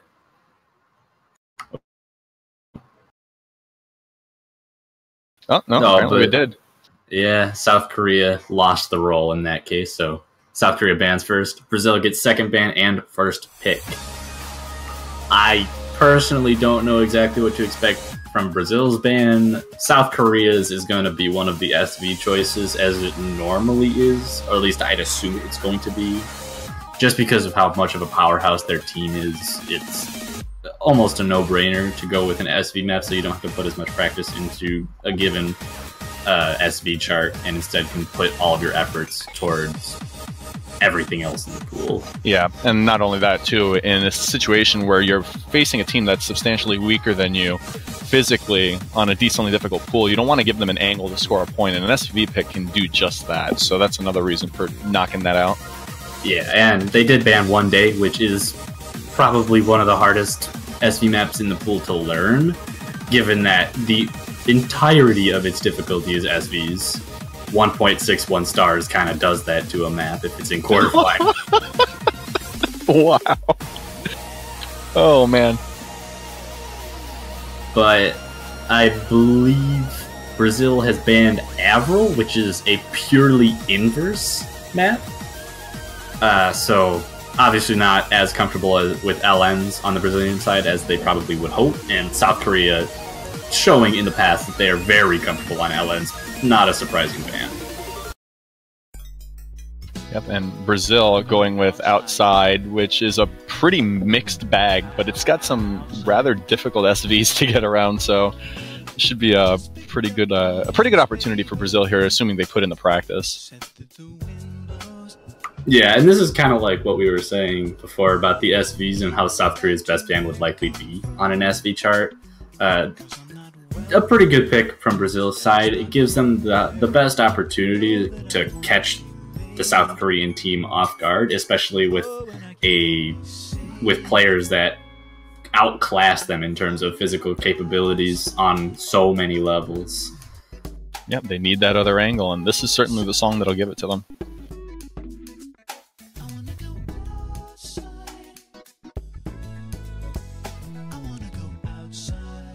On another note, I do find it somewhat interesting, in a really, really funny and good way, that Bill Wirtz has made it to the quarterfinals of a Mania World Cup. Yes, I am also... I feel the same way about it. I was doing the showcase and saw this, and I was both confused but excited to see what was coming, and I am not disappointed in... Not at all. What this map is and what we've seen out of it so far. I believe it's only been picked one other time. The other two matches, it was banned, I believe. So we haven't seen it too much, but out of what we have, just seeing the players tackle SVs and patterns that are this difficult in conjunction with each other has definitely been a treat to see. Estonians doesn't seem to be very confident. They seem to know the SVs, but they're getting a lot of poor judgments, which means they're probably not very comfortable with it. They haven't practiced it a lot. So gotta keep an eye on that. The score gap is actually not too far. Yeah, Estonians with the... Well, he did have the lowest accuracy. I believe he still does. The only person, or the only player right now that's hovering right around the low 95, high 94 range, with both the Brazilians above 96, but that difference is being carried by Jacads with 98.5 on this map, a quarter of the way through, holding the only full combo in the room currently. Absolutely ridiculous so far, and there's quite a bit more to deal with, but Jacads is just absolutely plowing through what he's done so far. Lothus actually doing a pretty good job in terms of combo there as well, so keep an eye on Brazil to keep that score gap somewhat close as long as Lothus keeps it up. Yeah, and I think something else interesting to note is that since we've seen Estonians not too comfortable at the beginning, I don't really know how I expect them to do at the end of the chart, since usually from my experience when you're working with practicing SV charts and getting them down, it's harder to learn the end of a chart if you don't isolate the sections, because you play the beginning of the chart so much more just resetting yourself after you practice it each time. So the ending SVs might be something to look out for on Estonian side. SV charts are such a battle of retention because you retain things in blocks. At least that's the best way to take on these SV charts. And it's like you said, you spend so much time trying to get everything down, you don't really have the opportunity to put as much effort into the end. And then when you do, you just start having that convolution of memorizing certain areas, and it just meshes into something very badly. Yeah, throughout what we've seen in the chart, after Estonia sort of caught his ground, we didn't see too many really invasive SVs, but now we're getting into some more, and you can obviously see the players starting to drop accuracy. Estonia's dropping back below the 96, though Jacads still above the 98%, definitely still pushing his team to a 70,000 point lead at the moment. It's a rather thankful situation there, too, because Brazil, Lazarento and Lothus are both above Estonians at the moment, so if not for Jacad's incredible performance, they would be leading this.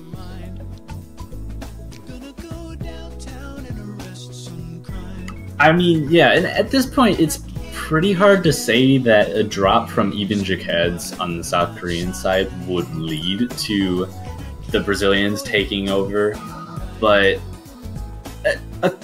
catastrophic issues, I don't expect that to happen, but on Jacad's side, they could lead to some amount of switching of score leads, but since we're so late in the map, he's still holding full combo. It's hard to see stuff like that happening. Unbelievable performance. I think it was a one drop, maybe? No, that was a full combo. Goodness. No combo breaks through the entire map, giving them an 80,000 point victory on Brazil's first pick. That is not a good situation for Brazil to be in, because you usually in these kinds of matches go with your most confident or what you think you have the best chance at against a specific team. And when you get decimated by 80,000 points on your most confident pick, you're probably not looking too good for the rest of your picks. Nope, you're gonna just take the train down, just further and further downhill. At this point, all you can do now is wait for South Korea's pick and hope that there's something reasonably close in contention, and hope that they absolutely take a catastrophic tank. That's really all Brazil can do at this point on picks that aren't theirs. And Jakad's and the South Koreans continuing to pick maps made by him. Penguin. This is sort of... I guess this is... You could consider this a Jack pick. It centers around mini Jack and chord Jack type patterns, but also has bursts and some amounts of chord streaming. So it's just a very general Rice pick for this kind of stage.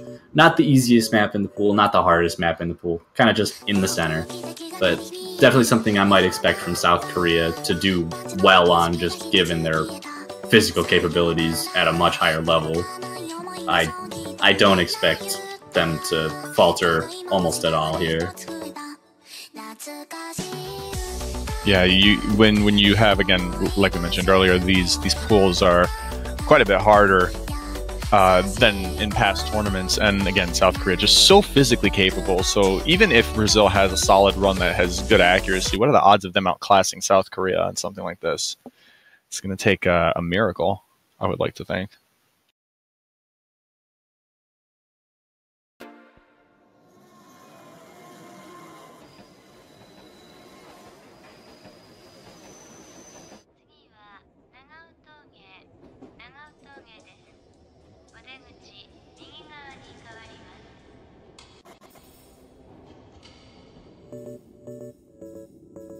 Off we go.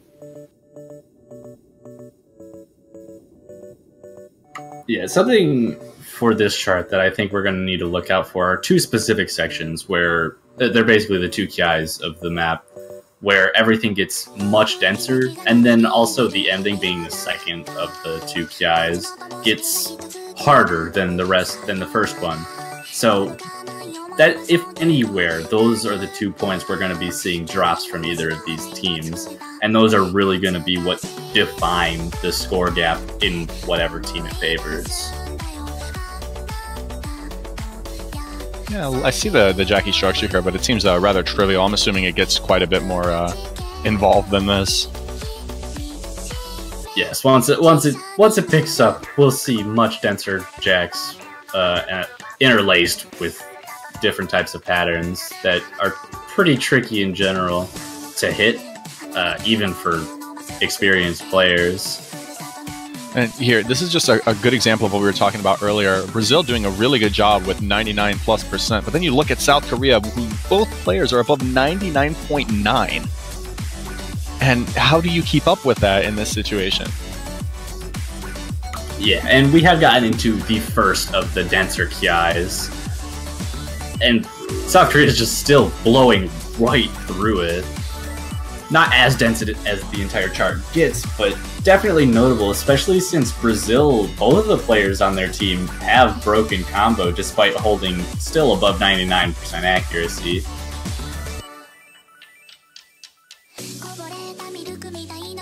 First Ki done, Chikadze with a 99.93. Absolutely ridiculous. Estonians not too far off at 99.87. All four players still holding above 99%, so commendable performances by everybody. But again, South Korea in a league of their own at the moment.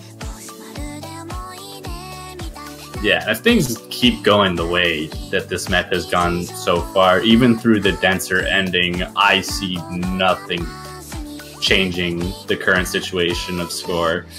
South Korea seems like they're just ready to take this tournament by storm and absolutely destroy these picks. At this point, if you're in Brazil's shoes, you have to be thinking, what could you possibly do to get South Korea to falter at this point? Because having gotten beaten on their own SV choice and now having a show by the South Koreans of absolutely ridiculous accuracy, what do you choose in response to that? And then, like we said before, these are well-rounded players. They're very, very accurate, but they don't falter on different styles of maps. Jacad's is an SV powerhouse. Both players are great at long notes, and as we're seeing here, they have fantastic accuracy with Jax and just about any other pattern in there. I think Jacad's just got 997 on that. He just V1 double S that. Estonians with 1-200. Almost a double S on the South Korean team. How do you do that? I haven't even seen a single player in any of the other matches get less than 10 200s, if I recall correctly. And having 1 200 between two players on this map, that's unheard of. So Lazarento going very quickly with Passage D. And Jacat's showing some pleasure, saying thank you for picking this. Claiming the map is fun, but I'm guessing secretly he's extremely good at it, which I wouldn't be surprised at. I mean, if things are, similar to the last two picks, he seems to be like he'd be good at basically everything in the pool. But yeah, this is a pretty bursty, technical type map, so definitely something I think the South Korean players would be dominant at, but I think Brazil's idea here would be to hope for chokes, possibly, from the South Korean players, or at least more chokes than they would throw out. Given this map's bursty and mini-jack layered general structure, it's pretty common for players to just, break randomly. Technical charts tend to do that, so I guess, if anything, that would be the mindset that I feel Brazil has currently. Try to make the other team break more than you do and see if it works out. That's a good gamble to play against a team that's really physically strong, because even the strongest players, when it comes to maps like this that have potentially abrasive patterning and extremely bursty structures, there is the opportunity to miss just from trying to actually get really solid accuracy too. Yeah, and there is also one really nasty burst at the end of this map that maybe Brazil is hoping will catch South Korea a bit more off guard, maybe cause some accuracy breaks or just combo breaks in general. So going for a bit of a gamble, but I think you could have said the same thing about their outside pick as well. Whew. Really, really, really fast sweeps there, goodness. Yeah, and Estonians did actually break in one of those sweeps, but so did Lothus there. So that lead is still going to be in South Korea's favor. Gonna have to hope for more drops than that, though, if Brazil wants to take it back. And Brazil doing a fairly decent job trying to keep up there. Lothus matching Estonians combo, and Urso Manso holding on to the full combo along with Jackets. But again, accuracy differential between Jackets and the best score on Brazil very, very far. Ooh, and Urso Manso, the full combo on the side of Brazil, has broken. Jacad's still holding on. I don't think he's missed yet in this entire match, and that's a bit scary. Some pretty exceptionally abrasive bursts there, and there's a I imagine there's a particularly nasty one right around here. It's coming up.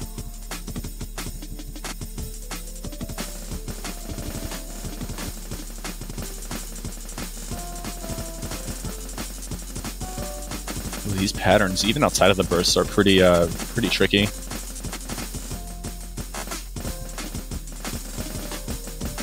Coming into the last floor of the map, we should be seeing that burst pretty soon. I'd expect a lot of breaks on it, actually. Lothif's holding that combo really, really strong there, up to 99.5%. Really impressive showing. And there it is. Both of the Brazilian players dropping, but the two South Koreans holding on to their combos, solidifying their victory on the second breakpoint from Brazil's side. Both of the South Koreans getting 9-200s, just Estonians with the two misses at the beginning. Still insane performances. Without those two misses, the scores are very, very close to identical there. I mean, same 200 count within 20 300s of one another. Was it 14 different? Yeah, that's pretty close. And I got a quick look at that burst that you were talking about there. The burst itself is difficult, but it basically forces a really tight mini jack there on 3 columns. That's really, really gross. Yeah, but now we will be waiting for South Korea's next pick, and at this point it almost seems like they could just go with anything they want. No more SV picks to worry about. They could go for LNs since they saw Brazil ban an LN chart, so maybe trying to take advantage of a weakness there if they do go with something like introductions and variations or the Chinese orchard. And that's the one they're going with, Shanghai Kuchan. Oh, sorry, not Chinese Orchard. That's a song. My bad. Well, no, it's the same song. This is just an extended. This is the extended version, or the updated version. I saw the song name. I was like, that's not it. That is it. That's not it. It is. Whoops. It is the same song. But yeah, so they're going with some tricky LN release play, hoping to catch Brazil off guard on a skill set they seem to be weaker on, just based on the bans. Strong, probably going to be a really strong performance from South Korea. Going to try to put away Brazil.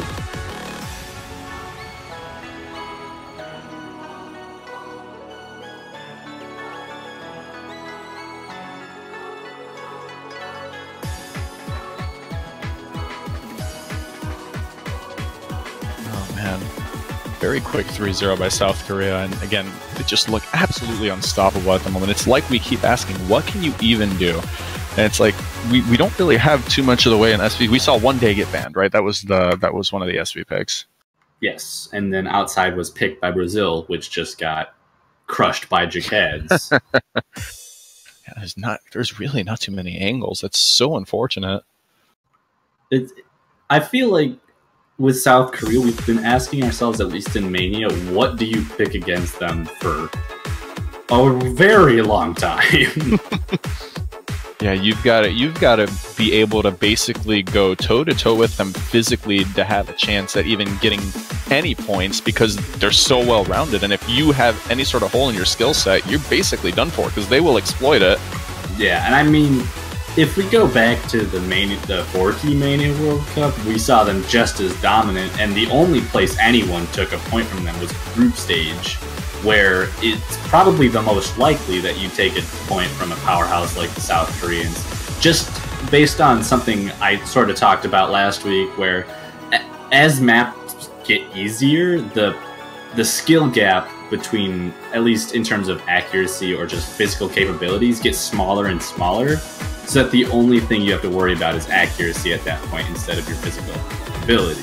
And being able to keep up with South Korea physically is the first step to being able to take any amount of points from them.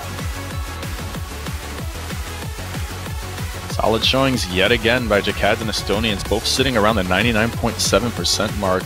No full combos remaining on Brazil. Early drops by both Lazarento and QF really hindering the score gap. They're already down by about 60,000 and falling even further down.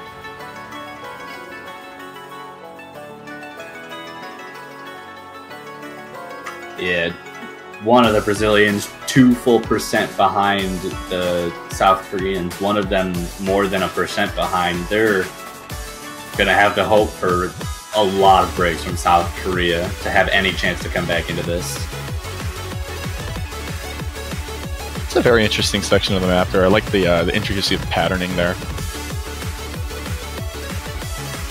Absolutely not phased by... Oh, Estonians finding a brief drop there, though. Recovering very quickly. The drop did almost nothing in terms of damage to percentage there. In fact, even with the drop, Estonians does have the highest accuracy, despite Jacquet's having the highest score. We're hitting the section of long notes here, and Lazarento having a very difficult time there, unsurprisingly. This is quite difficult. Yeah, the LM play getting a lot denser toward this ending section, just getting harder to read, harder to coordinate properly. Not a surprise that we're seeing more breaks come from the Brazilian side, although Jacquet's, again, holding on to the full combo for the 4th map in a row. I think with regards to the quarterfinals, misses are not in Jacquet's religion, so we're not going to see any, I'm guessing. Yeah, I wouldn't be surprised if we saw him do this sort of thing, at least get close to doing this sort of thing with the semifinals pool, though I don't know how difficult it's going to be. So I guess that's really what you have to watch out for with South Korea, is when they actually do start dropping. That ratio by Estonians, what? I mean, What? Jacquet's has an even better ratio. 4 Although- 200s. Yeah, 4 200s Estonians. is insane. Actually, beating Jacquet's in terms of score despite the miss because of that insane accuracy. 177 points. That is absolutely incredible. But possible match point right now on Brazil's pick. They gotta pick whatever they can to hope for as good of a chance to take a point. But it looks like they're just rolling to pick what map they're gonna play. In their situation, I can't say I entirely blame them. Yeah, see, it seems they're starting to lose a bit of confidence against such a powerhouse like South Korea. Talking about Arkwin, so I'm assuming we might see a choir jail pick. There it is.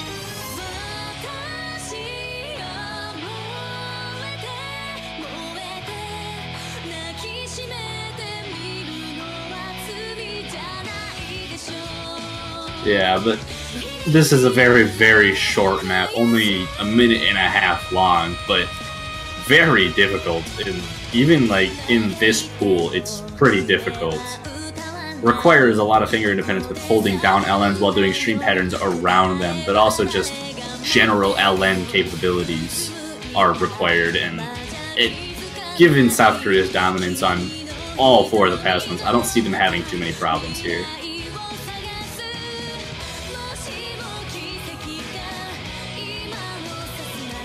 Well, at least Brazil gets to go through this next song, and if they don't have expectation to win here, at the very least, their pain is almost over with how short this song is.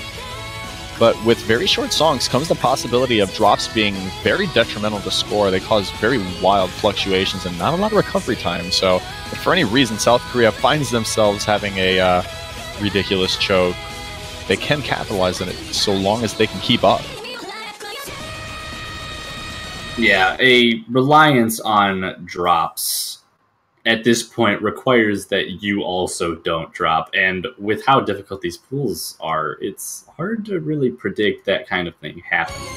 Or at least predicting no drops happening on Brazil.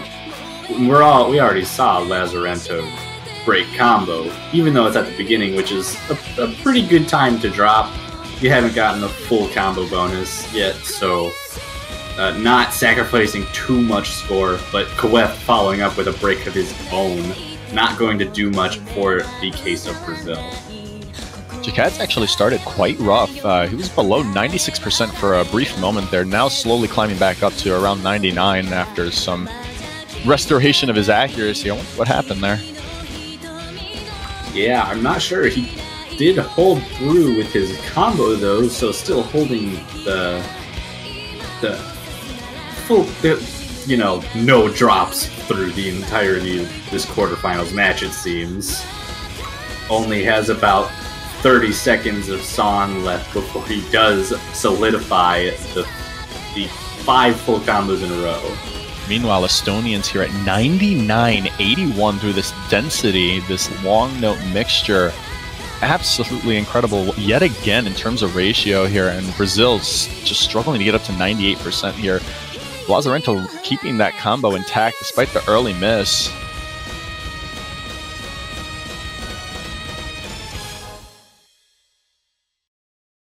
And it looks like South Koreans are going to take that final point by a staggering margin of 150,000 points. Estonians with a 7-200 full combo, almost. It looks like a 9-1 300 to rainbow ratio there. That's really, really good. Yeah, just this match was a showing of outclassing by South Korea. Brazil did not seem to stand a chance on so many of those picks just based on the physical capabilities and overall skill that we've even seen in the past from the South Korean team. They do not let up. You wouldn't expect any different from them at all. Yeah, but that is going to be the end of that match. South Korea does take the victory. Moving on to winners semifinals. Brazil, having lost, does not get kicked out of the tournament quite yet. They will move down to the losers bracket where they will face an unknown team at this point, I believe, in the losers semifinals. But with that, I believe we are going to be going into a 15-minute break before the next match starts, which will be Singapore versus Chile. Got anything to say before then? Nothing really. It's just be here for the ride, I guess. Yeah, hopefully we'll see a bit of a closer match than this dominant performance from South Korea.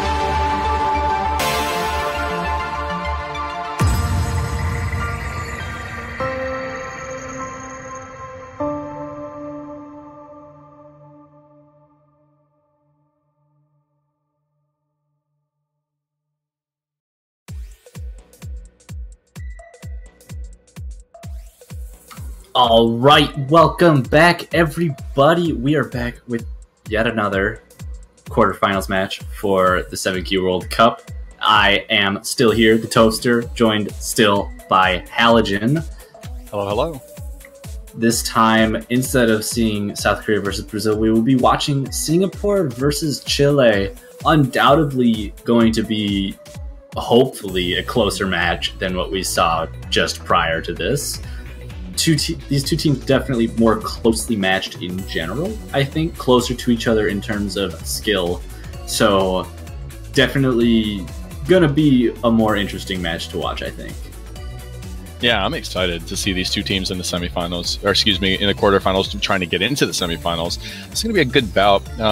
One quick thing to note here: if this match goes the distance, we could be kind of interesting because, as you can see right on the stream there, Chile only running with those two players and nobody else, Scalim and Gonzalo by themselves, whereas Singapore does have some wiggle room to swap players out. Yeah, we saw a bit of the effects of that last week, actually, because Chile's round of 16 match was against Japan, and their match last week went to tiebreaker. So they had a taste of what it was like to play 9 maps straight. And if this does that again, I can only imagine the kind of mental stamina they'll have to endure, not to mention the physical stamina that they're already having been endured through all the matches they've had. Can't wait. Just got a little ways before this match starts, like another 5 minutes, but I'm really excited. And Singapore's team, very familiar names to me. I haven't seen them play all that much this World Cup, but just from my own understanding, my knowledge, Paralit, of course, having very good accuracy, and I imagine some of that applies to 7Key as well. And I remember Bye For Now, I believe, is also a veteran, not their first World Cup. I recall them being pretty strong themselves. Yeah, also notable is that just like the previous match we watched, this is a winner's bracket match for the quarterfinals. So no matter what the result of this, we will be seeing both of these teams next weekend in the semifinals. Just one will be in a better position than the other, one staying in winner's bracket and the other being dropped to loser's bracket. That's right, and the result of this match will determine them playing against the winner between, what is it, France and China, I believe it's? Let me check. I might. They will be facing the winner between China and the Philippines. Philippines, that's right. And I believe that match already happened. I believe China already has taken the victory in that match. Ooh, China for the semifinals. Very rough. Next opponent for either of these teams here.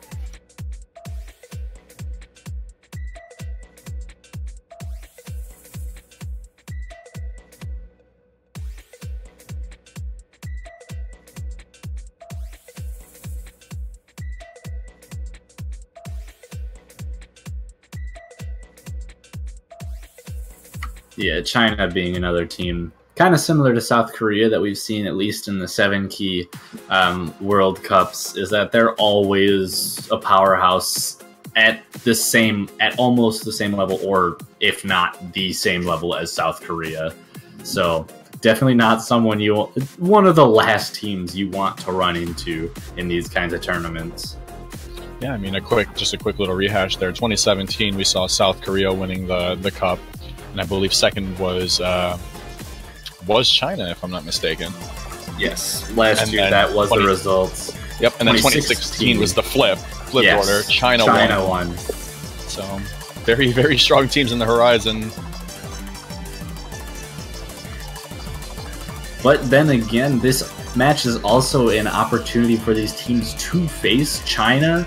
Sort of, I guess, going off of a positive take on it is that they have an opportunity to take points from such a powerhouse, or possibly get an upset performance, which is something that you might not try to hope for all the time, but it's definitely something that you want to at least give yourself the chance to do. And this is exactly what these two teams would be in a situation for. With all of that in mind, though, we are getting started with our first warm-up here, which is Rocker level 22. I'm not sure who picked this warm-up, though. The source tells us it's from BMS, which tells me we're going to see a lot of pretty tough chord streaming, and if the two teams are following similar warm-up choices as they were last round, I'd assume this is Chile's, because Chile, for their round of 16 warm-up, also chose a really dense BMS chord streaming file. Hey, they love their rice. They love this density. And you mentioned before the match started that Chile does only have these two players, Skallam and Gonzalo. But even so, they're so skilled in what they do, and you can see how good they are at stuff like these rice patterns, and definitely no slouch in terms of SVs. Notably, their weakest area is LNs, but they're still not bad at them by any means. I so badly want to see this match go blow for blow, song for song, between really technical and really rice-heavy picks versus the log note picks, and I just want to see it just go back and forth. That would be such a good call in here. Yeah. It does seem like Singapore's not too comfortable with these denser types of picks, so it seems Chile, with this kind of scouting, will have an idea of what they want to pick in this match. Probably going to want to go for things like Good Bounce, which is pure chord streaming, or something possibly like Passage D with the technical bursts and whatnot. Probably just feeling really comfortable overall on the rice type picks, obviously, as we can see through this warm-up choice. Incredible density here in this back section, my goodness. Viper now absolutely suffering, falling below the S and not looking to get any better there.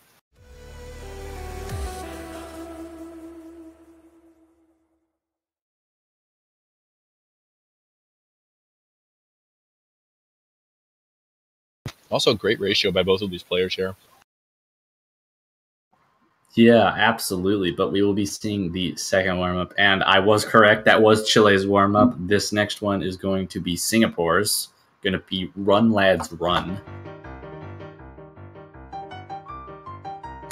I have heard of this map to some extent, but I am not quite sure what it entails.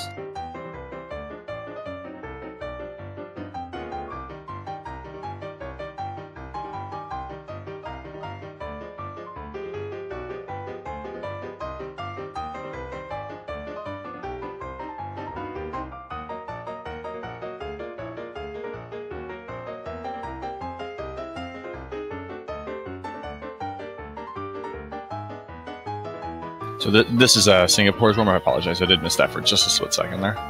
Yes, this is Singapore's warm-up.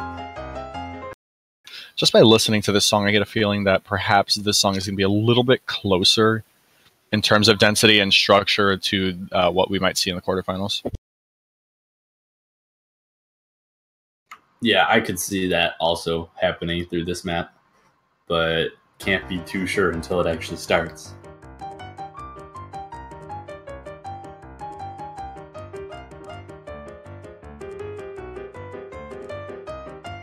So far, it looks even like this is a bit easier than the stuff we've been seeing in quarterfinals. Yet another piece of information here. We get to see that, of course, Parallel, as mentioned earlier, very, very good accuracy, mid-99.8s and rising, better than everybody else here at the moment. Yeah, interesting to note, actually, through this warm-up, we're able to see that the accuracies of these two teams are very comparable to each other. There is almost no score gap between them. So this warm-up is a bit easier than what we've been seeing in quarterfinals, whereas Chile's was a bit harder than what we saw in quarterfinals. This looks a little bit closer to what you might see in quarterfinals, though, right in here. Maybe still a bit easy, but yeah, it's definitely getting closer. Accuracy on Singapore's side still holding strong enough to keep a lead against Chile, so definitely showing that this might be a very interesting match. The song just completely cuts in BPM there.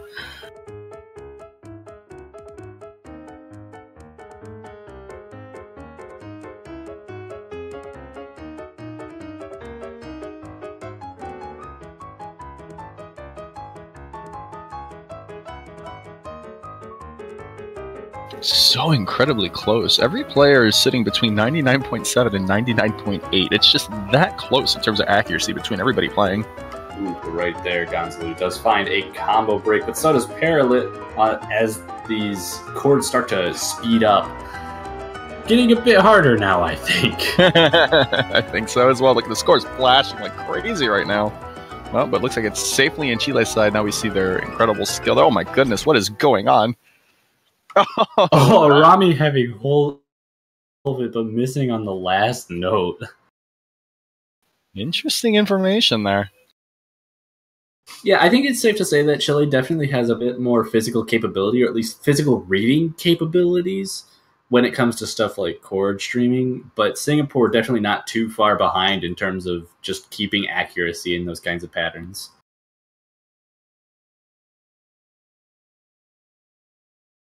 More technical picks that are not entirely oriented on just pure stream pacing might be good picks for Singapore here.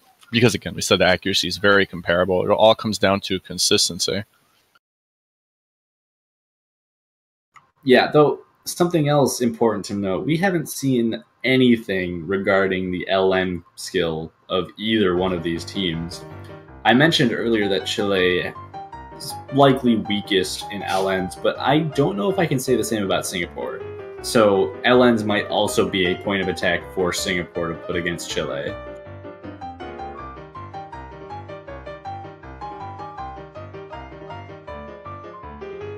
And with regards to bans, there's Singapore knocking out the SV pick one day. And Avril 14th coming in as a ban from Chile. Same bans as the last match. Getting rid of the inverse and the 1.61 star SV map. That was another one I saw in the notes and just got really confused. The 1.7 one, you mean? Yes.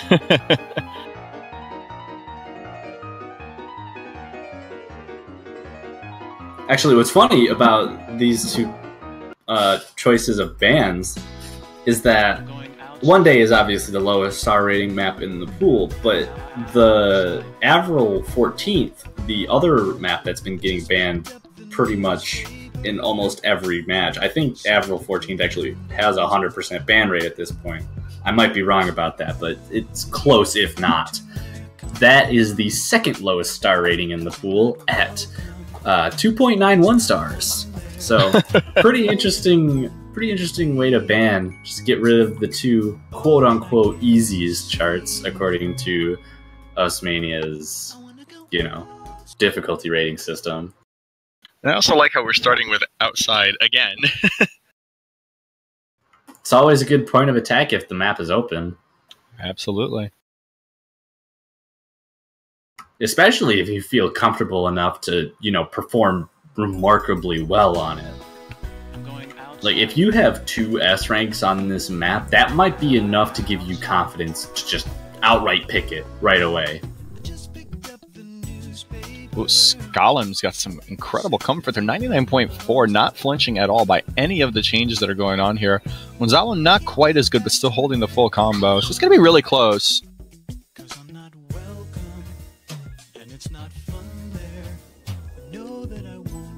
Though notably, with the combo break from Paralit and a bit of an accuracy drop from both of the Singapore players, Chile does take a pretty comfortable lead pretty early on right now. Obviously, there's so much more map and anything can happen, but they're showing strong performances thus far. And they're looking good for the time being. This map is incredibly difficult to practice because there's just so many different variations of structure and scroll velocity changes that it's really tough to just get your bearings at any given point unless you just really practice this. You burn a lot of time for practicing the rest of the pool.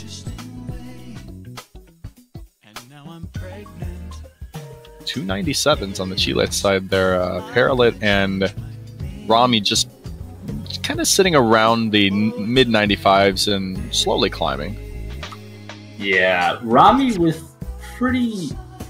I mentioned that Rami had the only full combo, but I guess at least I quote. I didn't curse it, guys. I didn't get to say it, but that was yeah, your. It was my intent. His accuracy was pretty low in general, so the full combo was not carrying the team as well as it could have if his accuracy was stronger at the time. But with that miss, it definitely gives Chile more of a chance to just increase that score lead they already had. The song has got a fair amount of duration to it, and they have about 50,000 points into it, so that's a pretty substantial lead. And with both of the combo resets on the side of Singapore, with Gonzalou and Skalem both passed the 400 combo mark for Score V2, although, as I say that, Gonzalou does reset it, and Skalem just reset it as well.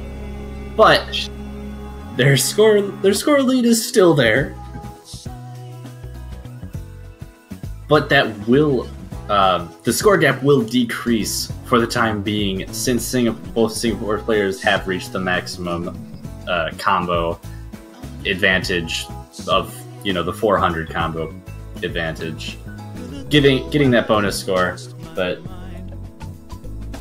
with another miss from Peril, it doesn't look too good for them to take this map back in the last little bit of it that we have. In the last 30 seconds or so, Chile's accuracy had actually degraded quite a bit, and Singapore seems to be catching up, but unfortunately too little too late, as the score gap is still about 40 to 45,000 points, and there's not a lot of time left to really gain that difference back.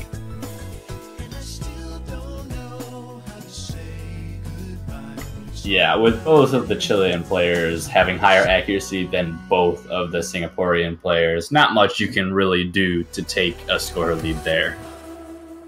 Not in Mania, anyways.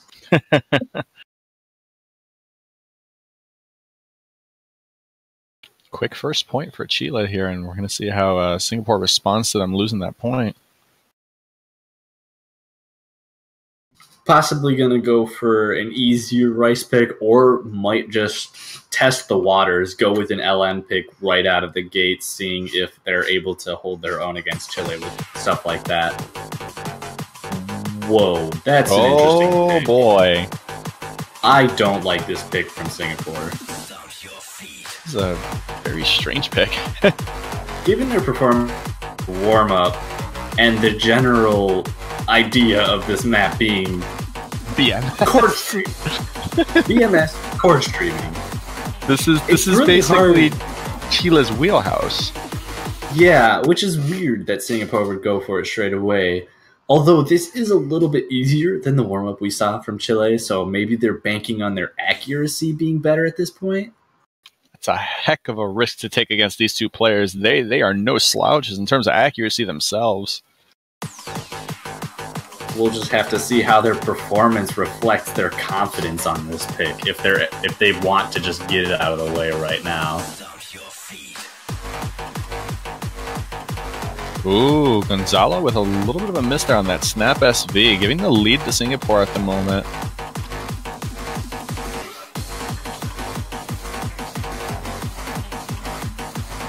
Rami being very comfortable with these patterns, 99.77 and climbing. Skalem down about 0.1%, but Paralit finding numerous drops, and that lead jumps right back to Chile. Both of the Singaporean players finding drops in that transition into the easier section.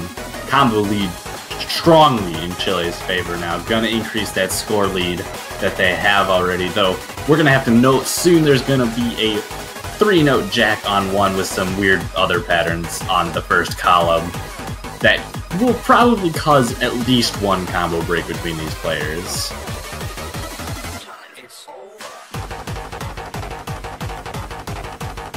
Ooh, a little bit of a change in pattern structure here. A little bit nastier in terms of structure, actually. A lot of brackets in between hands there. Interesting to note, the score lead for Chile is actually decreasing just a little bit. The accuracy advantage that Singapore has is starting to pay off a little bit, but they do have to hope that they'll hold on to their combo for the time being if they want that score lead to keep decreasing. Oh goodness, Skalim with a miss, and now that score is going to flash right back to Singapore, and there's not a lot of time for the song left. Singapore could get their point here as long as they hold strong. Parallel with the drop. Yeah, that's going to give Chile the lead going into the last eighth of the song now. Rami's got to hold that combo strong if they want any shot at taking the point back here. They need to hope for a drop by Gonzalo. Might not happen, though. There's not much time left. Oh, there it is! With a drop right there, right at the end. Is it going to be enough, though? I don't know. It doesn't look like it. Chile does take the point. Takes the first break point of the match, brings it 2-0 back to their own pick. Oh, what a shame. That was incredibly close. Down to the wire, about 5,000 points, if that, when that miss happened by Gonzalo. But Chile managed to hold it together just long enough to keep the lead intact. Yes. That break point is crucial. Seems that miss at Gonzalo came at the perfect time, not too early, so that he would lose the maximum amount he would from losing the combo bonus. Happened just late enough so that the Chilean side would hold that lead. Skalim wasting no time in picking Passage D for the next pick here, trying to make it 3-0 on a quite technical bursty pick here. I actually feel like this pick is a little bit dangerous against Singapore. Yeah, these are some pretty interesting picks we've seen. Passage D, I think this comes down to chokes to some extent for some teams, which is kind of what you see a lot with technical picks. Bursty, mini-jack infused, rice-based picks are often, brought down to who drops less or who drops more, unless the patterns are simple enough that drops just don't happen. But at this stage in the pool, they happen all the time. I think the interesting thing here, too, is when you look at the lineup of songs that have been picked, you would have almost certainly expected Chile to pick the previous song because, again, that's just who they are. And I look at Passage D, and I almost certainly expected Singapore to pick this. So seeing them in inverse order is definitely throwing me through a little bit of a loop here.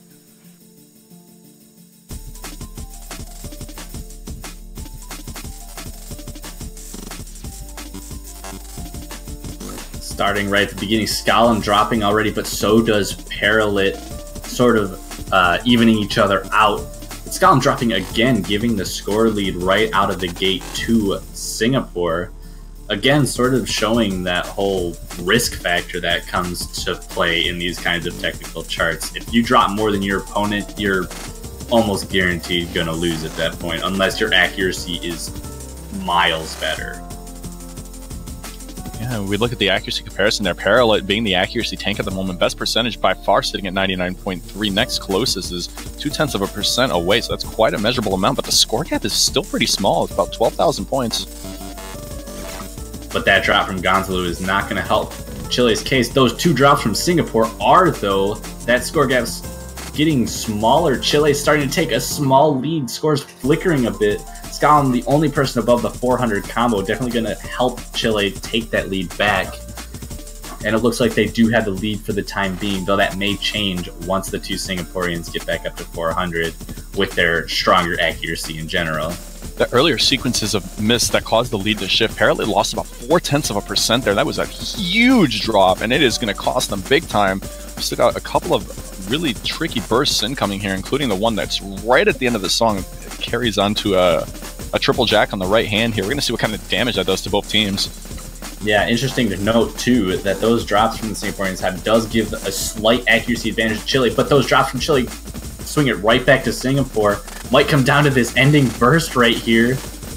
Parallel finding another drop, but both Singaporean players hitting it, and they keep the lead intact, winning by 3,800. Oh my goodness. We see a double breakpoint back to Singapore's pick, almost as if it went as if, Singapore picked Passage D and Chile picked good like we would have expected. All is good in the world. Everything balances out in the end.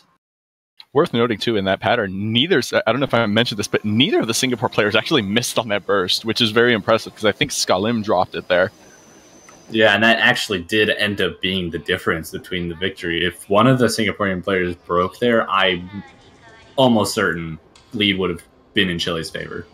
Even 3-0 instead of 2-1. But the closeness stays intact. We've got to enjoy this. And we see Penguin now.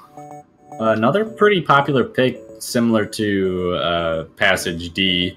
I think this has been picked in almost every match, if not picked in every match. This has some pretty dense chord usage outside of the within the structure here, and I'm not sure who that's going to favor.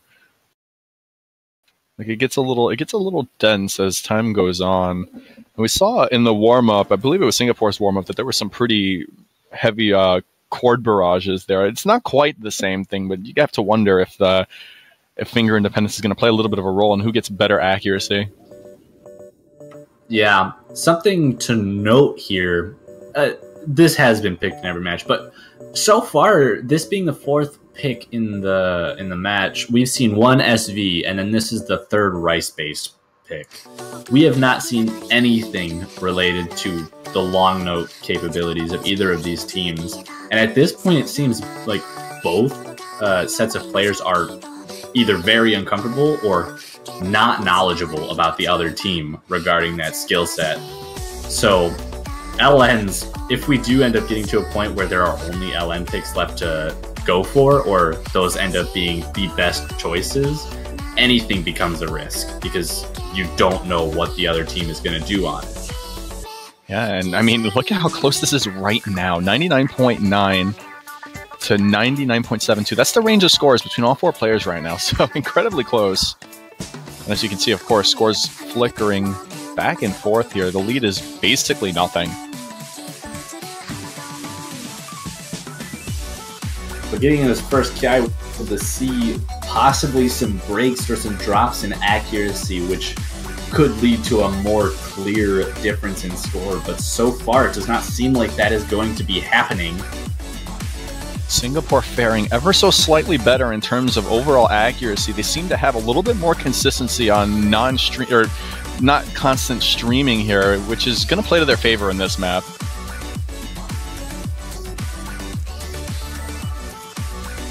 Paralit very close to 99.9% accuracy there. Rami is sitting comfortably at 99.8, but the two Chilean players a fair bit lower than that, and that's going to help the lead grow a little bit more. I do believe Paralit dropped. Yes, he did. That's going to give Chile a bit of a capability of bringing the score gap a little bit closer into their favor before this ending KI, which, similar to the last two maps, is going to mean that this is going to come down to the end.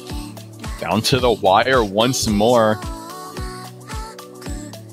Accuracy lead clearly in favor of Singapore. However, with that drop from Paralit, scores are neck and neck. Yeah, got another really difficult transition into the next KI as well. That could be the bringer of drops here. There we go. Starting to see the 5 hits, and it's going to start to increase a little bit here. Oh, no damage on either side there. Score lead staying mostly the same. Chile seems to be able to keep up with Singapore better than they were for the first KI. However, Singapore does seem to be taking a small bit of a lead. Going into this last eighth of it, they're going to have to... Ooh, but Skalim finding a combo break right there. Looks like that's going to likely seal it in favor of Singapore. Yeah, that far into the song, that miss is absolutely fatal. Paralit's accuracy, absolutely incredible through a good majority of them. They're going to take it by around 11,000 points. Substantial ratio lead, definitely. Look at Paralit compared to everyone else. Lowest 300 count, 8 200s. Unfortunately, finding one miss a little bit early on, but just fantastic performance.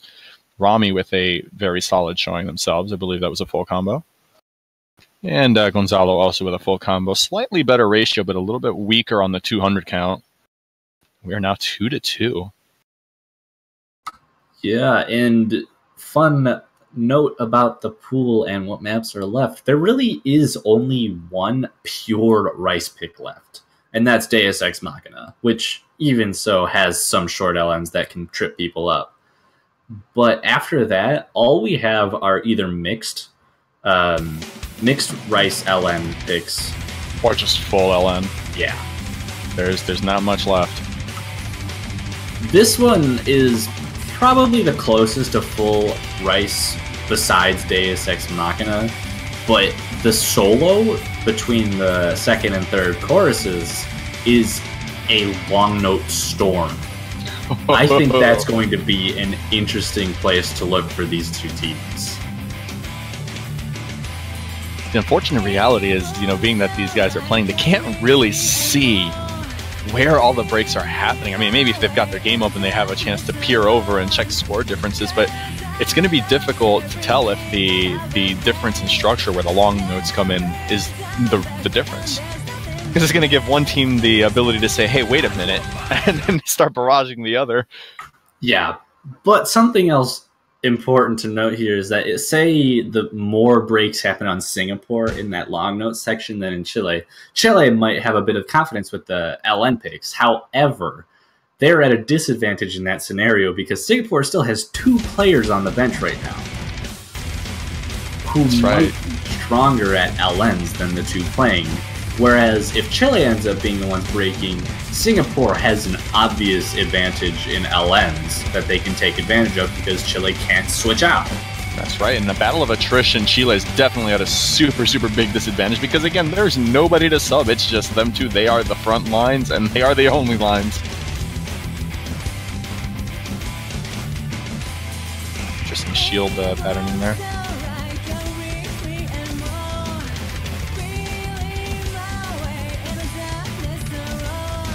But as we go through this intro to the map, I think we'll be seeing pretty similar results to what we have been. Pretty close performances between these two teams through the first sections of the map. But like I said, the important part to look for is that LN solo section.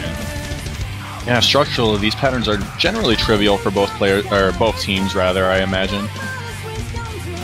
Those jacks coming into this section were a bit fast, but both teams were able to handle them pretty well regardless, so score's still very, very close as of right now.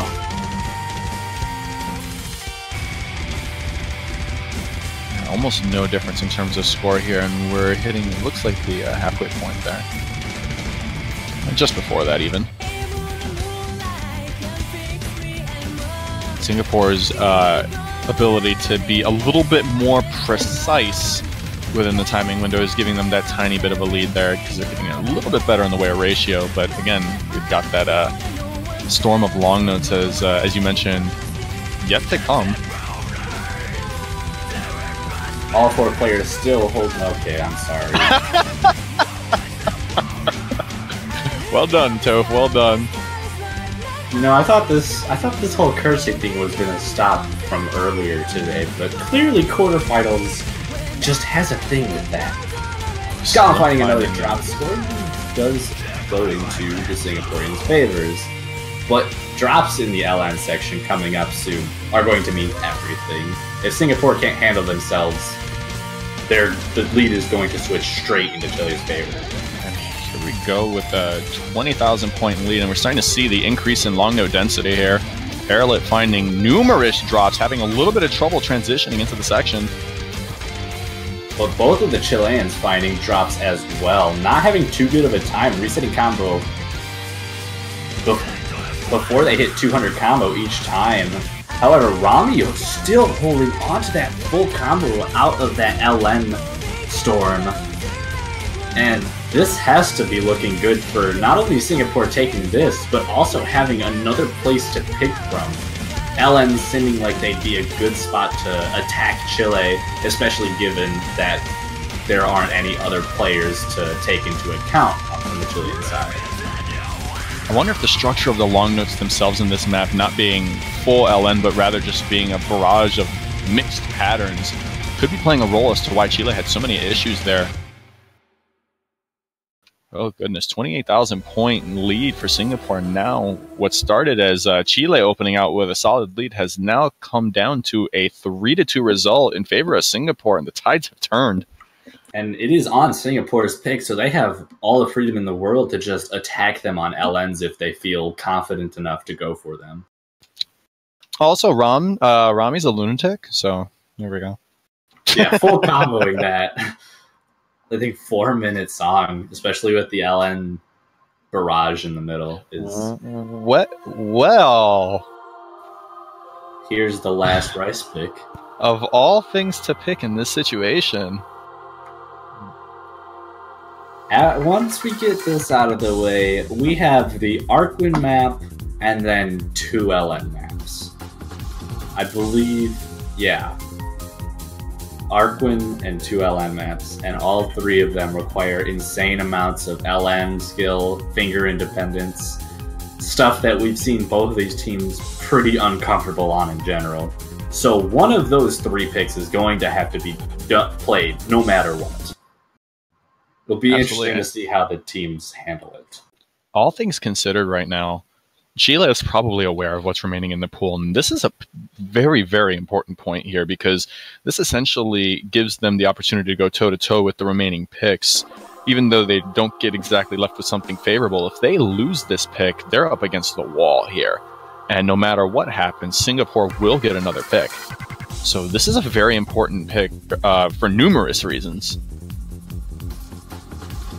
Yeah, if Singapore ends up winning it, they will be on their match point, which is a very solid position to be in, especially with 2 picks left in, or 1, especially with, 2 picks left in the match.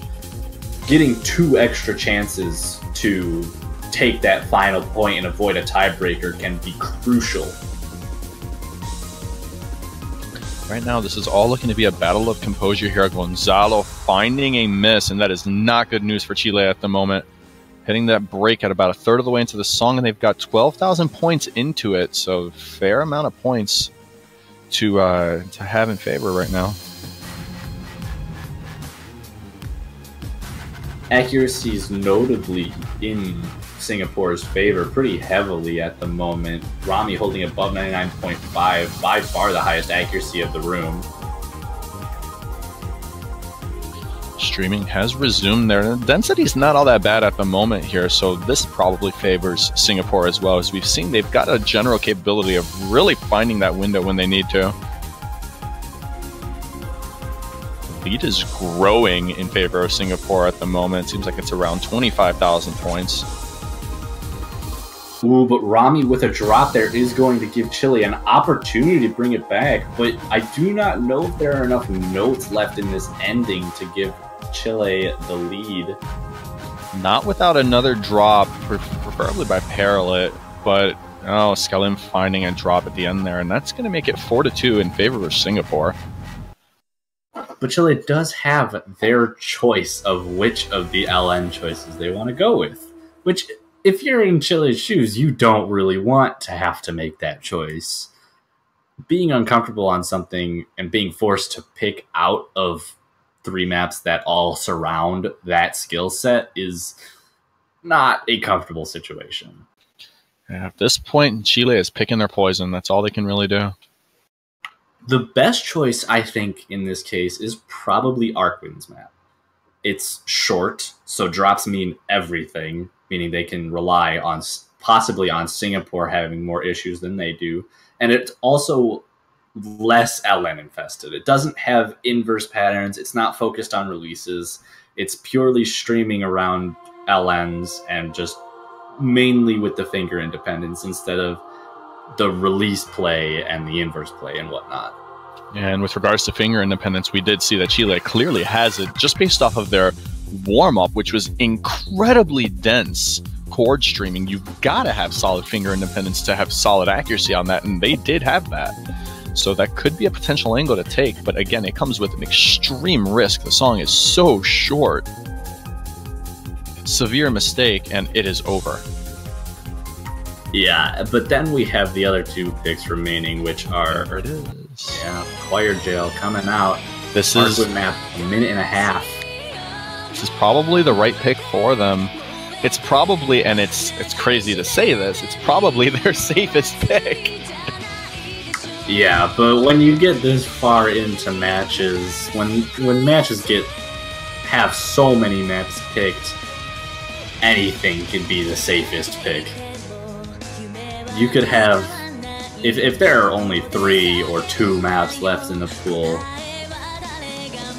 the safest pick is usually the least safe pick that you would have had at the beginning of the match. Match dynamics. So important.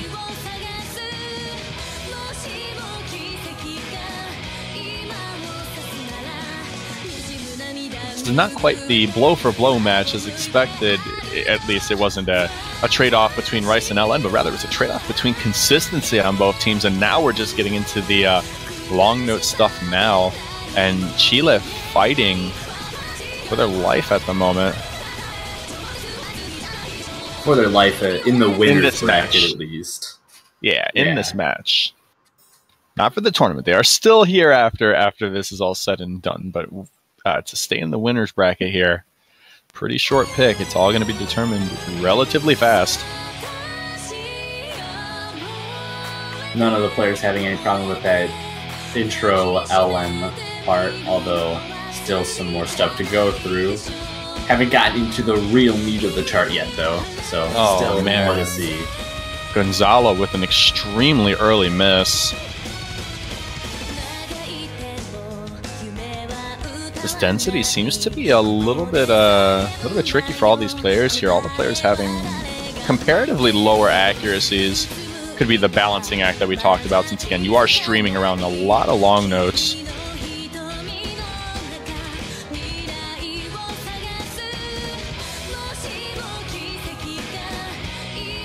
Accuracy is favoring Singapore like it has been for a majority of the maps. But Parallel with a drop right there is going to give Chile some amount of possibility of taking back the lead. Though Gonzalo messing up that SV.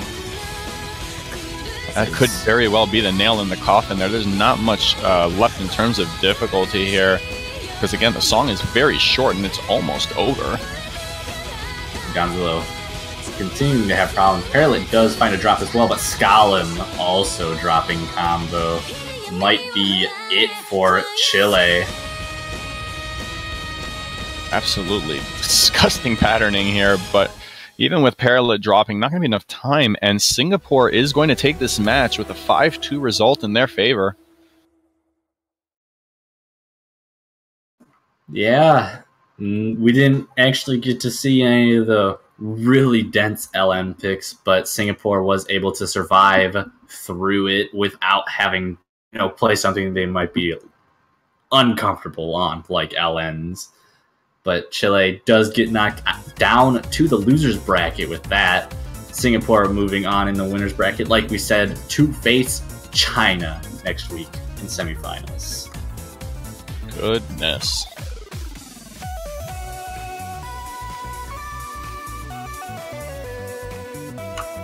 But with that is going to be the end of that match. We do have one more match coming up in this block. It is going to be United States and Malaysia facing off against each other, also in the winner's bracket.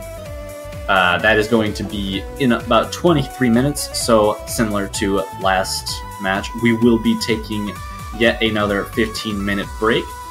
But this time, it is not going to be myself and Halogen joining you as your commentators, but rather it will be Lusty Platypus and Potassium F, the Australian duo, taking over for us. Anything left to say before you leave? No, it's been fun. It was a great set of matches, and I look forward to the match to come. Yep, so stay tuned for the last match of this block.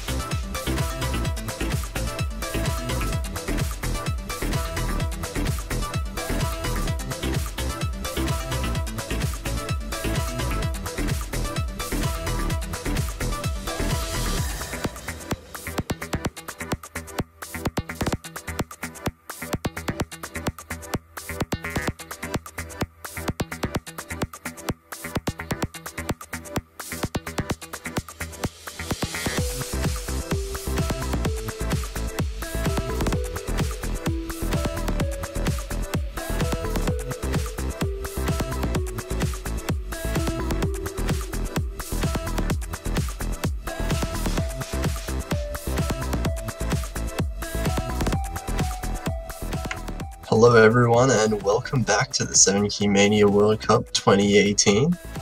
In the quarterfinal stage this week we'll have United States versus Malaysia up now. I am Potassium F and I'm joined here by Lusty Platypus himself. Hello, everybody. I'm back again with the cursed commentators confirmed. Yeah, we're excited to have some nice curses this match. See if we can make this a close match. Let's go. Yeah, this match is pretty interesting. Both these teams have actually been performing really well up to this point. We'll have to see whether or not they can continue that streak. Obviously, this is in the winner's bracket, so neither of these teams have lost yet. But of course, one of them's going to have to after today. Yeah, I think it is interesting. I think Malaysia have been performing monstrously, so they definitely have the upper hand in this matchup. But I do think United States scores from last week were not far behind Malaysia's at all on the maps that they did play. Yeah, we'll definitely see. I definitely think this might not be a sweep. There's room for each team to kind of take points back and forth, and then it really depends kind of on the individual performance, I suppose. Like Chiwi, a standout player on the Malaysian team, has been playing extremely well throughout the entire tournament and setting some like monstrous level scores. Yeah, Chiwi's been actually popping off. But that said, United States did have an extremely strong showing on both of the SV maps last week. So they have shown that they're willing to put in the effort to practice and become really good at these picks. So perhaps we'll see outside or one day picked by them if it isn't banned by Malaysia. Yeah, I think we'll be getting a lot of information from the picks and bans in general. Normally, if you see someone ban one day, outside could be a good choice. But people might also just be banning the SV pick because they want that consistency in their picks, and there's always the chance that you mess up the SV pick quite drastically. Yeah, SV picks do have a lot of upset potential, so it is quite common to see the favourites of the match banning that. Another interesting thing that I noted is neither of these teams really played LN maps much in past stages. United States did play Grade 3 last week, had quite good scores on both of their players for that map, but Malaysia, quite, I wouldn't say unproven, but they didn't quite decide to go for any of the LN last week, so perhaps not as comfortable with that as with their ultra strong accuracy. Yeah, we'll definitely be seeing a bit more information about that, probably in the ban stage. Talking about the favourite of the match banning, SV, we did see South Korea, I believe, ban one day as well. So that is important to note. Yeah, one day is the one map of the pool that everyone would complain about, right? Because I mean, the patterns themselves are not that hard, but the SV is so unfriendly to sight read. You would think most players would just open up the map and pretty much quit out of it instantly. One of those types of maps. Yeah, definitely. Aside from that, we also have Avril 14, which is another map that's seen quite a lot of attention in terms of the bans. I think it's 100% ban rate at this point. Yeah, I was about to say, pretty sure it is 100% ban rate, and I'm almost certain that if it doesn't get banned, both teams want to pick it.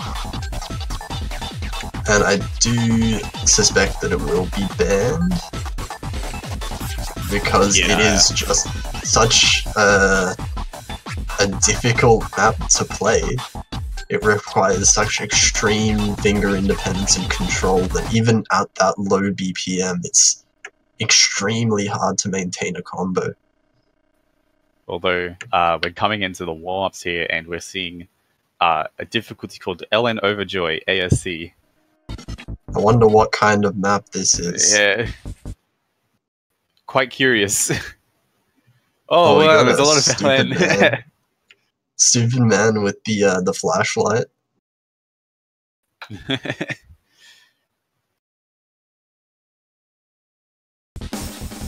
Oh, we get a bit of just waiting for Bit of the buffering there. connection. But interesting. So we see some extremely difficult LN inverse-like patterning here. Yeah, we can see pretty much everyone's struggling with this. Superman on the flashlight. And no one seems seems to actually be doing quite well Oh, compared to everyone else. okay, then what was that? This is just But, getting insane. Yeah, what's going on? So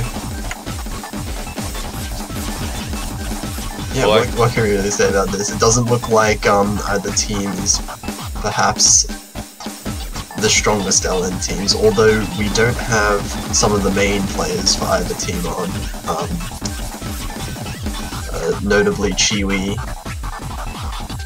for Malaysia's side, and also Squishy. Yeah. Yeah, But that is quite typical of warm-ups where you don't generally put in your best players. Because it's not really... The warm-up isn't basically about performance. It's really kind of just to warm up players in general officially. It's warming up, and it's not only just warming up physically as well. It's about warming up your... It's kind of like getting the nerves out of the way, right? Yeah. So you'll often see like some, like perhaps like less experienced players of the team play in warm-ups just so they can shake off the nerves when maybe the more seasoned veteran players are quite fine with them, pretty used to it. We get some ridiculous speed ups in this. That's not readable. Yeah. It is also important to note that most of the time, the other players will be warming up in the background. Like, they don't normally just sit around. Stupid man getting the only score higher than a D with flashlight. Everyone it's getting a safe negative to say that ratio. it's going to be United States sweep at this point. Not quite.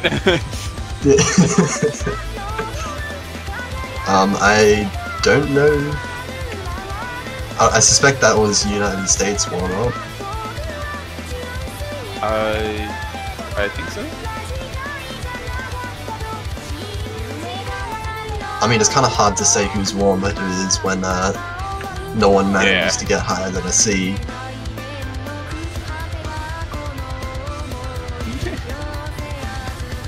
Stupid Van being a bit worried that Chewie is actually here. Yeah, I would be worried too. Definitely a player to look out for.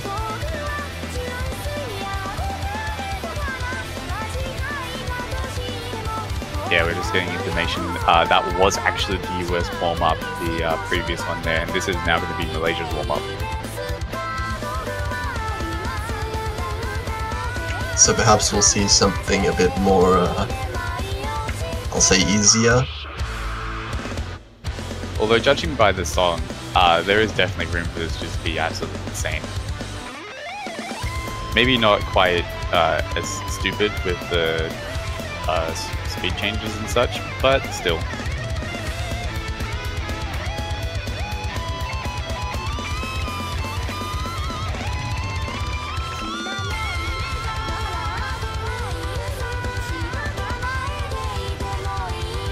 It seems like just waiting on a player to switch out for Chiwi here.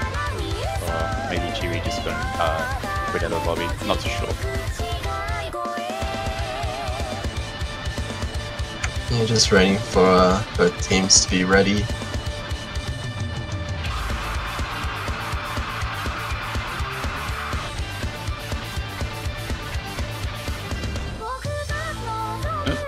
Looks like we've got pretty much everyone on Malaysia's team in here.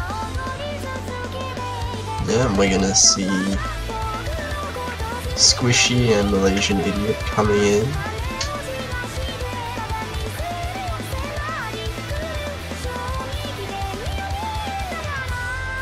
Seems like there's a bit of confusion as to what's going on with the yeah. Oh, we're gonna have a flashlight battle, I think. If Stupid Man keeps his flashlight on. One Idiot reminding them is that you a, cannot have a 4v4. 4v4 wars. That would be interesting. Okay, Student Man's not going to use flashlight.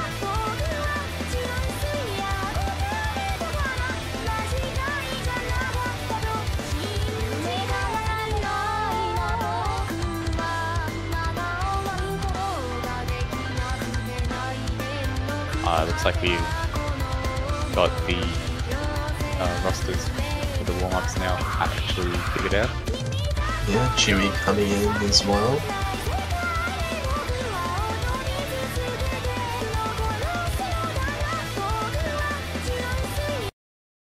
Malaysia just making sure all 4 of their players are nice and warmed up for the match. Malaysian Idiot predictably going with the flashlight.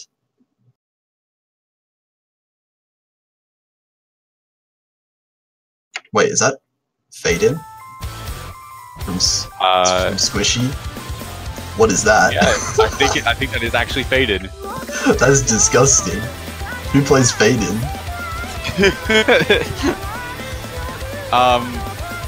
Yeah, definitely one of the, I'd say the least popular mod, especially out of Hidden Flashlight and Fade-In, definitely the least popular mod. Yeah, no one really plays Fade-In. Definitely out of all the visual mods. It's it's kind of the one that doesn't really fit into anyone's playstyle out of the visual ones. Yeah, it does actually go quite low, the Fade-In bar, but it goes up with, it goes down the more combo you have, and Squishy seems to be having trouble getting to that threshold. Even though map might be a bit simpler, it's just you have to lower your scroll speed so much, so it looks like there's so many more nodes than there actually are on Squishy's end.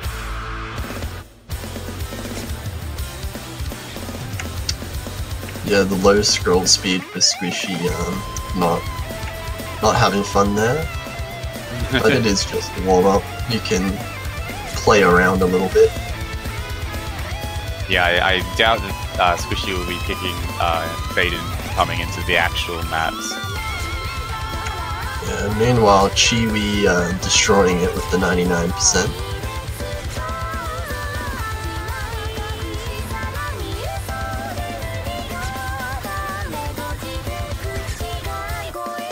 It is pretty funny to see the players though kind of messing around during the warm-ups, just kind of experimenting around with what they can do. Yeah, it's nice just, it can be pretty nice just to mess around in the warm-ups. You know, like taking things not so seriously in the warm-ups can help you a bit with nerves. You have to be a bit careful though to not transition that into the actual map pool though. Well, you can transition it a little bit, right? Yeah, but if you're trying to win... I mean, yeah, obviously you need to be a little bit serious, but can't be too serious all the time, you know? Yeah. That's when you start, yeah, let's look at the hit error on Squishy there. Pretty much every hit is a 200. Yeah. They're all green, not blue. Extremely hard to be able to read with Fade-In.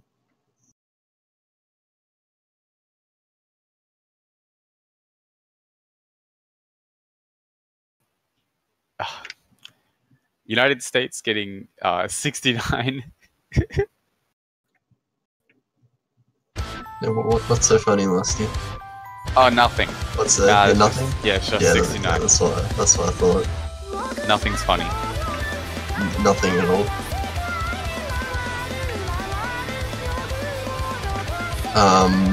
Yeah, so, what will be Malaysia's role then? Unless they've already rolled and I missed it. I'm allowed to laugh at whatever I want to, okay? No, you. It's the weed number. If someone rolls that high, actually, I'm not going to go there.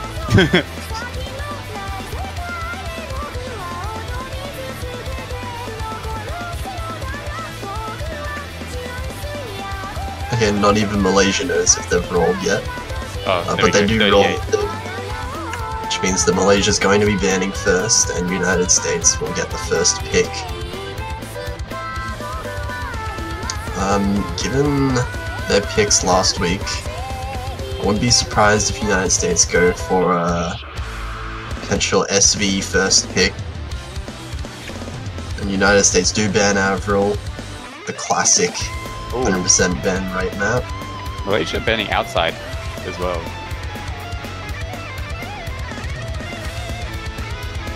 That's actually a strange one. You'd expect if they were kind of... That means they've... I think they might have been comfortable with the SV, but the patterning is kind of what got to them. I don't know, maybe, but we did see United States perform better on Is This Love than Malaysia last week in their separate matches, but yeah, and still, on that note, they're going straight for one day immediately. Yeah, well, this is an exciting map. I haven't been able to see it any that's been played yet, but I think that it hasn't failed yet. It's entertaining.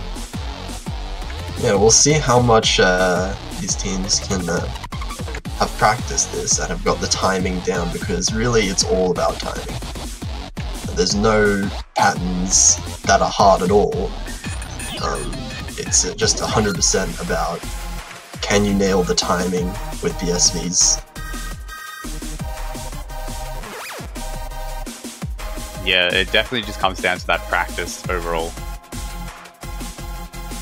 And we'll see Duero come in for the United States and Cryolian and Z1 for Malaysia.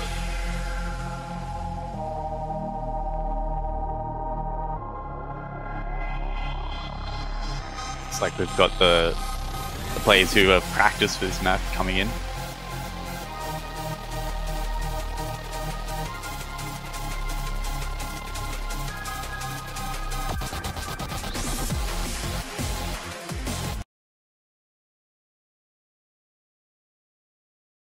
And looks like we're getting right into it here. The first point, United States versus Malaysia in the quarterfinals winners bracket. Yeah, there are some points to look out for in this map, because even when you do have the timing pretty on point, it can be easy to just mess up a little bit and find a break. So yeah, even like sometimes your instinct takes over and you try to get notes if they're coming down normally, and that's enough to give you a miss on a map that's like this. all four players doing exceptionally well in this SV section. This is the one that I find the trickiest out of the entire map, because it is very hard to maintain good accuracy on it. But we see a bit of accuracy drops from both of the USA players and ZU1. Here's the section of the map which is more focused on kind of the release timing. Oh, ZU1 finding a drop. If United States hold on to their combos for the rest of the map, they may be able to just run away with this lead. They do currently have a slight accuracy advantage. Yeah, we're about halfway through the map here. All players holding their full combo except for Z1 with that one drop here, which is giving United States the lead that they need to take the point here. And there's not much miss potential in the rest of this map. If all the players, well, if the United States players were comfortable in the first half, they'd be comfortable with this because it's the same patterns. There is always the chance to miss on the last release, but that's not going to do much in terms of score. So the United States are definitely showing they are a really strong performance on this pick. Yeah, it's like unless something drastic happens, they will take it. Yeah, they're definitely keen to take this point straight off the bat, going straight for this pick. probably glad that Malaysia didn't go to ban it. Wow, all 4 players getting the release right. Why do I never get the release right? God damn it. But anyway, 3 full combos, which is very, very nice. Unfortunately, just the 1 drop from Ziyuan made the difference in the score. So United States will pick up their first point of the match. We'll see how Malaysia wants to respond. Yeah, definitely that 1 miss is problematic, especially because the map doesn't actually have a lot of notes. So the 1 miss is basically you lose your chance to get up to that 400 combo threshold, which is where all the score is at anyway. Yeah, we did see just that 1 miss cost about 30,000, 40,000 points, when in another map might have only been about 10,000. And we do see Malaysia go straight for a long note pick. One that they didn't quite show last week, but perhaps sensing the United States aren't as comfortable with long note maps. Yeah, this one will be interesting. I think that Malaysia does have free reign to kind of pick where they want. They just have to be careful to not choke like we saw with One Day just there and get pick up misses that they don't need. Oh, and it looks like both of the United States players practiced the wrong difficulty of the map. Oh. Oh, And and so did Cryo. Everyone did. Everyone playing the wrong difficulty. Oh, but it looks like Chiwi Oh, never mind. We're gonna see Presumably Chiwi has- and Idiot coming in. the man himself.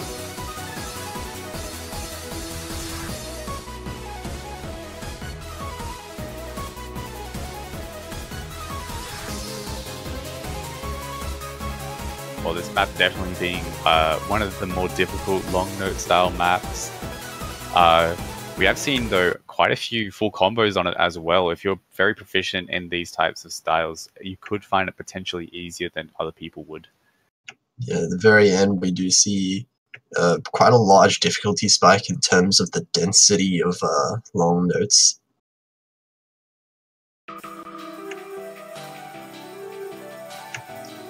So we'll see if any team can come out with an early lead at the start of this map. Yeah, it looks like Malaysia Idiot is donning the flashlight mod. And it does look like Malaysia coming out with a quite strong accuracy advantage at the start, but Malaysian Idiot finding the first miss will tie up the scores completely. Well, it looks like Malaysia's still going to take... Oh, another miss there. That's going to give the United States the lead that they needed there. Before that, it looked like Malaysia had the tiniest of leads, but now it's definitely United States full court. Yeah, Squishy finding a miss might tie things up. 2 misses, in fact. So we are going to put it back see for Malaysia. not much of a lead for Malaysia, though. This could flick back and forth. We still have 1 full combo from both teams. But Chiwi with the huge accuracy advantage over the other 3 players is making up that difference for Malaysia right now. Yeah, I mean, this is definitely 2 1v1s here. We're seeing 2 players kind of matching up, and we're seeing Malaysia on both fronts, I think, kind of just edging ahead just a tiny bit, and that's giving them that lead that they're having right now. We're going to the hard LN sections, and we see a double drop from United States, and that's probably going to mean the end for them in this map. Malaysia will take their own first point, tying it up 1-1. Yeah, the double miss for United States there was not what they needed. That is an extremely impressive FC from Chiwi, only 14 200s, with quite a very, very strong ratio as well. Yeah, that is quite insane. The accuracy on the Malaysia side is just yes, stupid man, I did. I totally did.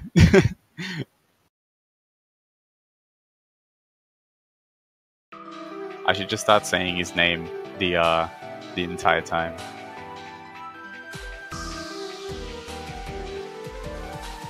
But yeah, the accuracy from the Malaysia side,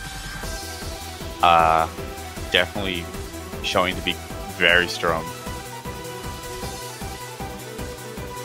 Yeah, and that is that opens up a lot of maps for Malaysia to pick later on. As we can see, Malaysia does have the edge with long note maps. There's quite a few left in the pool for them to snatch up.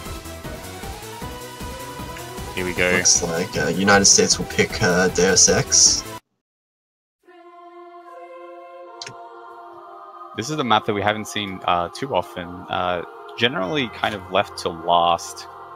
But it looks like United States wants to get right to it here. Might be trying to capitalize on the fact that it's not a common pick. Yeah, it is quite an uncommon first pick. Most of it is just quite simple chord streams. At the level that both of these teams, I can imagine, won't have any problem with getting high accuracy on. But we'll see if the accuracies or even combos do drop on the trickier long note sections.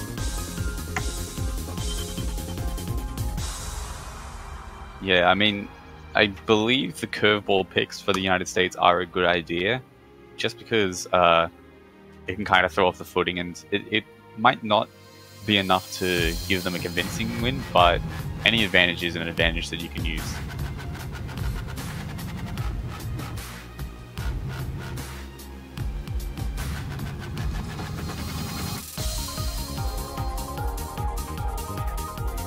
Yeah, perhaps hoping for a choke from the Malaysia side on this map.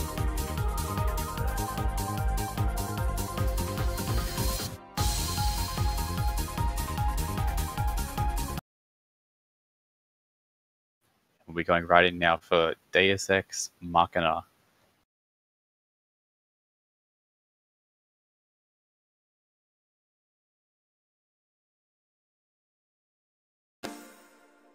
And yeah, Idiot is an FL player, so he actually plays better with Flashlight. Yeah, this is not quite the same as Standard, where Flashlight is making the map more difficult. It actually can help some players, and therefore it actually doesn't give a score multiplier at all, as neither do any mods in Mania.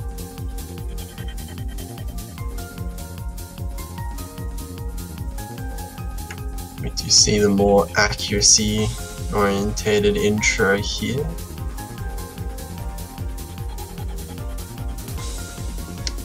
You see about even accuracies from all the players. Finding big accuracy drops and a combo break from Squishy. That'll give about a 15,000 point advantage over to Malaysia in the first break. I mean, that could very well just be enough.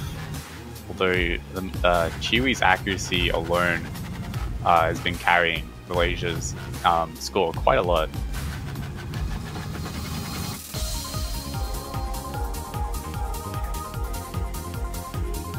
We'll have to see if the players can hold on to their combos here.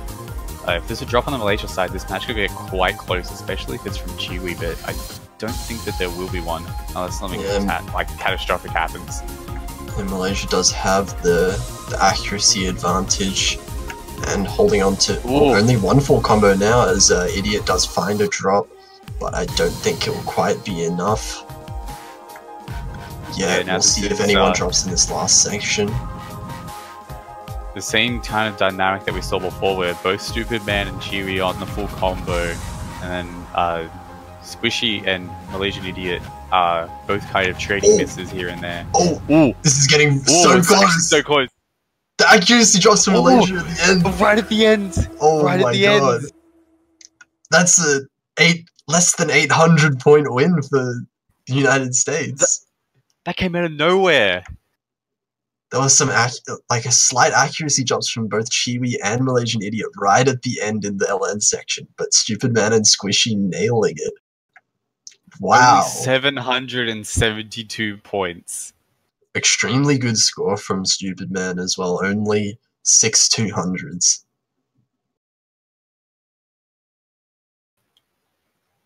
Yeah, Chiwi dropping accuracy at the end, and Stupid Man getting 0.01% accuracy greater. Confirmed that was the difference. Oh, wow.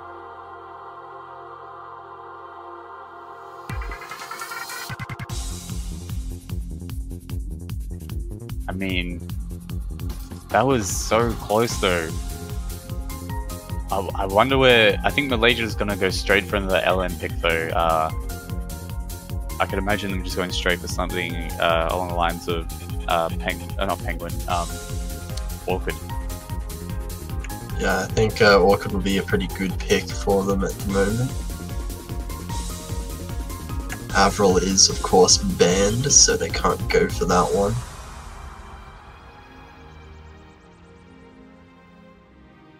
We're seeing just a little bit of banter before the pick comes in now.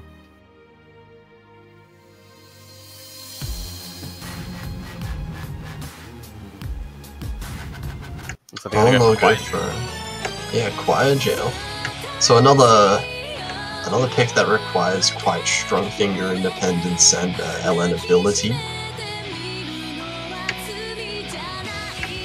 Definitely put it in Malaysia's favour for this map.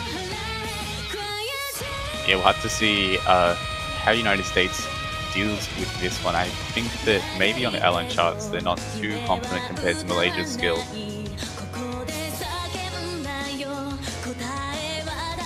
And while this map does have a lot of just rice chord streams, it is in the middle of LN holds that change quite frequently.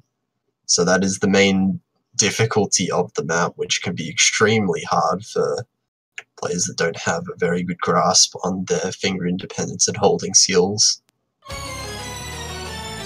Yeah, that different type of style of LN though, it could come into play. Oh, Stupid Man right at the start dropping though. Not going to be a huge miss, but it still does count. Yeah, and both the United States players dropping a little bit in accuracy at the start compared to the Malaysian players.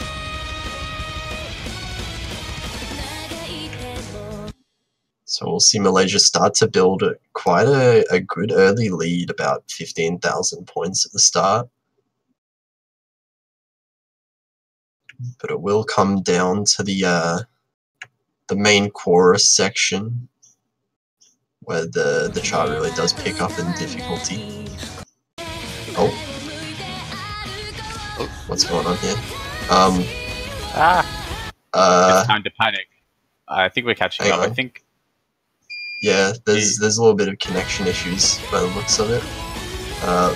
But from the three scores we can see, I'm not sure if she was disconnected. I want confirmation before I say that.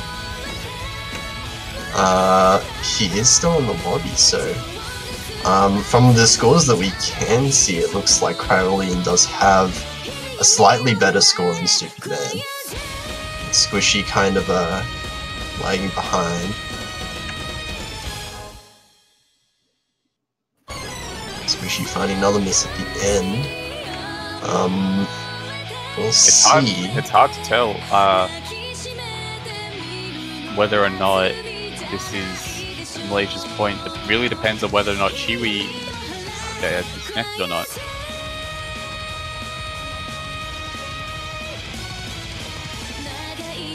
Maybe we might be doing... I'm not too sure what's happening at the moment. I'm going to wait for some confirmation.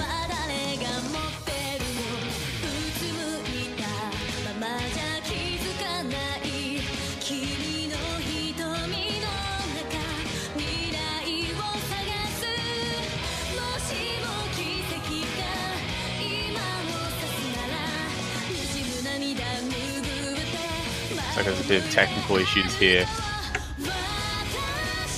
Although it does seem like Chiwi is not in the lobby anymore, so potentially it does depend on whether he kept playing and finished the map potentially offline. or if he did completely just disconnect and got kicked from the map. Or Chiwi disconnected and can't reconnect. That might be a huge problem for Malaysia because he's one of their star players.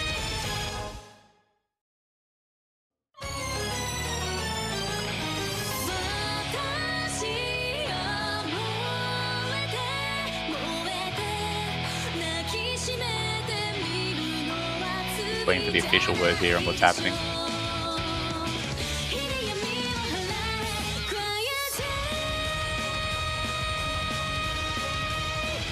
This is the real tense match right here. Yeah, the internet battle.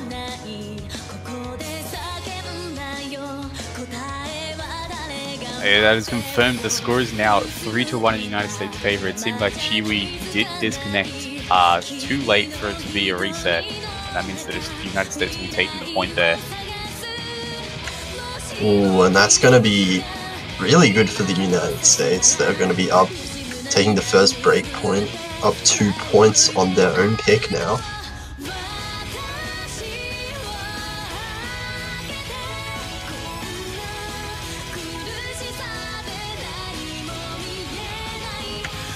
And we'll see if Chiwi manages to reconnect to the lobby. Because if his internet is just completely gone, then that will be quite a large blow for Malaysia, as he is one of their best player, you would say.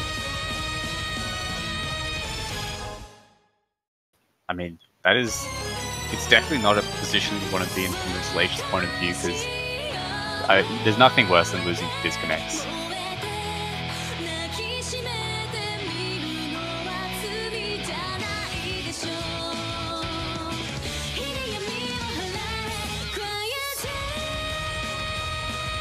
Apparently there are 2 DCs on Malaysia's side.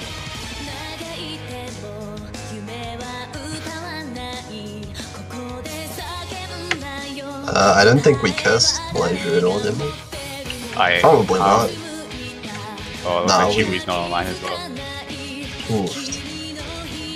Yeah, that's not good for Malaysia.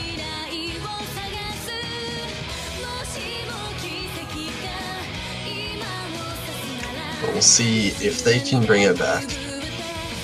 They're definitely still in this.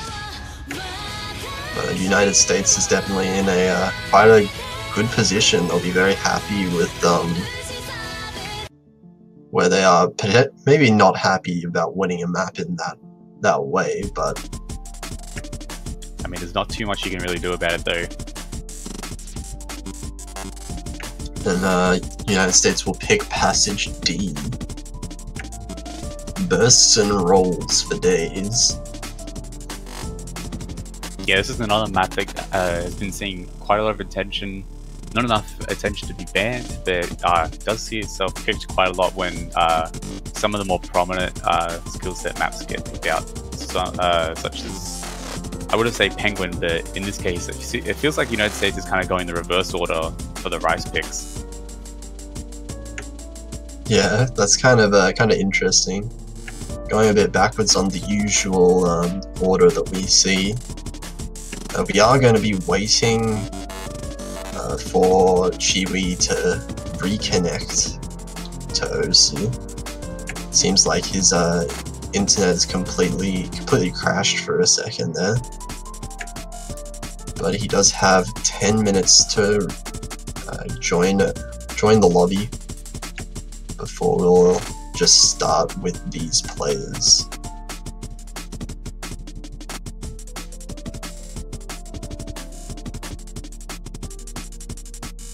Well, hopefully Chiwi can actually reconnect to the servers here, because if he can't, that'd be quite unfortunate for Malaysia. I think even without Chiwi, it could still be a really close match, but not playing without your full roster is a really unfortunate thing, and it causes some really bad results, I guess. And we want to have fun matches, you know.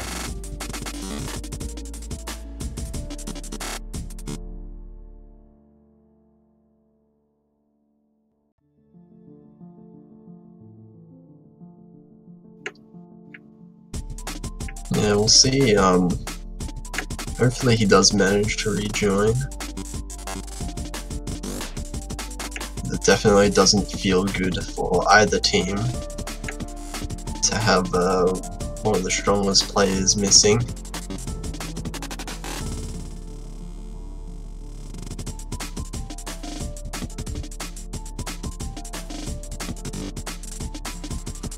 In the meantime, we get to listen to Passage D for the next 10 minutes. Yeah, unfortunately not a longer song. Might get a little bit repetitive. Yeah, it'll get the players used to the rhythm. Oh, they're gonna be so good at the rhythm. I expect some 1 million scores to come through after 10 minutes to listening to that. Easy.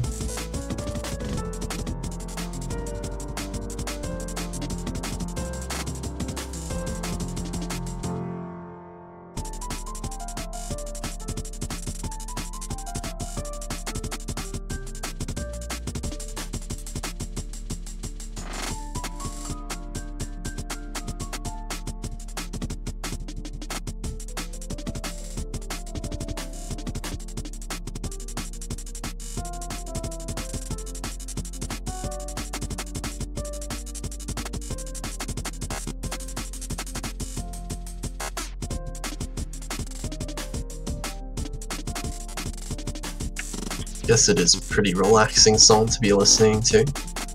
Yeah, when it's quiet, when you're not having to play the actual map, it's quite relaxing. Oh yeah, I definitely wouldn't want to play the map for 10 minutes straight. That would be death.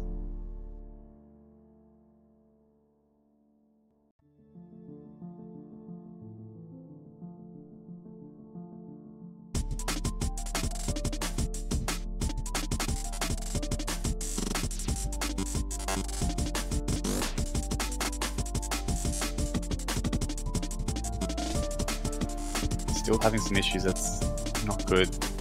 I hope that you can connect sometime soon.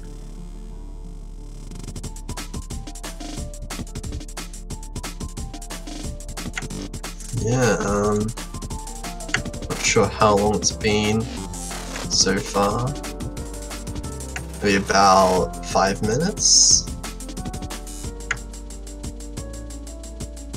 Yeah, around then.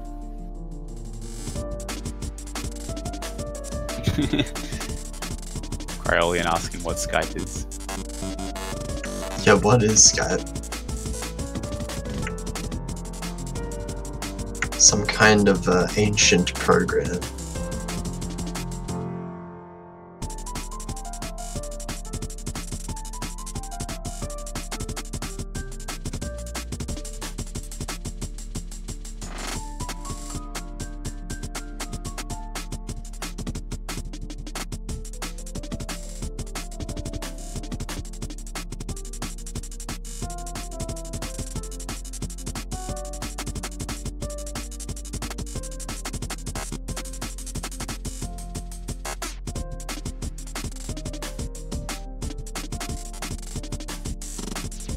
Let's get into that worrying time.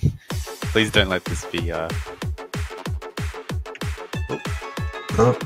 we're gonna change the music so we have something else to listen to. Oh yeah, boys, we have a Orchard.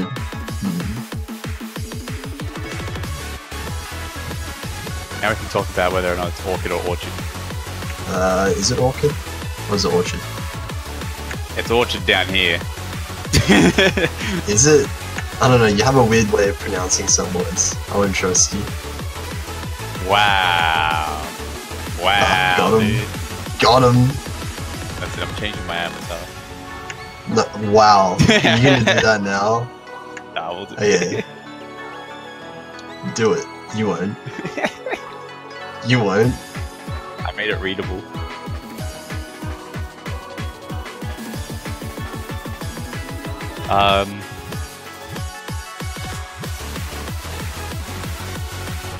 Just looking for any developments on the actual scenario, I suppose.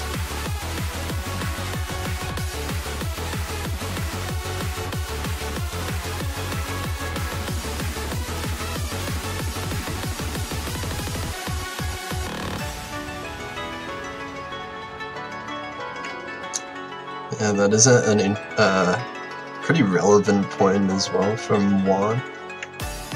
The players will be cooling down a little bit in this downtime. It's like they're like a phone or something. You don't do anything that is cool down. It happens. If you have like a 10-15 minute break, and Liquid cooling, aka a bottle of water. I don't think it'll make too much difference, but I guess for some players, you might not be able to play at the level that you normally do.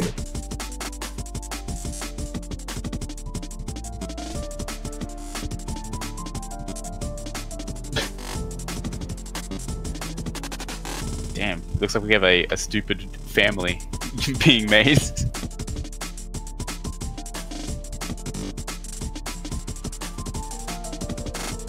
Ooh. Ooh. Okay, we have Chiwi online. He's back. Hopefully no more disconnects in the rest of the match. We just have to not comment on how well his internet connection is going. Don't want to curse that. Yeah. Oh god.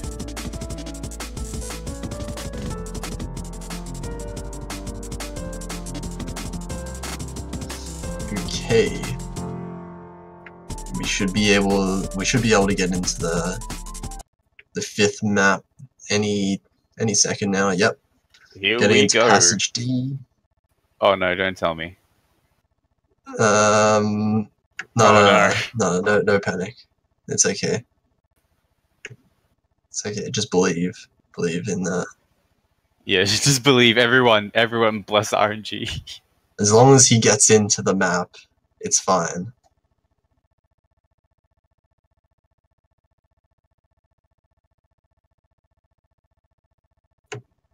At some point. The suspension is killing. Did you just say suspension?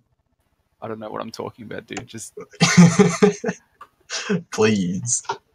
dude, it's not the worst thing I've said out of habit.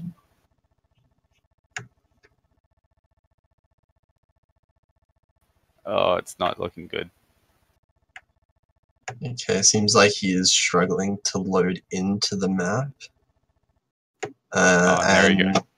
Yeah, looks like he does disconnect again, but it seems to be at the start of the map. Yeah, that means that the point will not be going to the United States and there will be a rematch, but I don't think that Chiwi will be playing for the rest of the match here if his internet connection isn't stable. Yeah, since it is at the very start of the map, they won't be calling it a win for the United States. They'll restart the map with probably a different player from Malaysia.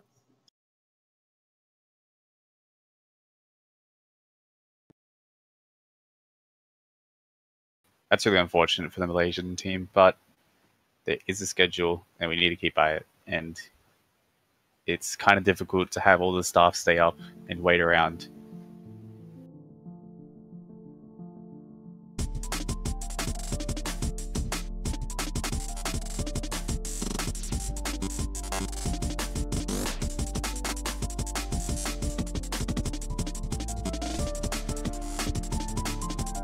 Yeah, well, unfortunate, but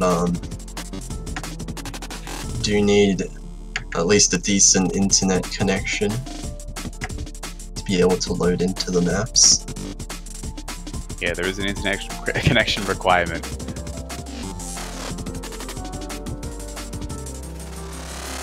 So we'll see who Malaysia puts in instead of Chiwi.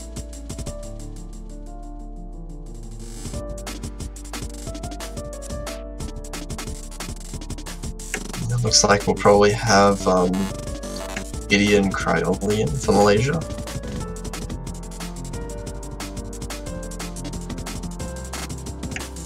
And a reminder that this is United States pick, so if Malaysia do manage to win this off of the United States, they will get a very strong chance of tying up the series again, 3-3.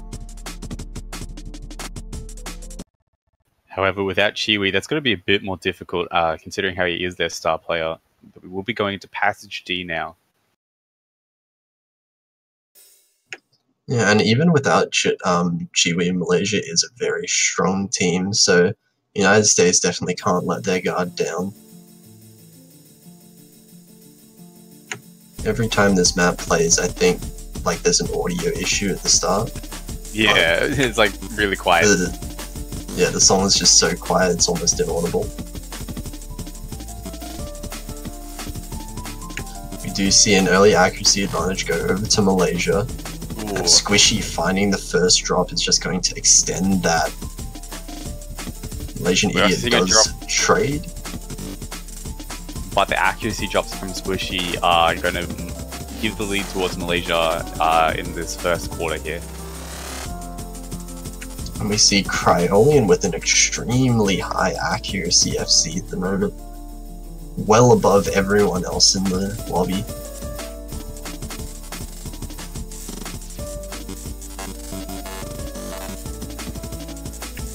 Ooh, Cryolean dropping there.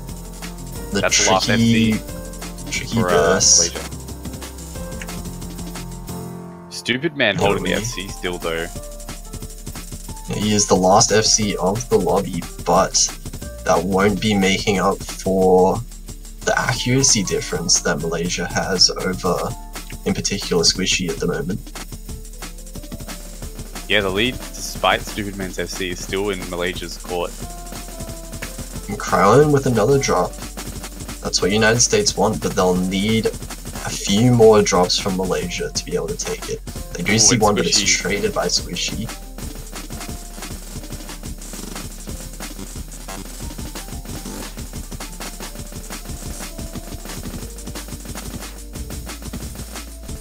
Well, we can see Malaysian Idiot building the combo back up to that really high 1,600 mark. Coming to the end of the song here.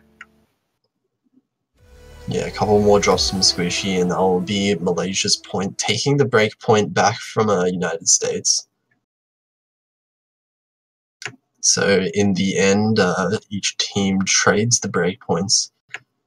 Stupid Man does find the full combo with the best AC in the room, actually.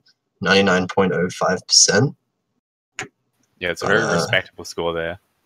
Yeah, Idiot and Cryolean are falling not far at all behind in terms of accuracy.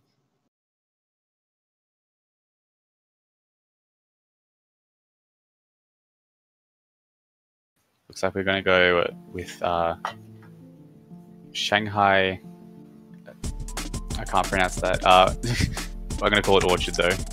Yeah, we'll call it Orchard. It's the tricky LN map. Something that I'm sure Malaysia is pretty comfortable with. And this is their chance to tie it back up 3-all with the United States. Yeah, once this is tied up, there's a real potential for the tiebreaker, and I mean, the longer it goes, the more chance there is for Chiwi's internet to kind of get to a more stable position. Well, talking about the 4-way FL, that'll be pretty high. Well, we won't even be able to commentate, we won't be able to see anything. Actually, you will be able to see.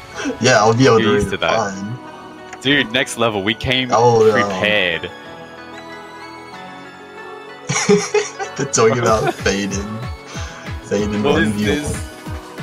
This is very serious business, guys. Yeah, in a 4-way flashlight duel, Malaysian Idiot would definitely have a huge advantage, but nah, it would just be Idiot with his usual flashlight. He does play much better with flashlight because it does assist in reading for some players, myself included.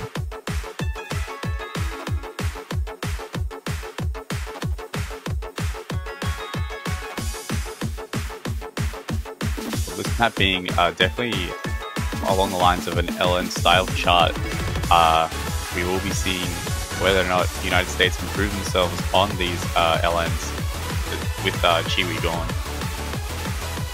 Yeah, all 4 players doing very well at the moment. Scores about dead even. We do see Stupid Man with the first drop. Yeah, it's going to give the lead to Malaysia here.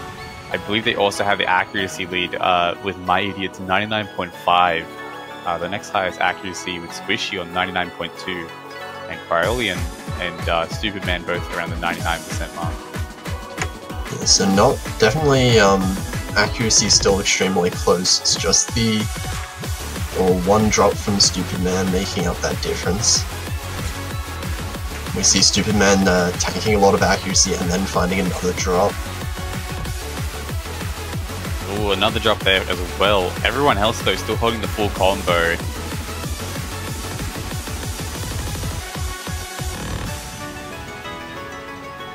SV not tripping anyone up, although a few accuracy drops on the burst. We'll see if anyone finds a drop in the break section, because we've seen a lot of people find just like an accidental drop in the easier section here. Seeing some trickier LN Jack style patterns, and Stupid Man finding trouble with that. Everyone else though still holding the comp. Oh, Squishy dropping there. Now this is a disaster for the United States. There is a huge advantage over to Malaysia, who are just holding on to their full combos still. Yeah, we're seeing Stupid Man drop even more just consistent throughout the map. The LN's potentially too much to handle. Squishy dropping as well now, a bit more. Over the Malaysian side, still have not seen a single drop. And we're coming on to the end of the map, and Malaysian Idiot will find just one drop at the end of the map. Oh, and Cryolian at the end. Well. No full combos left, never mind. But as well. Nevertheless, Malaysia with a huge lead over the United States. That will be their point to tie it back up 3-3. Well, now it is on United States to win on their own pick if they want a chance at least the tiebreaker, if not just taking the win outright.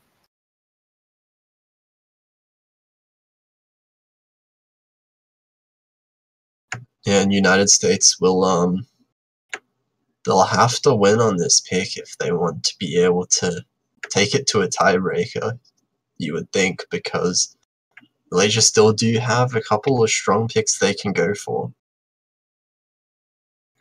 In particular, you would think Seven Colors is definitely one that will be advantageous to Malaysia.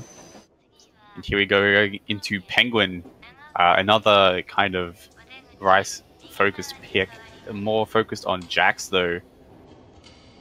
And we'll see if all these players are comfortable with their jacking ability. Because if they are, it will come down to if anyone just finds like a stray accidental miss here and there, that could decide the point.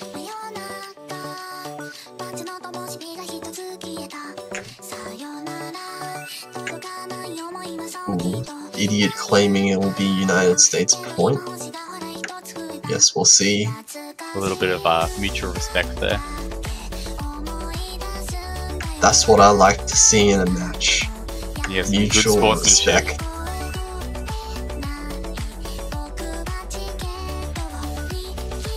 Oh, it looks like Chiwi could not actually connect back to the server.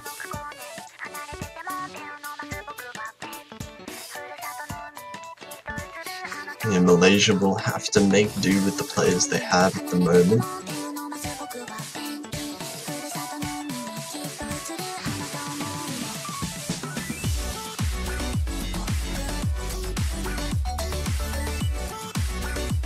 Oh, I think he might actually be reconnecting this time. Oh, here he is. The man himself. You see Chiwi, third time's the charm. Yeah, third time's lucky. And this is a map that I will imagine Chiwi can excel on. Definitely the opportunity to get some ridiculously high accuracy scores. Not unlike the scores he was setting in previous stages. It looks like he is actually in for real. And here we are. 3-3 Malaysia versus United States on Penguin, with Chiwi reconnecting after multiple connection issues. Chewy taking some time to find his ratio game there, hitting quite a lot of normal 300s.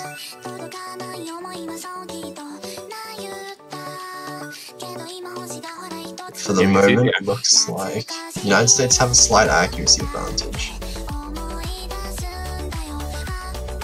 Yeah, it is definitely flickering back and forth though as the notes come down.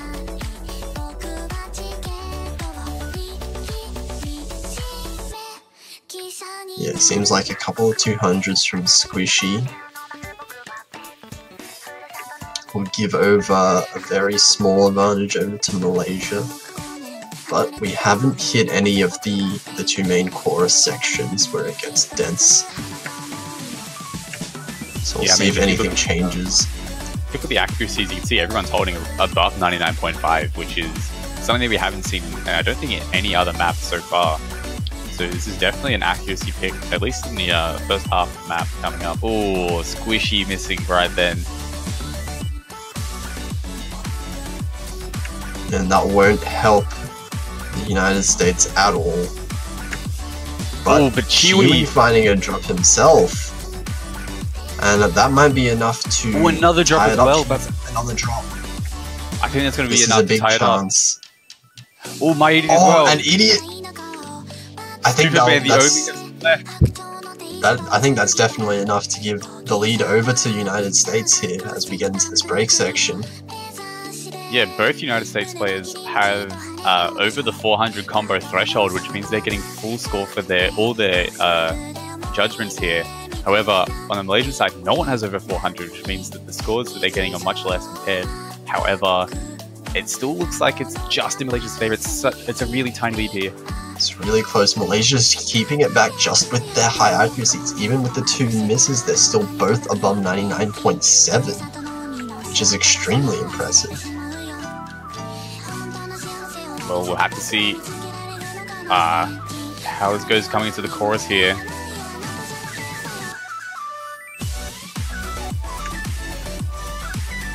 And like we saw with previous maps, just a few 200s can decide the point. If no one drops here, it looks like it's going to go to Malaysia just on the accuracy front here. But it's going to be a really close one. I think any mistake here is fatal. And no player can afford any sort of drops or even accuracy drops at this point. And Chiwi finding a miss right at the end. Chiwi find a miss. Is that gonna be enough? It's close. It's close. It's not enough. No, not quite. It was just too late for the United States to come back. Chiwi with 1 200.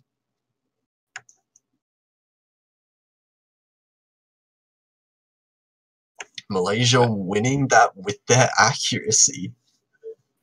Yeah, just on the raw accuracy alone, we can see both of the Malaysian players getting around 300, 400 normal 300s. That was a lot of numbers. And United States sitting around 500. So the accuracy there alone was more than enough to push Malaysia just over the edge. And the misses, though, made it quite a close match. Yeah, even with Stupid Man's FC, wasn't quite enough.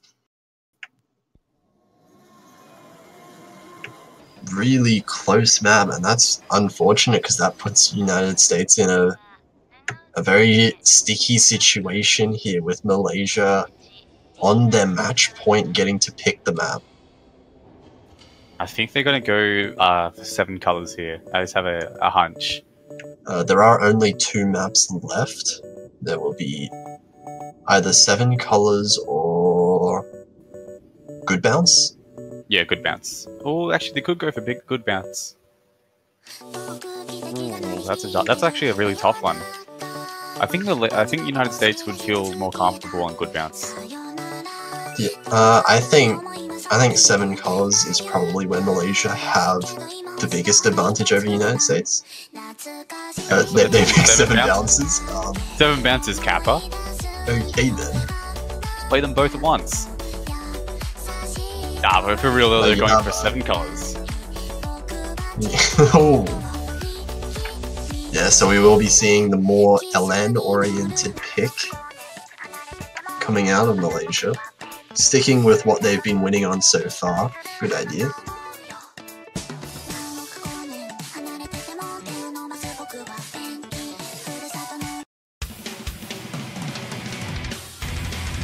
Alright, well this is another one that is quite long.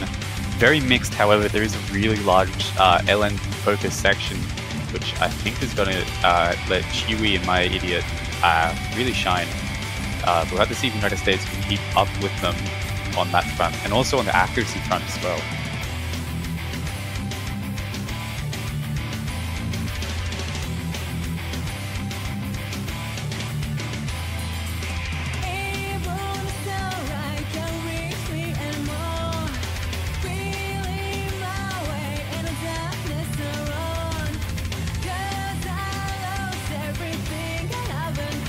This is a really sticky situation here for the United States.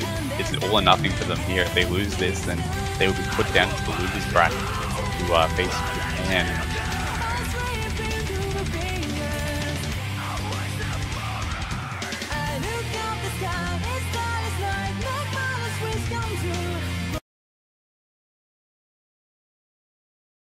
And this is the point the United States need to bring it to a tiebreaker situation.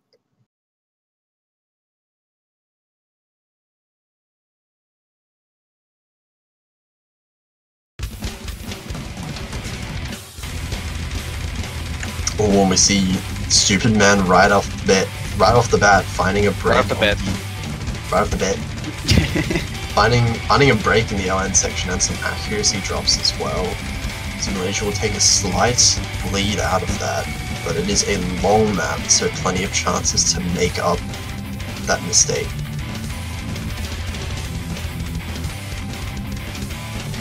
Yeah, we can see it's only about like 30 combo or so. So nothing too major, but it still will be taken into consideration.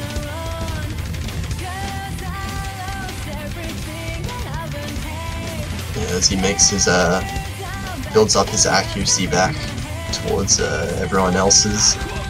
It'll decrease the lead a little bit, but Malaysia seems to have stabilized with about a 10,000 point lead. You can see Chiwi here though. The accuracy from him is just leagues ahead of everyone else here on 99.8. Everyone else hanging around 99.1-ish. Cryolian missing.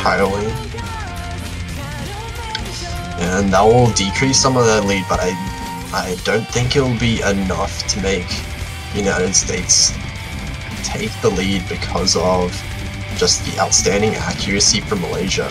And Squishy with a drop will just mean that they'll have to wait a little bit before they have a chance to come back. Yeah, that does mean that Chiwi is the only full combo remaining, and also the player with just an astronomically high accuracy.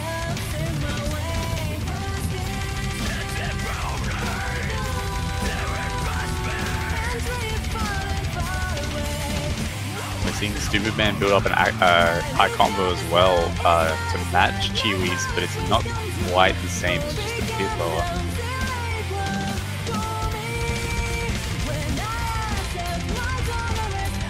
On Squishy finding another drop on the rice section. Malaysia slowly building up a very sizable lead for themselves as it gets into the last quarter of the map. Getting into the LN section. And immediately Squishy picks up a miss.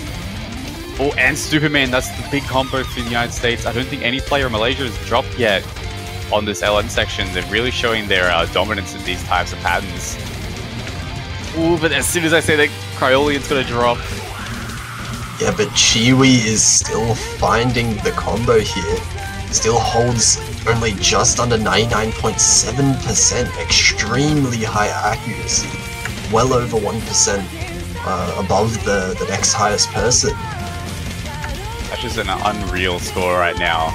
The accuracy is almost I think it's a percent ahead of everyone in the lobby.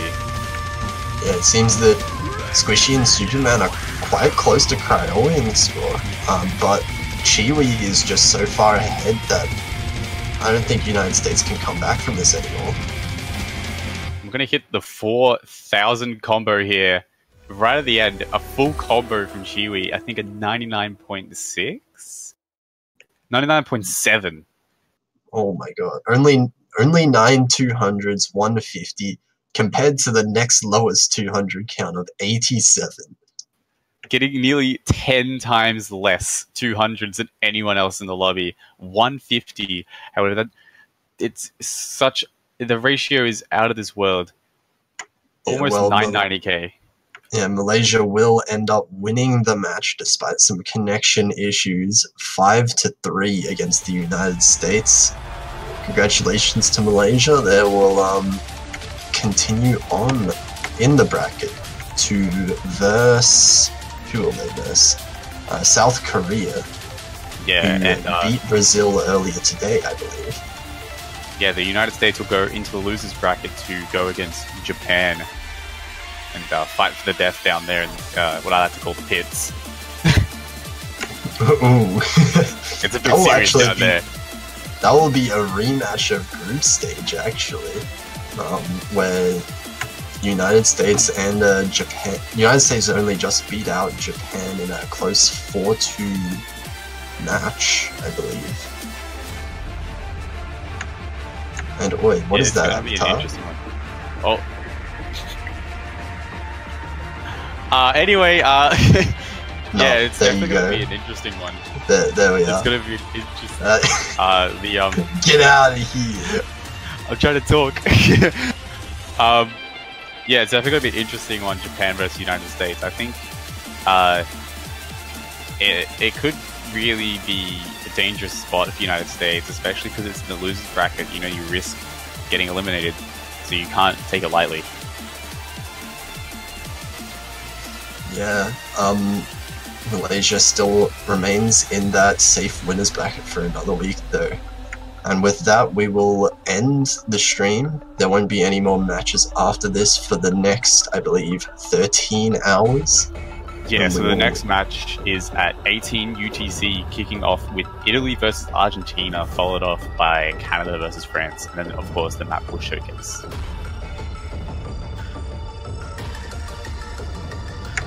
Yeah, okay, so in the meantime, we will close the stream for then. See you next time, guys. See ya! Hello everyone and welcome back once again to the Mania 7 Key World Cup 2018. I'm living in the past a little bit. My name is Juan Crystal. I'm gonna be commentating this match with my friend Nifrat00. How are you doing? Hello, I'm doing fine. It's a beautiful morning, ready to watch some Mania. I'm definitely excited and I really want to see this match happening, although I believe we are running into some issues again with the Argentinian team. I'm not so sure if we have the players ready and up for the game, which will be very unfortunate, really. It happened before. Yeah, isn't that right? Italy lost to South Korea by default in the round of 16? Yes, they did. It would be funny though if they like lose by default in round of 16, then win by default on quarterfinals, so they technically just never really played. Yeah, they haven't played yet in the knockout stages. That's interesting. Yeah, I'm not so sure what's happening over there. I believe it's Somnium that is not around this time for Argentina, so it's just Lucas waiting for it.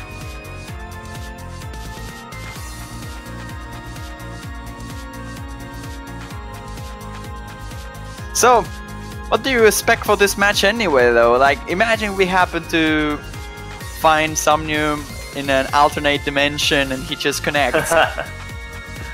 Well, I gotta say, most of the quarterfinals matchups so far have been pretty close, actually.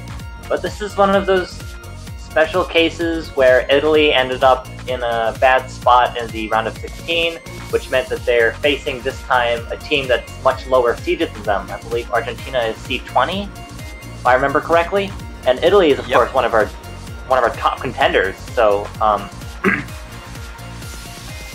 I mean, I gotta say, I'm looking for an Italy win here, even if Argentina does show up.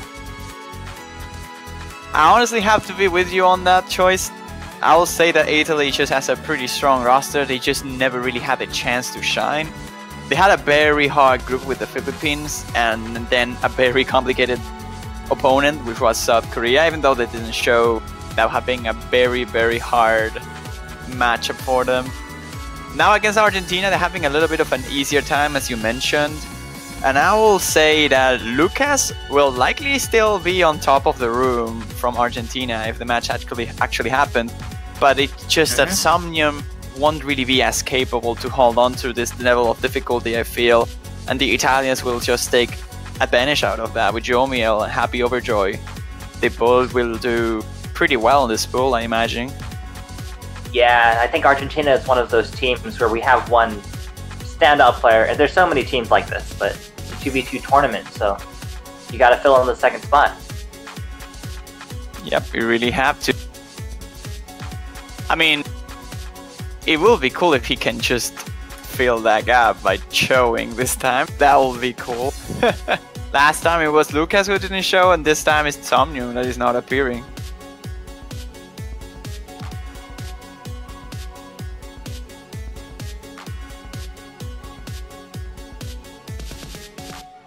So Juan, if we do have a win by default, not to get ahead of ourselves, but what's the schedule going to be like?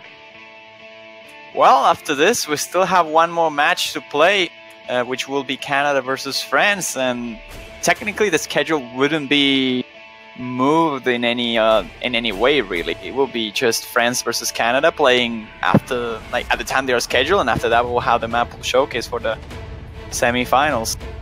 I'm not sure if we have enough time for just showcasing the maps beforehand, just to fill the stream with something. All right. Well, Argentina does have 15 minutes to get their team together. So you guys just sit right there and we'll see what happens.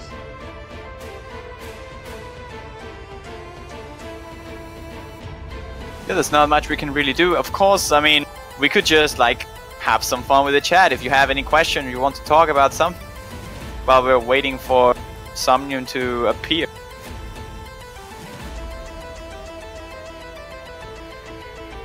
We could probably just try and answer that, unless we can like banter a little bit. Yeah, go ahead. If any questions, any banter. We have time to spare. Cat facts? Hey Juan, what's your favorite emote? Oh, there's so many emotes though, I don't really know. If we were talking about like Twitch emotes, it would probably be PogChamp. Like PogChamp or Boji Hall, those two are pretty good. Solid choices. What about you? Do you have a favorite emote? I like the heart emote. I use that the most.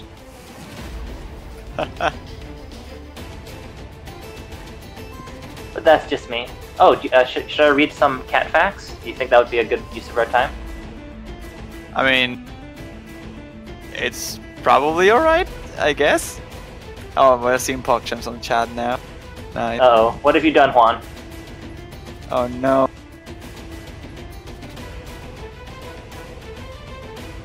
Do we have any Osumania fun facts? It's actually a good question. I'm not so sure. We could probably build something like that for next week, and I can't really come up with something out of the top of my head. But I don't really know. Yeah. Fun fact, every single match is not a sweep. Or, well, we actually had one, I think. Oh well. Yeah. That's what happens when you're up against South Korea. And I believe China also sweeped. was I think it was versus the Philippines, right? Yeah, it was a sweep. Yeah, I commentated that. Yeah. Philippines is a strong team, but China being our number 2 seed is just, a monster. Oh, there's another fun fact about the map pool this round. If you guys haven't already heard, we have a map with 100% ban rate already, so far that is, and only two more matches left to see if it will be played. Yeah, it looks like April's 14 has just been completely banned every single match, which is I'm not gonna say I'm not surprised, because to be fair, I was expecting that an outside to be like the most popular bans of the pool. I'm slightly surprised though by the fact that we see One Day being banned so much. Oh yeah, I was really interested. I also thought outside wouldn't be a popular pick. Personally, when I made the map, I was really uncertain about it, like how this is going to be received. But it's actually been played several times already, I think 3 times, and it hasn't been banned as much as One Day. Yep. And that's very weird, because like Day is just so much easier overall than any other map on the pool. You just need to pull the practice onto it. It's basically just pure SVs. The patterns are very simple. And I would even go so far as to say, I think One Day might require less practice than outside. Because, you don't have to worry about the patterns at all, being a 1.6 star map. And I don't think it's that long either. It's only 2 minutes, while outside is 3.5 minutes. And outside, the combinations of the long notes and the patterns and the SVs, that's something you also need to practice.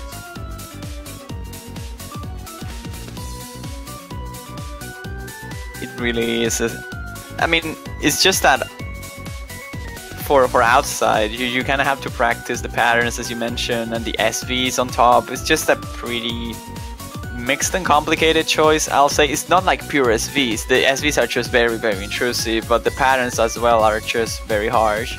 It's comparable to Gum on last stage, to be honest. Say, Juan, what's your favorite map from this pool, or in general? Oh, this pool, 100%, it has to be One Day. Like, One Day is such a fun map. Like, it's very fun to play. It's a map that I can actually play, which is good.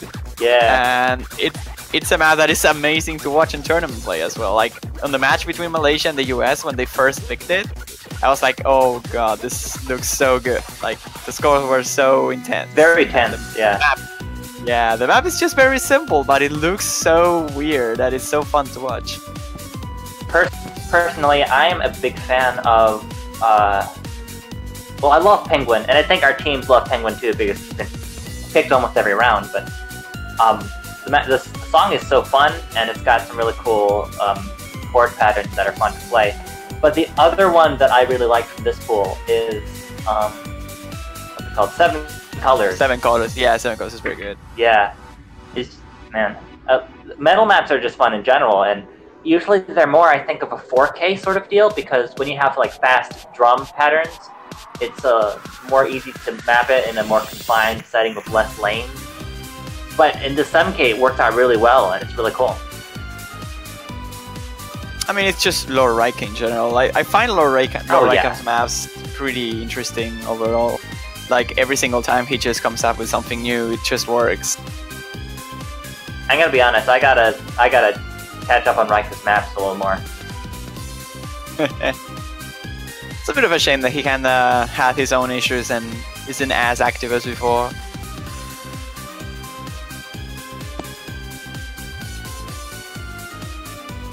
Meanwhile, in the background, we're hearing some cool music.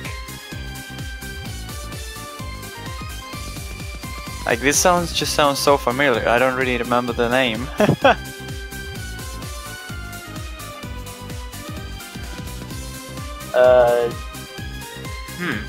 Not sure if I've heard it before, but it does sound familiar, you're right.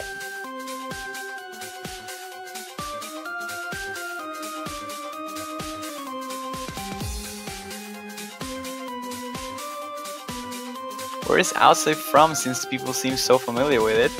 Well, that's something you have to answer as a mapper. What was that? Oh, where's Why- Outside from? Yeah. Outside is a song by Bill Wirtz. It also has a music video. He's uploaded it to YouTube. It's also on some other platforms. I don't think it's particularly special out of Bill Wirtz's work. It's just everyone loves Bill Wirtz, and that's one of his most recent songs.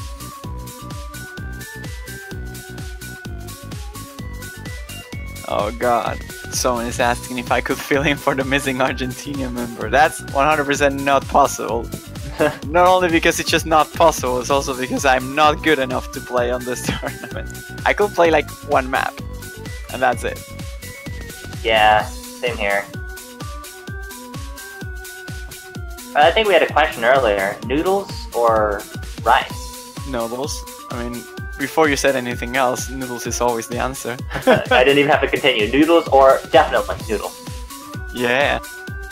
I mean, if you follow me, like my maps in general, I'm a pretty noodle mapper, like Oh yeah, lover. you're big on 4K long note mapper, right? Yeah, a little bit.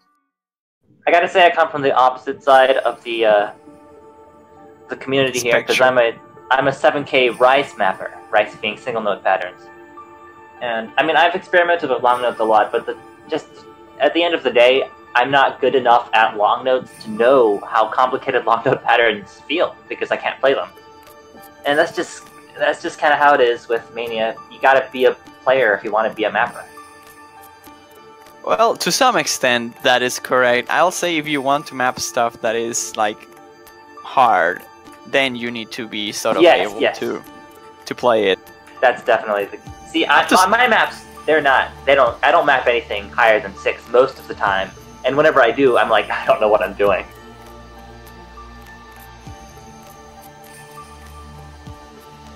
Yeah, it's a complicated thing. I'll say that when you're mapping something that is harder than what you can actually play or sort of judge, it almost always comes down just to luck, because even if you are not like very familiar with hard things in general, you could just come up with a map and it just happened to work because you guessed it right.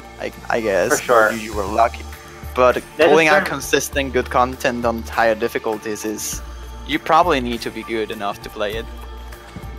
I think there's a certain amount that you can generalize patterns from easier maps to harder maps. Just do the same thing but faster. But the issue comes when you try to do more nuanced patterns. When you try to like innovate. Yeah, basically that. Just to clarify, some questions in the chat. Rice mapping is our slang term for mapping with mostly single notes, as opposed to noodles, which are long notes. Rice noodles. Yeah. And we talk about SV. SV stands for speed velocity. That is slider velocity. Technically. Yeah, technically slider velocity. In Mania, it's more like scroll velocity. But basically, when we say SV map, we mean a map that has a lot of changes in speed. Essentially, yep. Those are usually the most funny maps to watch, but the ones that take the most amount of practice. There are just some effects that are completely impossible to read, no matter how much you have to like know the song perfectly and have like amazing prediction. And even with that, you could technically just not see anything.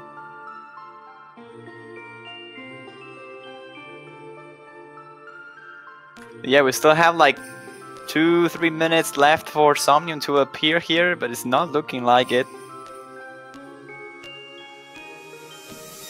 It always seems to happen the World Cups. There's at least 1 or 2 win by defaults.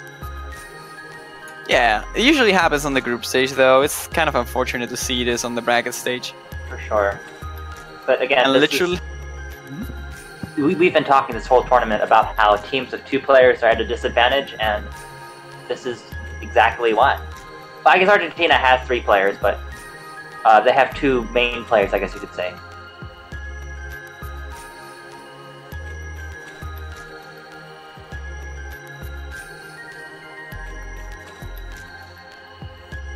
So yes, it's kind of unfortunate. Sadly, I believe this will be a win by default. It's pretty sad because as an Argentinian, seeing the Argentinian team losing by default, actually, which is even more funny, is the fact that other than I think the Forky World Cup of 2017, every single World Cup we lost by default. Like we got disqualified by default. We never really lost. Man, that sucks. Yep. In 2015 against Malaysia on semifinals, we lost by default. On 2016 against Japan in semifinals, we lost by default. Super sad. It's quite a track record. Yep.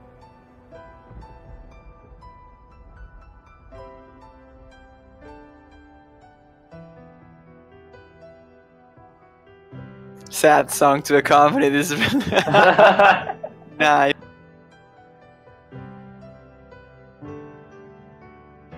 This is looking to be the end of the road for Argentina in a very anticlimactic way. And Italy will just move forward now, and they will face, I believe, it's a rematch against the Philippines, was it? Yeah, it's a rematch against the Philippines. The match that happened on group stage will now happen on semifinals between, once more, top-seeded Italy and high-seeded Philippines. Oh, that's interesting. Yeah.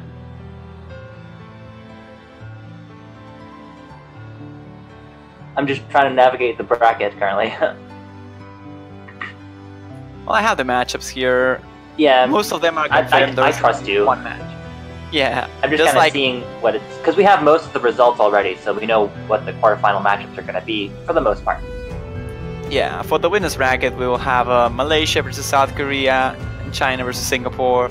Another losers bracket, we will have Italy versus Philippines, Australia versus Chile, Japan versus the US, and Brazil versus either Canada or France, which is the two teams that are playing on the next one, on the next match. Yeah, it looks like all... the only teams left on the winners bracket are the top seeds, including Singapore, who is actually seed 8, just barely a top seed. So, I mean, kudos to them for getting this far. Yep. Actually, pretty good performance we have seen from the Singaporeans so far in the tournament. But that's it. The win by default has been declared. Italy is the winner of the match here. After 2 matches in a row, they have not played, but they're still in the semifinals somehow. Interesting.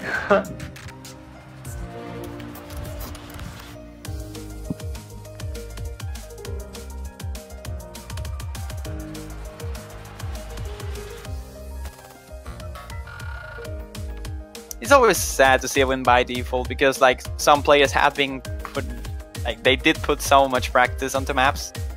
And they're like, yeah, you're just winning. And then, oh, for sure. Sure, it's good to win.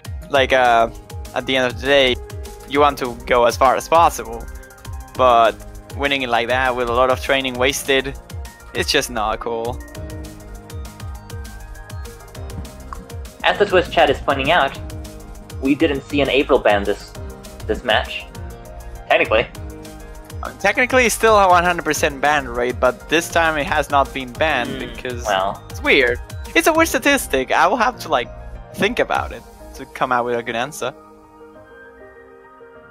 So, Juan, looks like we're waiting for the call from the higher-ups about... Well, I guess you are the highest up there is, but...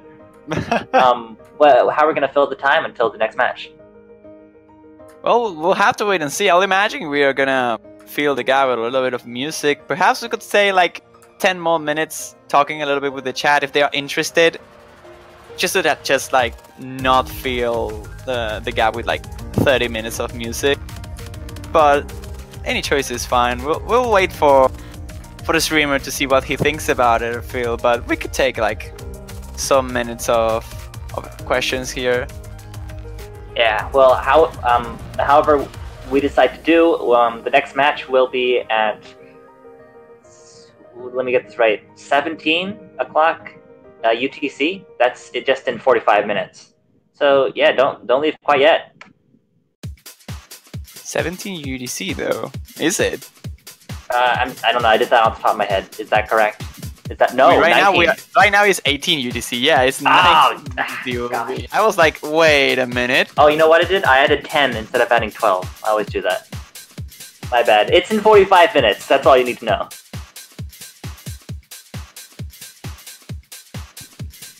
Quan, do you know any good Osu jokes? Probably I cannot say those jokes here. I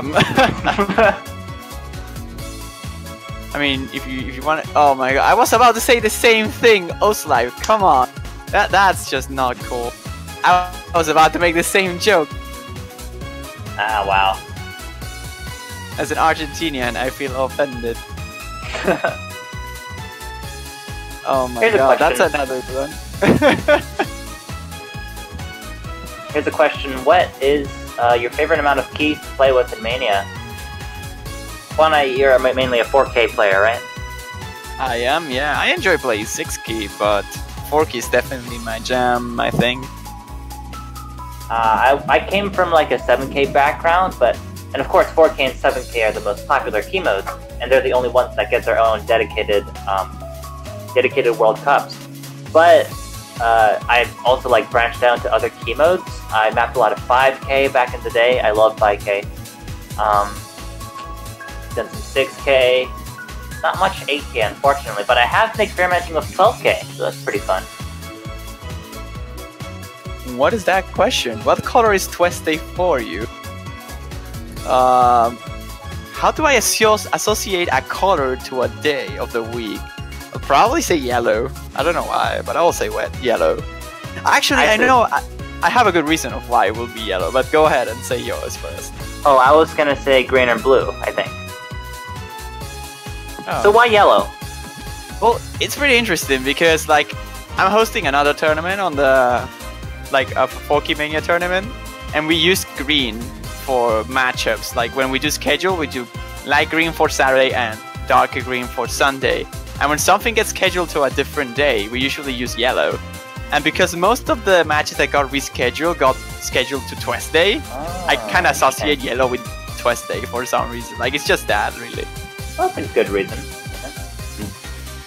I missed the question earlier. Am I planning on mapping La-di-da-di-da-di-da-di-deo, which is Bill Wirtz's, I think, newest map? No, wasn't currently planning on it, but I believe Vento is actually going to chart that on 4K.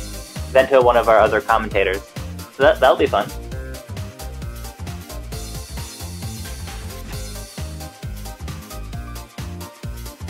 And sorry, Vento, if you're out there, I kind of spoiled your Spoilers. new project, but yeah, I mean, the response for Bill Wirtz maps has been like a lot better than I expected, and I guess it's not a type of music that a lot of people have tried mapping before, but you know, it seems pretty popular, so I wouldn't be surprised if you saw some more Bill Wirtz maps come out now.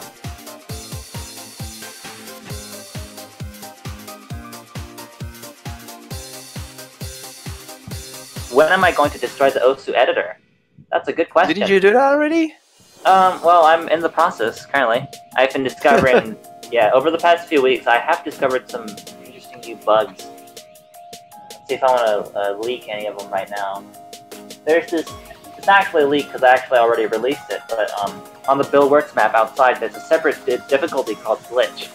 And if you play Glitch, what you're going to see is, you see a note come down. And you press it, but then you get a combo break, so what's happening? Then you see the next note come down, and that note is actually a long note N. And what you're looking at is a long note without a body. Wow, that's pretty neat. Yeah, you just see the start of the long note and the end of the long note, but there's no middle. Like, you can still hold it down, you can still play it like normal, but interesting visual glitch.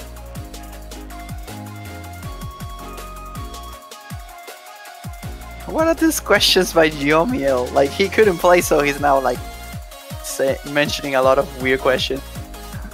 What do you think the sound of a pencil hitting the ground tastes like? Let me get a pencil. I can actually do this. Do I actually have to come in with a smart answer to that? Alright, let's see if you guys can hear this. That tastes like wood, to be honest. Yeah, it's just bringing to me the taste of like dirt because the floor and like pencil lead. Yeah, so that was fun. Someone here asked though, who do you think is gonna win this Mania World Cup, and what do you think is gonna be the top 3? Oh, I don't like answering this question. Well, So much pressure. I think that Korea is gonna win the tournament. As Pretty much as safe. I will like a close match on the grand finals, I just think that South Korea is one step ahead of everyone. But if I want to see a top 3, if I want to see like a good second place, third place matches, I will totally like to see Malaysia on it. And I would like to see, I think it will be China and Malaysia on the top 3 with South Korea, of course. But I would really like to see an underdog taking that spot. Maybe like, I kind of want to say Japan, or maybe Italy, United States. I'm not really sure what to think about Italy because we haven't really seen them playing on Yeah, the we bracket did. stage. Yeah, they did lose a match in the in the group stages, but we haven't gotten to see them in the knockout stages quite yet. I guess Chile's looking pretty strong, but they did not hold up against Singapore, so maybe Singapore right. could be the standout player this year. That could be very interesting, right? Because if Singapore can defeat China on their next matchup, they have a guaranteed spot on That's the a top tall 3. order. That's a tall order right there. Yeah, but they have been playing very well, so have to see if the semifinals level is still on their reach. I'm gonna pick up some questions that scrolled by while we were talking. Have either of you planned on mapping a song over 300 BPM? I have mapped songs over 300 BPM. I believe.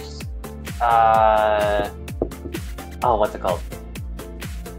Well, I have. It's not that uncommon, I think. Most of it is just like, even though it's high BPM, it's got pretty low snaps, low subdivision, so it's not that bad. I think I have a couple of maps that are like over 200 BPM already. The first one that comes to mind is in 99, which is like 300 BPM. Yeah. Let me open Osu and actually I can check what maps I have that are over 300. I think Alright. Dopamine is actually exactly 200, so that doesn't count. Sorting by BPM. Alright. I'm mapping currently a map by the Quick Brown Fox and Clippa, blankly passing into Mania, kind of a project of mine, and that is 432 BPM. Nice. Yeah, and I That's quite got more fast. speed core on here. No, this one's just 200. Actually, I guess that's it. That's the only one I have that's over 300. Oh, you know what's happening? Yep, it's sorting by max BPM. So like, if I have an effect in a map that's like 1,000,000 BPM, then that's going first. But yeah, I got some speed core on here. I mapped the Big Black. That's 360 BPM. You know, classic Well, stuff. technically it's 180, I think, but Oh well. I mean, the middle part is like 1,000,000,000 BPM. It's crazy fast. Yeah, that's that. Speed core.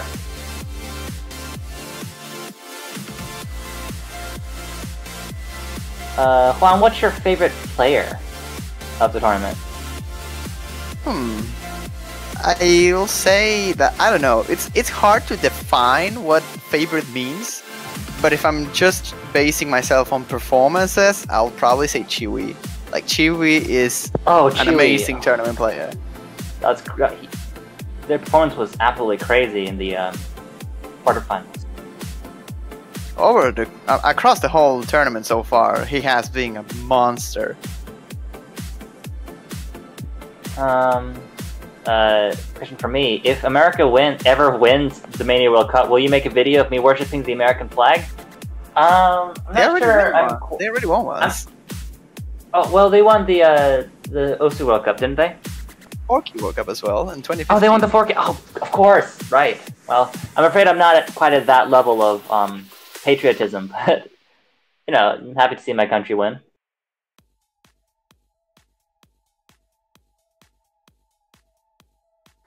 Juan, how long does it take you to recover from successfully cursing a player?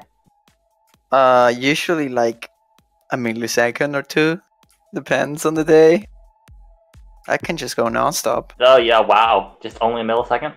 That's 1,000 curses a second. Yeah, easy. Actually, every single time a player misses while they're playing host, it's just my fault. That's how fast I am. Wow, that's a lot of misses.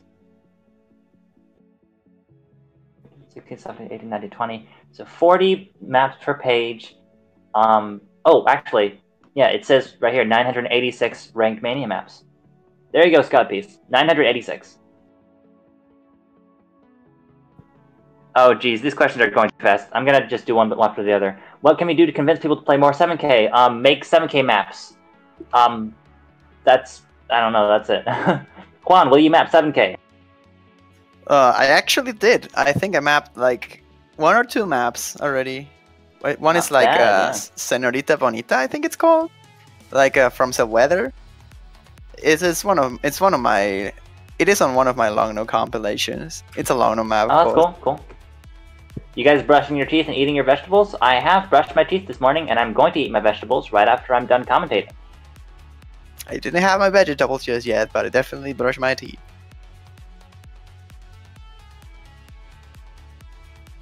Oh, my computer is being weird. Alright.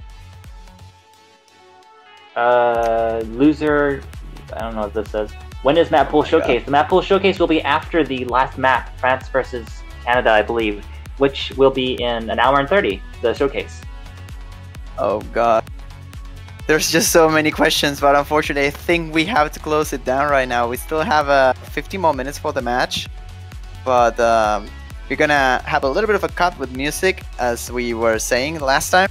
So I hope to see you all around for that one. It's a bit of a like southern break here, but we're gonna use it. We need to discuss something. It's not that big of a deal, but we will be back in around 15 minutes to 20.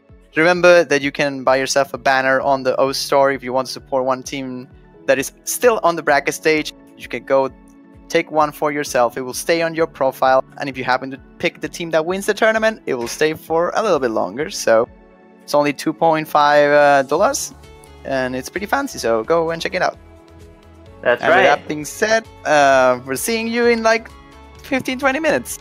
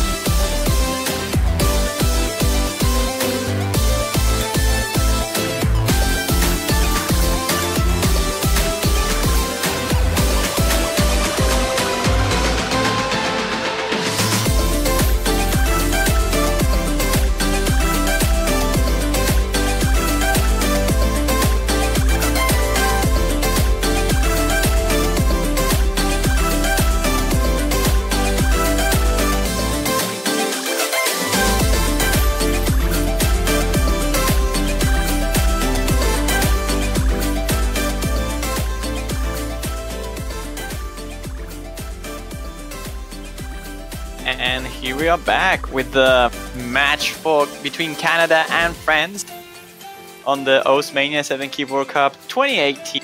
Once again, Juan Crystal talking with Nibrad 00. Hello! So this is here, Canada versus France, the last match of the quarterfinals. Yep, this is going to be the last match of the quarterfinals weekend, and once again we're having a little bit of difficulties finding the Canadian players this time around. Oh no. So yeah, while we're waiting, they still have 4 minutes until the match timer starts.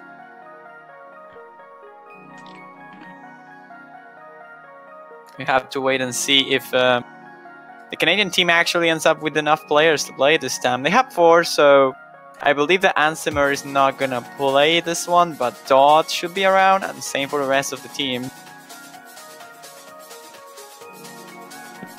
Let's hope it'd be really sad to have 2 win by defaults in a row. Yeah, back-to-back win by default.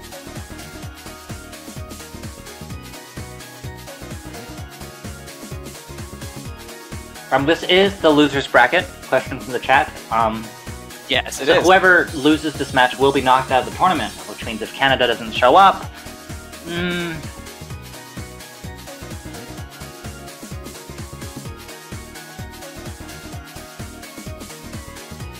no, this is too bad because Canada and France is actually a really close matchup. They're both mid-seed teams, and they're actually seated very close to each other. And I think they're going to be pretty similar skill-wise, as long as they have a full roster to play.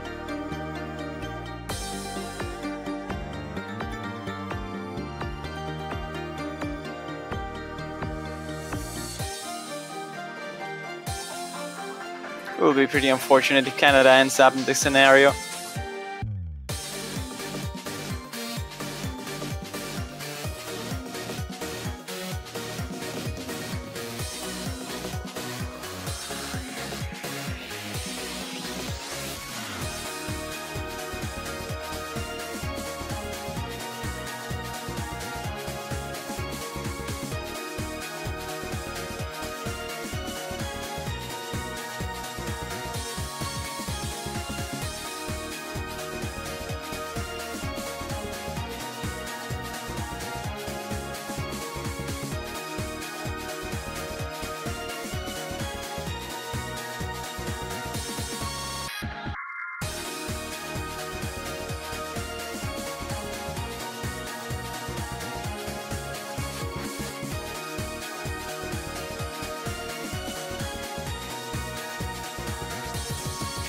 Currently, there's a little bit of silence because I'm like trying to talk with the Canadian captain, see what we can do. Oh, that's good. So, glad you're working things out.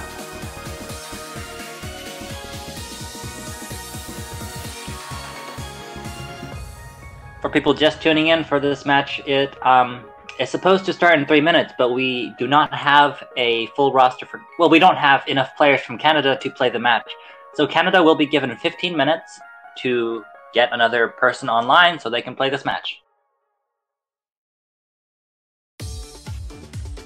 Oh, and after this match is the semifinals map pool showcase. If there is a win by default, we will probably be doing the map pool showcase early.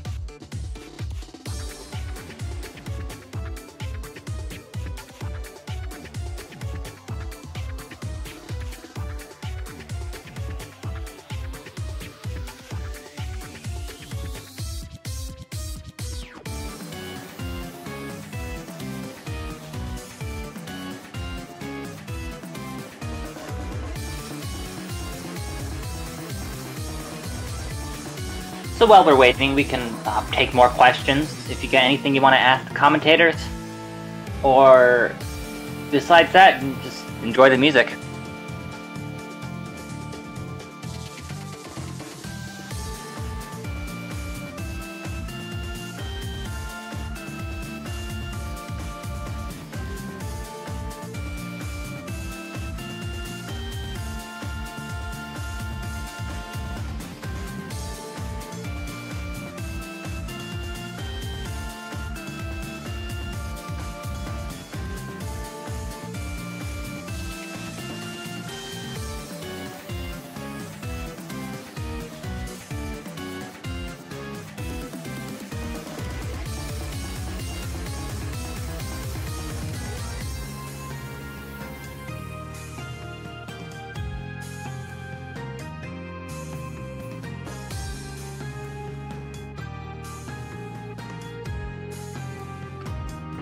I'm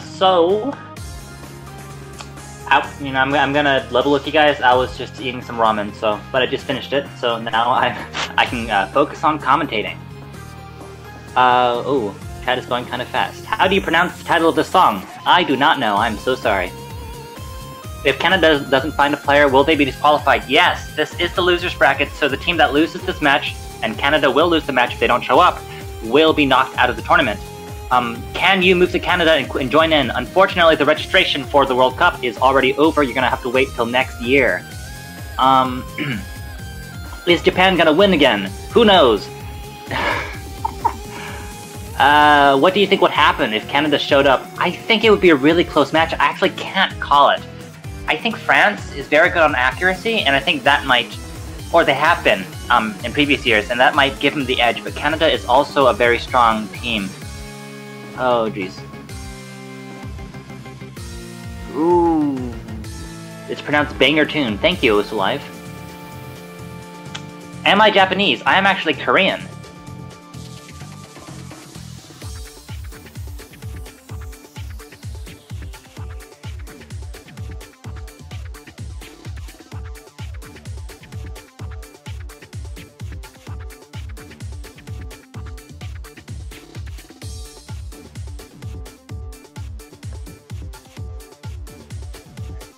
Yeah, match time is here, which means the 15-minute timer has started, and if Canada doesn't show up in 15 minutes, we will be moving on to the map pool showcase.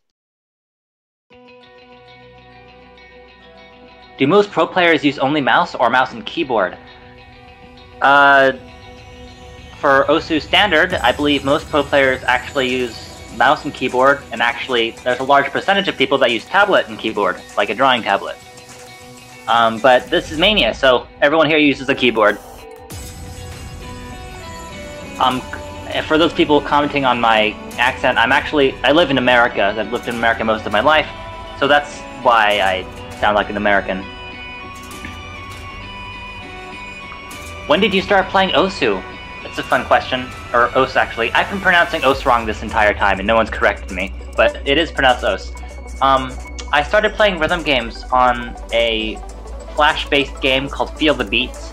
It's a 7K game that was, it was really small, but it has this really nice community. Unfortunately, the game was taken down, and we all just kind of migrated to Osu. But yeah, that's how I started playing, and it was a pretty natural place to go since it has all sorts of key modes, so it has something for everyone. This is the last match of the weekend. Yes, after this is the map pool showcase, and then you guys can just wait another week, I guess, for more Mania. Why aren't there any Middle Eastern teams? That's a difficult question to ask, but I think a lot of what happens with teams in the World Cup is that it has to do with the culture. Obviously, in some developing countries, there's not a lot of access to computers or video games, so that explains some of it.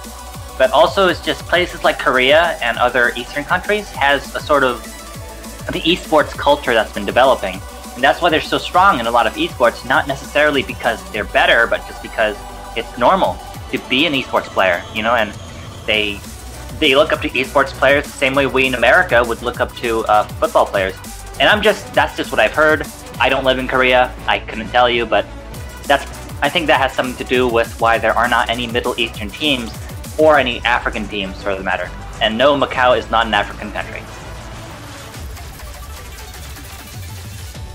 If I had the chance to play on one of these teams today and I had to choose one, which would it be? That's an interesting question. I think Canada, so that we could actually have a match.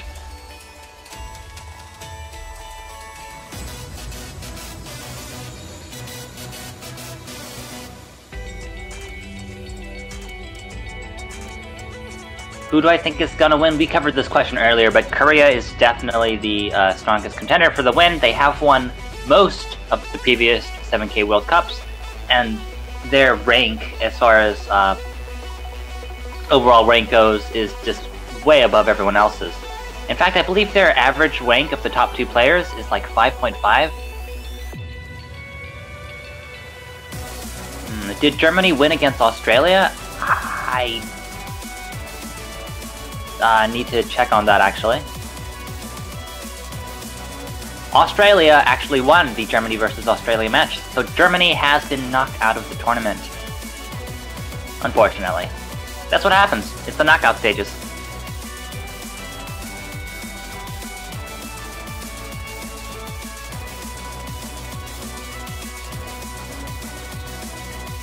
Where is Juan? Juan is... yes, Juan is flying out to Canada.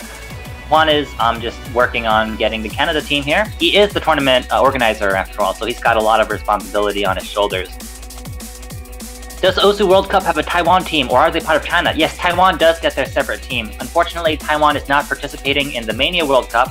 It's a small country, there's not a lot of people there. I guess it's not really a country. But we have had a Taiwan team before. You are very well spoken. Thank you. I try. Why is Jackad so good? Lots of practice. How come there's only one Stepmania or DDR themed OSU Mania skins when you can do a lot more? Well, I mean, I think there are a lot of skins out there. It's just that people don't really see them because there's not like a single place where you can deposit your skins and have people download them. But yeah, I'm so far behind. I'm just gonna go like rapid fire off the questions. You're saying the Middle East are undeveloped or they don't give much attention to gaming industry? Yeah, I think that's what happens. That's something that has to do with it. How's my day been? Very good, thank you. I woke up and I started commentating. Why is Romania so bad at OSU? Machine gun of questions, say. Man. Why do you what do you do when your friends call you a weeb for playing OSU? Just own up to it. Be a weeb and be proud. Should I make coffee or tea? I like tea better. Yes, I agree. Do you like playing more slower OSU games or faster? Definitely faster. Slower. I think faster is more exciting, but I do like the slow ones too. It's more relaxing. How much longer is the wait? We have 9 minutes left until win by default. Is this match going to happen? I sure hope so. Is Poland on the ranking? I don't think we had a Do we? No, we did. We had a we had a Poland team this year. Yeah, we had. Why is practice good for you? Makes you kind of better. a given. Okay, where do I live? No, that's not for me. Is Nibrat sped up? No, this is how I talk. And I just caught up. There we go. Whew. Easy. Who's making the graphics? Flight, actually, I think, right? Yeah. Yeah, Flight doing great work in the internals of OSU. How to beat JH Lee. Being better than him. I wish I knew. I wish I knew so. The same. So this is a good question for people who might not be used to the game mode who are just tuning in. OSU Mania is one of the 4 game modes of OSU. It's played like on a keyboard. It's like a vertical scrolling rhythm game, so it's similar to DDR or Guitar Hero. You hit the notes when they go to the bottom of the screen. Here's a question for you, Juan. What do you feel about Argentina in Mania World Cup? 7 key. I mean, I think they did quite alright. No one really expected them to get out of groups. It's just a shame that they lost by default. That's it. Whew, I need some time to breathe. Go ahead. Yes, I'm I will. covering you. Alright, yes, I will marry you, by the way. What mode do you like the most? Well, I want to say Mania. Probably Standard will be my second choice. Although I really like the mode Standard. Like the game, it's not that I like much else. It's just mechanically fun to play.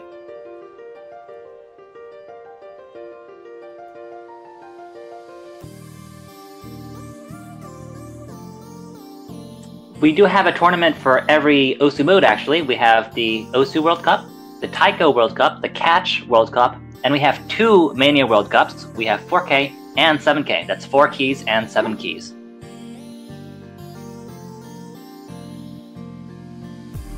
Yep, we have a preferential treatment, which is perfectly fine because, I mean, technically we still have one leaderboard. We should have different leaderboards for different key modes. That will be so much better. But what's the hardest song I've played? Oh, breathe. Okay, you're gonna want to contract your lungs to expel air from your... what's the hardest song you've played? It's hard to say. Song or map? I guess as far as like ranked maps go, my top score is on... Like, I haven't played Mania seriously in a long time, but I'm checking right now. I passed Mania Masterpiece, which nice. is, you know, pretty well known. Yeah, I guess that would have to be it. Oh, I also passed Ascension to Heaven. Good on me.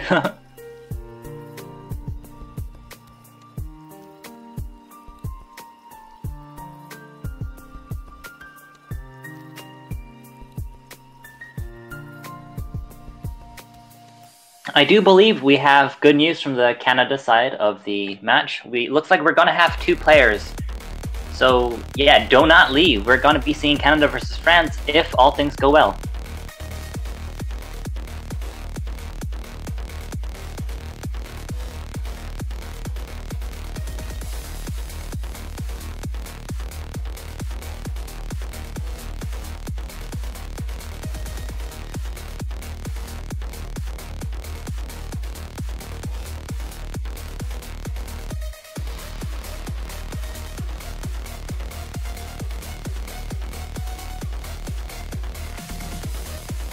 Ooh, favorite map? That's a good question.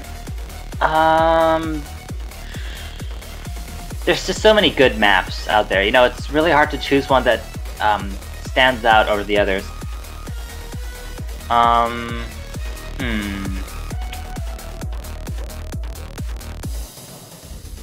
a big fan of Kitsaku Maz Golem by Wizard of Fail.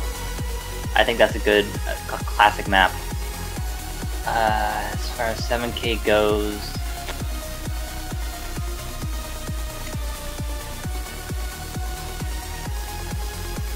oh geez, I don't know. Yeah, I never really thought about it.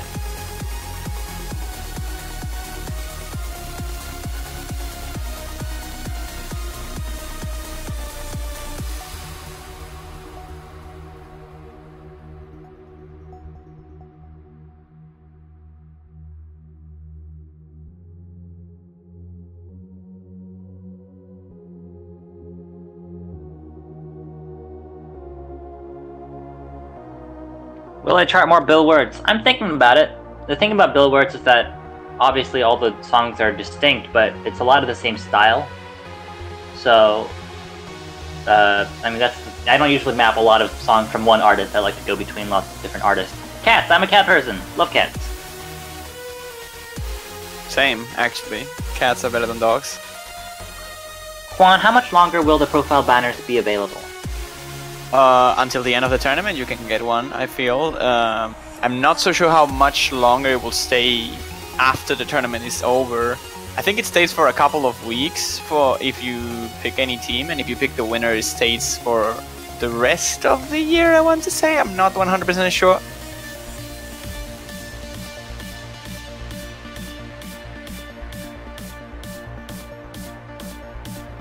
This is a good question. How do you begin playing 7K? Interesting thing about 7K is that a lot of the top 7K players came from different 7K games. That would be your LR2, VMS, O2 Jam, I guess, I don't know, Jubeat.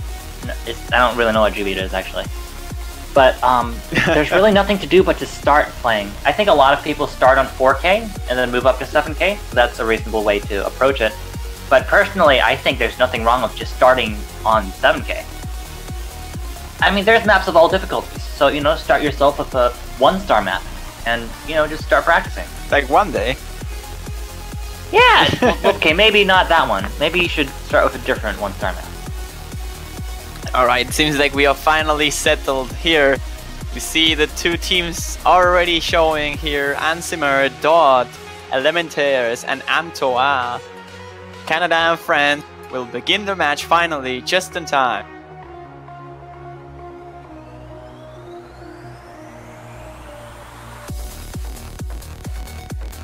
Thank goodness.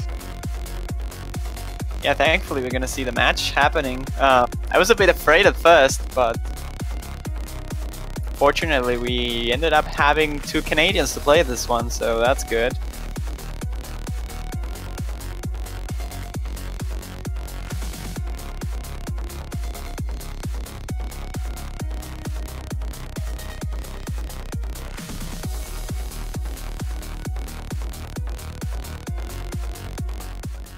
All right, that question and answer time was fun, but I gotta get back in the game mood now.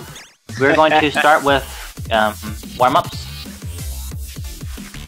gonna start with Platinum first.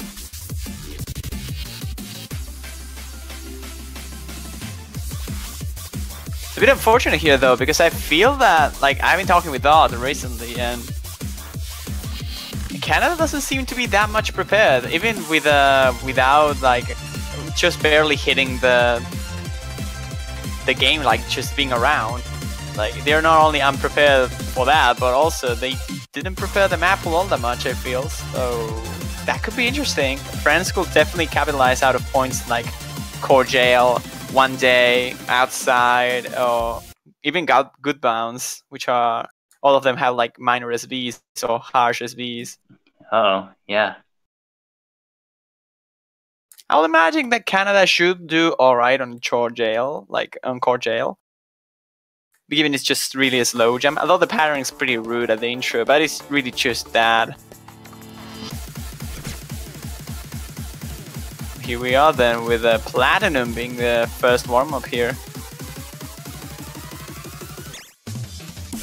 All the Canadians will have to warm up a little bit here because they're gonna need it. They literally just logged in. Yeah, and this is a bit of a harsh warm-up too. It's a bit denser than we're usually used to seeing in the quarterfinals. It's interesting to see that Antoa is actually performing fairly well on this. Have been seeing him performing very... don't want to say poorly, because he was just very, very nervous, but definitely not as strong as we would initially expect him to play, considering his rank and his performance on other maps on the single-player mode. It is worth noting that Canada is falling behind as far as accuracy goes. Of course, we usually try not to call things based on warm-ups alone, but you know, it's hard not to be worried for Canada. Oh, there's people asking for some recommendations of matches to see of this weekend. I will probably tell you to go and watch Australia versus Germany and Japan as well. Japan versus Indonesia, yeah. Yeah, Japan-Indo was very good. Yeah, that's both the lower seed. No, that's not what I'm trying to say. The losers bracket matches we've seen. That's correct, because the other one was a win by default. Those were the only two. This is gonna be the third and last one.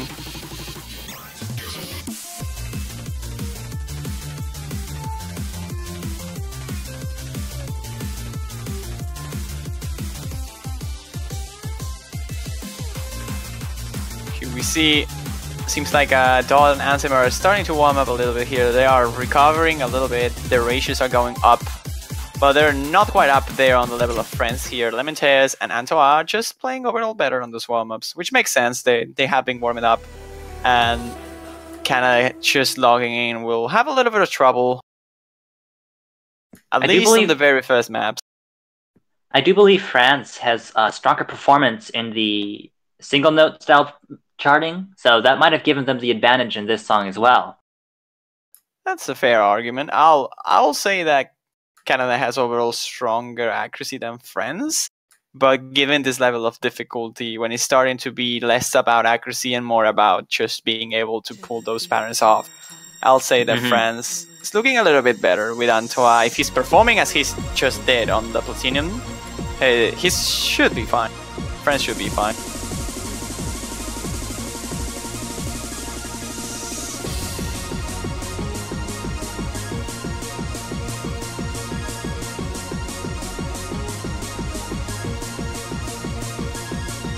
So let's see now. Air is the map here, I believe. Interesting, another BMS pick. Yep.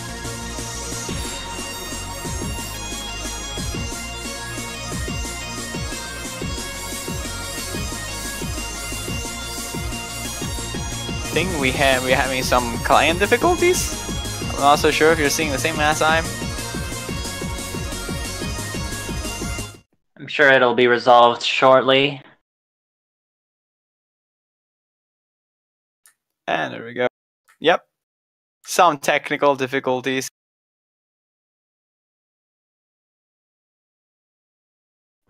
Well, that's alright. We can give them some space while they do their warm-ups. Yep, shouldn't be that much of an issue. Thankfully, it just happened on the world map, so it's not really anything that will damage the integrity of the match.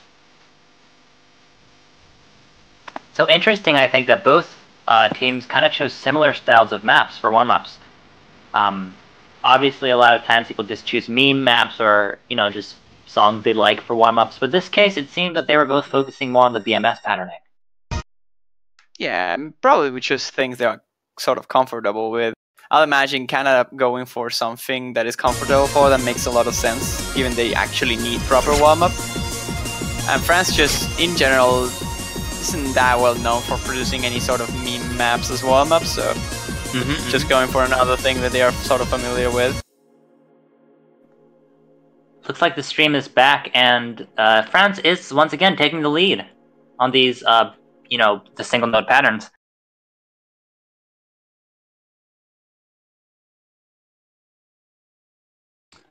I'm gonna say it's not looking good for April 14th here.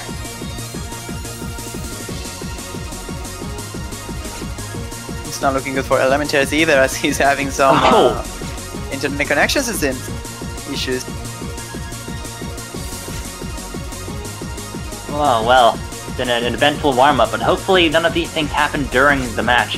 Of course, if a player actually disconnects during a match, and it's within the first 30 seconds, everyone does replay the song, but if it's after 30 seconds, they just straight up lose that match. Lose that point.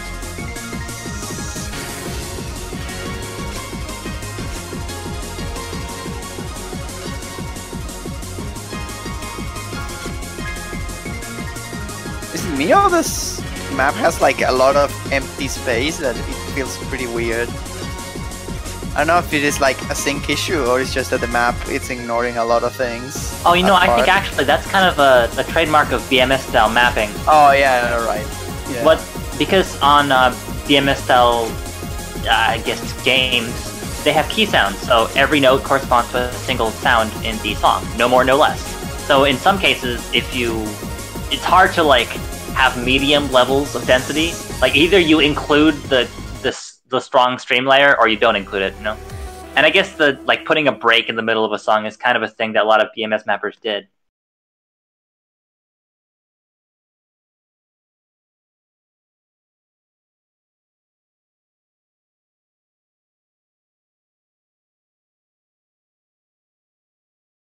Here we are, we see the rolls already. Dot gets 82 and beats the 79 by Elementars. That's impressive.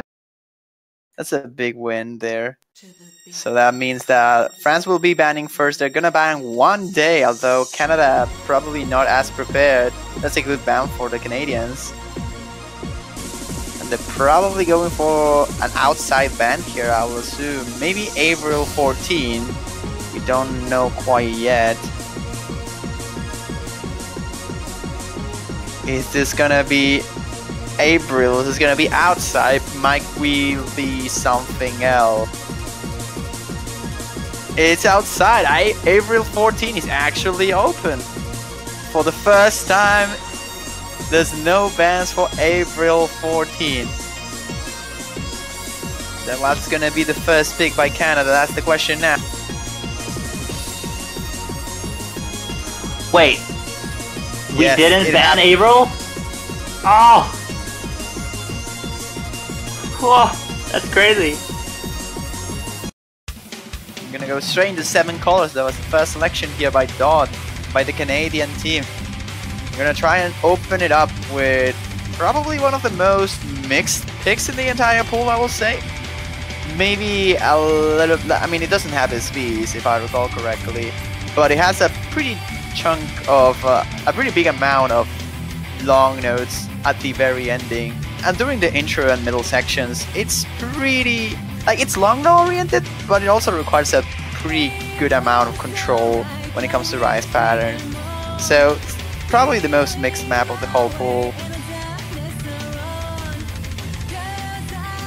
I think this is a good way for the teams to kind of feel each other out, because before committing to choosing only this type of map or something like that. Yeah, it's sort of a good indicator, I'll say. It's an interesting opening pick. In general, this map gets saved for like the end of the matchup when you have like a 3-4 or 3-3 scenario. Because overall, the two teams know each other a little bit. They know their strengths and their weaknesses. And it's general just a long no versus Rise map. And sometimes the Rise team just takes all the Rise picks and the long no take all the long nodes. And at the end of the day, we just see maps like this one being played at last because they are more risky. They need different skill sets to perform well on it. Gotcha, yeah. Looks like France is once again taking the lead at the beginning of this match. Despite Dot having the highest accuracy of a 99.2, it's not quite enough to carry Canada, and we do have a drop from Ansemer coming out. Yeah, Ansemer is struggling a lot as well on this beat map. You can see his screen is probably... Yeah, he's actually holding the lower accuracy. Dot is holding pretty strong on this, but it's not going to be enough just by him.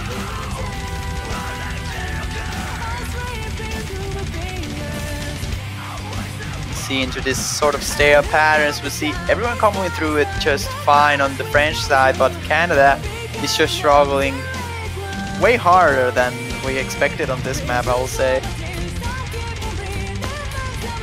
Yeah, Ansemer's accuracy dropping down to 97.6, below the 98 mark, while both the France players are holding, actually, Elementary's just clawed his way up into the 99.0 territory, and still more combo drops coming out from Canada's side. It's just the combo breaks, really. I will say that accuracy-wise, Dot is just outclassing everyone on the French team, and Ansemer is not that much behind of Antoa. It's just that the combo drops are being a bit too much in favor of the French team, because accuracy-wise they're pretty tied up to each other. Sure, France has a little bit of an advantage, but it's not that big. So I believe everything could still be decided on the long no section. Elementaires finds a drop over there, so this could be very interesting coming to the end. Oh yeah. Wouldn't be surprised if it swung in the LM section.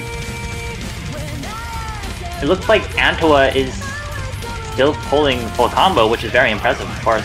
And another drop from France. The score is not changing, though. It's getting closer, though. Antoa is not holding a full combo, though. He got a couple of misses already, but he's definitely having the highest combo of the match. But here we go into the long no dense section. Elementaire is finding misses on the rolls, and Ansemer as well trading. He's just having a lot of issues with this particular part. Antoa finally dropping his huge combo as well, leaving Dot... Oh, never mind, Dot also dropping, and that... I'm so sorry, guys. And it looks like the drops come from every player, but still, the advantage is only growing for France. Yeah, it seems like those traders ended up favoring France a lot more, considering that Ansemer dropped down to the 96 over there. And both of the French players are still holding similar accuracies, 98.18. Dot, again, outclassing it, but it's not going to be enough just by him. I feel this match can still be potentially very close, just a matter of warming up a little bit more and have Ansemer playing just slightly better than this, and he probably will be enough. France has to be careful with what they're going to pick now. They're definitely going to take this one, though. So there is France taking the first point, and actually a break point, because that was Canada's pick, and we get France's going on with their second... Nope, the second pick of the match, France's first pick.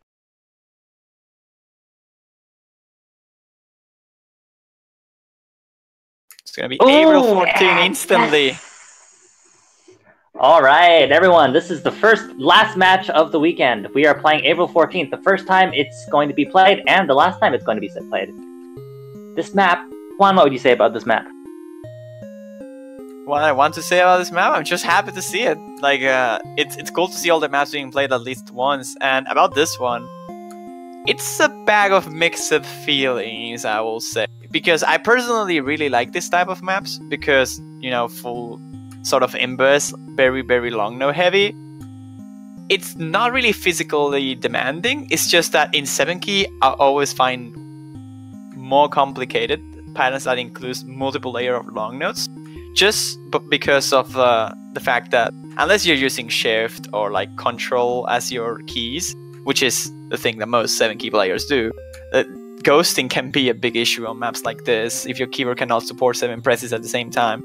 But other than that, I really like this kind of maps in general, but it's a very polarized map as well. It's very easy to get a very bad score if you just miss 1 or 2 pods. All the chats are blowing up right now, but yes, for those who don't know, April 14th is a 100% long note map. It's mapped in inverse, which means that the spaces in between the long notes are mapped to the music. And it's a very, strategically speaking, it's a very interesting pick, and unfortunately it's been banned every time, meaning that it wasn't available for the map strategy. But considering that Canada is less prepared for this match, I believe there was an issue with not knowing which players were going to play. I think France was betting on Canada not having practiced this one. And there you have already a little bit of an introduction of what this map looks like. 5 layers of long notes there. And there you have Ansimer is just not able to keep up with it. He's having many drop after issues. drop. He's already dropped down below 80%, while the others in the room are holding at least A's. Antoa with the only S currently in the map. It's so slow, and there's so few notes, but just knowing exactly when to release all of them can be so difficult, and none of the people in the match are currently keeping their combo. Literally everyone is fighting to even hold on to the S rank here. Antoa, who's the only one still on that fight, is finding constant drops as well, and Ansimer just gave up completely. They're not even trying anymore. Oh, he stopped playing. Ooh. Yeah, I mean, I gotta empathize for him. Just sympathize for him. I know the feeling. I will say the map can wall you out of the way. I will say. Mania puns. Yes, but I gotta say, if this is the only map in the World Cup that causes a rage quit, I guess I can't be surprised. Hey, but he's still holding solid with that 33% accuracy. Yes. So Antoa still putting up a strong performance. He has dropped out of the 95% range, so losing his S. The other 2 players, Dot and Elementaires, are down below 90%. They have Bs now. But of course, it doesn't matter because France is playing with 2 people and Canada is currently playing with 1. Oh, forgive me if I made a mistake. It might not have been the first one causing a rage quit, but it's the first one I've seen. Definitely the first one I've seen too, I think. I mean, not in the history of World Cups in general, but at least on this stage for sure. Yep, and looks like France is taking a 2-0 lead. Pretty well thought pick, I'll say, trying to sort of tilt the opponents, I guess. Because France isn't particularly strong at the speed map either, but they managed to pull that point out of the way anyway. Yeah, I think it's an interesting idea, to pick a map that you're bad at because you think the other team will be even worse. And I think that's what happens when you have a map where most of them come from like a BMS background and are better on the single note picks.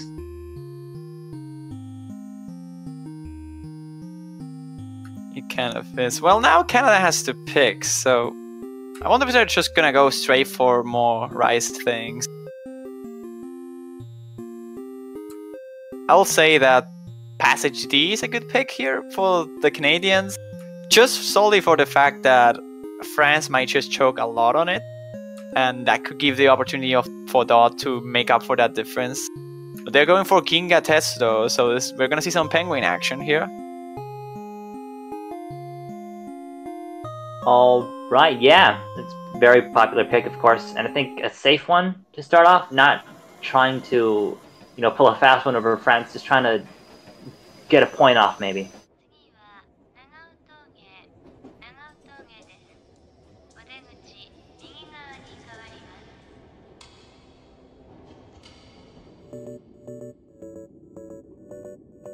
You're gonna see now Ginga Testo no Penguin.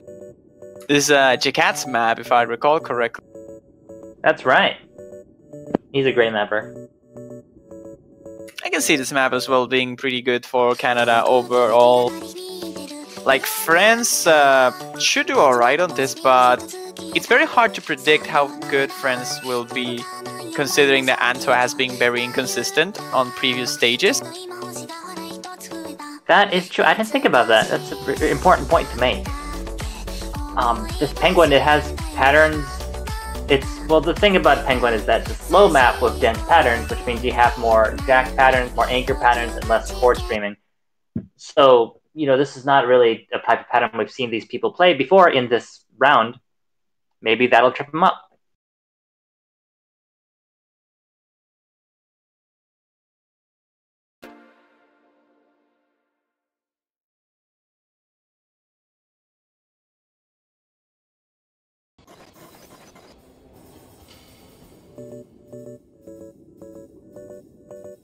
Here we go. Third map of the pool selected here. And Antoa is struggling a little bit on this jack. I think he got a bad judgment already, which gonna be giving the lead to Canada. A couple of bad judgments. Of course, it's just the very beginning. There's practically nothing here, but a bad omen, I guess. A bad omen for the rest of the map.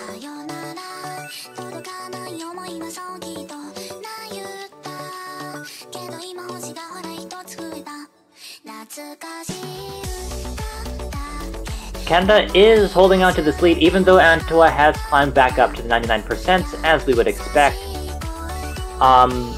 Ansimer with the 98, I believe 98.3, still bringing up the rear, but Dot is... Oh no, actually the score has gone back into France's favor. Yeah, but it's still fairly close here. The accuracies are quite similar. I believe Ansimer is on the 98.3, which is the main big difference here, although Dot is holding incredibly strong accuracy here, 99.86. So it's just a matter of trying to hold on through this one. Oh, Ansimer just almost rushing there, almost missing. Got a 50 actually. Still holding the full combo, which is going to help him a lot if they want to recover. That's a miss on one of the stairs. Oh yeah, and France still holding as consistent as always with a pair of 99.3, 99.4 accuracies and no drops, even though Canada both have lost their combo. France is looking quite strong here, even with the accuracy disadvantage compared to Dot. They're still pulling it out. Team-wise, they are performing just stronger. Elementaire is finding a drop just before those long stairs, but it's not gonna matter as Ansimer equalized that with another drop on his own. And this is just going to be decided on the ending, how much Antoa and Elementaires can just hold on to it. Oh, that's true. This is one of the maps where the density is all focused on the ending. But France does have a 300-point lead, so Canada's going to have a hard task ahead of them if they want to come back.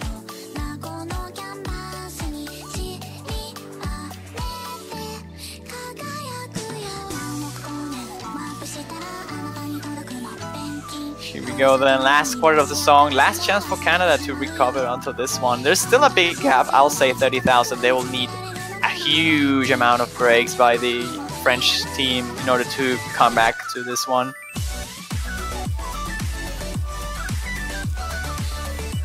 It's another miss for Ansimer, not gonna help much. And France is just holding on to this pretty well. Antoa though finding a miss over there. Equalized by Ansimer, now Dot as well dropping, and Elementaires, everyone is just dropping their combos here. They don't have any time to recover here. As much as Canada or France might end up losing combo through this section, it's not gonna matter all the match as not many nodes are remaining, but Elementaires is starting to tank a little bit. The score's getting closer, but it won't be enough. This map is almost over. Yeah, France takes the third point in a 3-0 against Canada. Look at the ratio difference there. Oh my goodness. Wow. God. I mean, I wish I could say that there's some secret strategy that Canada can pull out right here, but really the fact of the matter is that Elementaires and Antoa just perform better than Ansimer. And over here, actually, Antoa gets a better score than Dot, just by a couple of hundreds. Although that ratio difference, a little bit weird to see that advantage. France is once again going for the long note pick.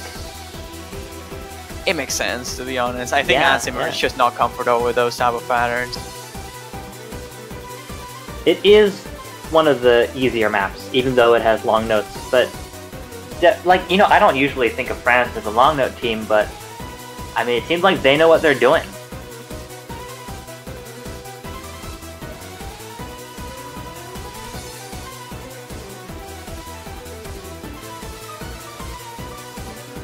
We're gonna see then introductions and variations here. I'm not particularly agreeing with the fact that this is the easier long note map in the pool. I'll say 7 days, if you consider that as a long note pick anyway. Certainly easier than April 14 though. It's like the middle ground. You mean seven colors? Yeah, 7 colors has some. All right, sure. Let's say this is the easiest full long note pick.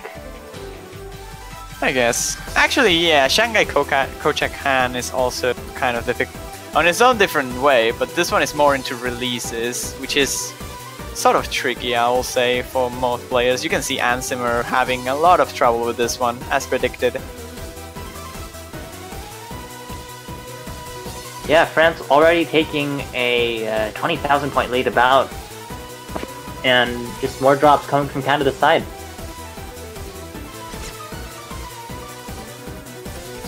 That's a drop for Daw though. Ansimer is just constantly dropping the combo and not being able to hold on to his accuracy either. But that miss for Daw is just clinical. They needed that combo to stay up if they wanted any chance to recover into this one. The miss from Elementor is definitely gonna help that recovery, but Ansimer is just not making it. He's not able to pull this one out at all. And Anto is just completely destroying this beat map. Look at him going 99.16, still full comboing, even into this difficult releases. It's actually even matching Dawn. Yeah, Antoa, despite the inconsistent performances of the previous stages, is really pulling his weight here, and France looks out to be a lot stronger than I was personally predicting. There goes the miss though, not gonna get a full combo over there. The ending is pretty brutal, and you can see that Anto has struggled a little bit. And there's 100,000 points of difference again in favor of France. A pretty quick match it looks like. Canada needs to pick now, and they had to do it smartly, because if they lose, they're out of the tournament. They're fighting now for the tournament lives. That's right. But, I mean, yeah, 4-0, France. This is match point. So if France wins the next point, France will be moving on to the semifinals in the losers bracket, and Canada will be kicked out unless they can pull a win out of this situation, and they are choosing Good Bounce, the BMS-style map of the pool.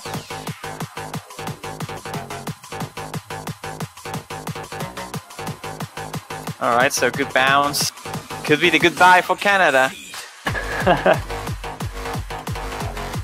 They're gonna try their best in order to make that not a thing. Ansimer and Dodd, in what it could be their last map of the tournament for them, will try to pull that out on a BMS-oriented style beat map here. Good Bounce has a pretty tricky SV at the intro, and a couple of them that are also pretty difficult if you're not familiar with the map, so have to see if Canada can side read them fine or not.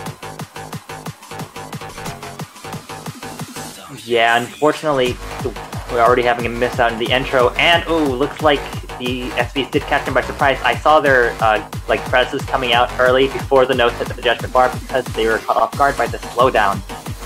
And that will give France the lead already, dropped by Antua, but it doesn't really mean anything at this point.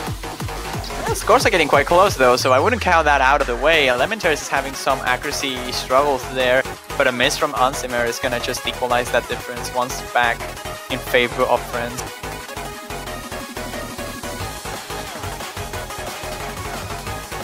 But I will argue the scores aren't that far away this time around. Ansimer can just get back into the game on this one. They might still have a chance to recover here, but closer for sure. Yeah, the Spanish are just too dense, it seems, for Ansimer. Even Dodd is finding misses. Ooh, and Antua comboing. Okay, well he did combo past the dance section, which is what I was gonna say. So I don't think that counts as a turn. But yeah, lead continues to grow in France's favor as the map progresses. yeah, Canada's just not gonna be able to pull this one back, I think. Unless something crazy happens. This looks already decided in favor of France by quite a big margin again, but the amount of misses across the board on this beat map is a bit worrying, I will say, considering that semifinals is after this, like next weekend, whoever wins this match. They're struggling with this. Semifinals are gonna get harder. I mean, this is, I think, probably the densest map in the pool. The court games here are nothing to shake a stick at. That's fair enough. But yeah, semifinals, if I, again, predicting correctly, should be at least this hard at the minimum. Here we are, the map is about to conclude and the last SV is not gonna make up for that huge difference in favor of France. With 140,000 points, they're gonna take the victory for themselves and wait until next weekend where they're gonna face no other than the mighty team of Brazil, the South Americans. Ooh. Yeah, that's not gonna be an easy matchup for France. Definitely not, especially considering that Brazil is well known for their long no capabilities. Oh yeah. I'll say France will not be able to show up picks like they did this time around with 7 Kodos and April 14. I'll say that Brazil will probably have the upper hand on those kind of things. Let's have a moment of respect for Canada, who has just been knocked out of the Mania World Cup 2018 7K. They definitely had a bit of a disadvantage going into this round, not just because they hadn't warmed up. I believe Ansimer had problems with his hand or something is what I'm hearing, and also the fact that he wasn't expected to prepare for this match. So, yeah, Canada unfortunately not taking any points off of France. Yeah, but hey, as you can see on the title here, we come together. That's what Canada sort of did. Besides all the unfortunate situations, they managed to pull out the team and play regardless. They showed up. Yeah, I respect that. Like, I respect that thing, even though they were not like very prepared for it. Just showing up and trying their best. I mean, arguably, Ansimer just gave up on one of the maps, and that's kind of sad, but they both tried. And that's what they should think. Oh, you know, and Ansimer is mainly a 4K player too, so that would, I believe, I hope I'm not just spewing misinformation here, but that would definitely make it hard to play a 7K long node pick if you're not used to using all 7 fingers. Well, yeah. If you don't have like the muscle memory to use 7 different fingers, you're gonna have a hard time playing 7 key.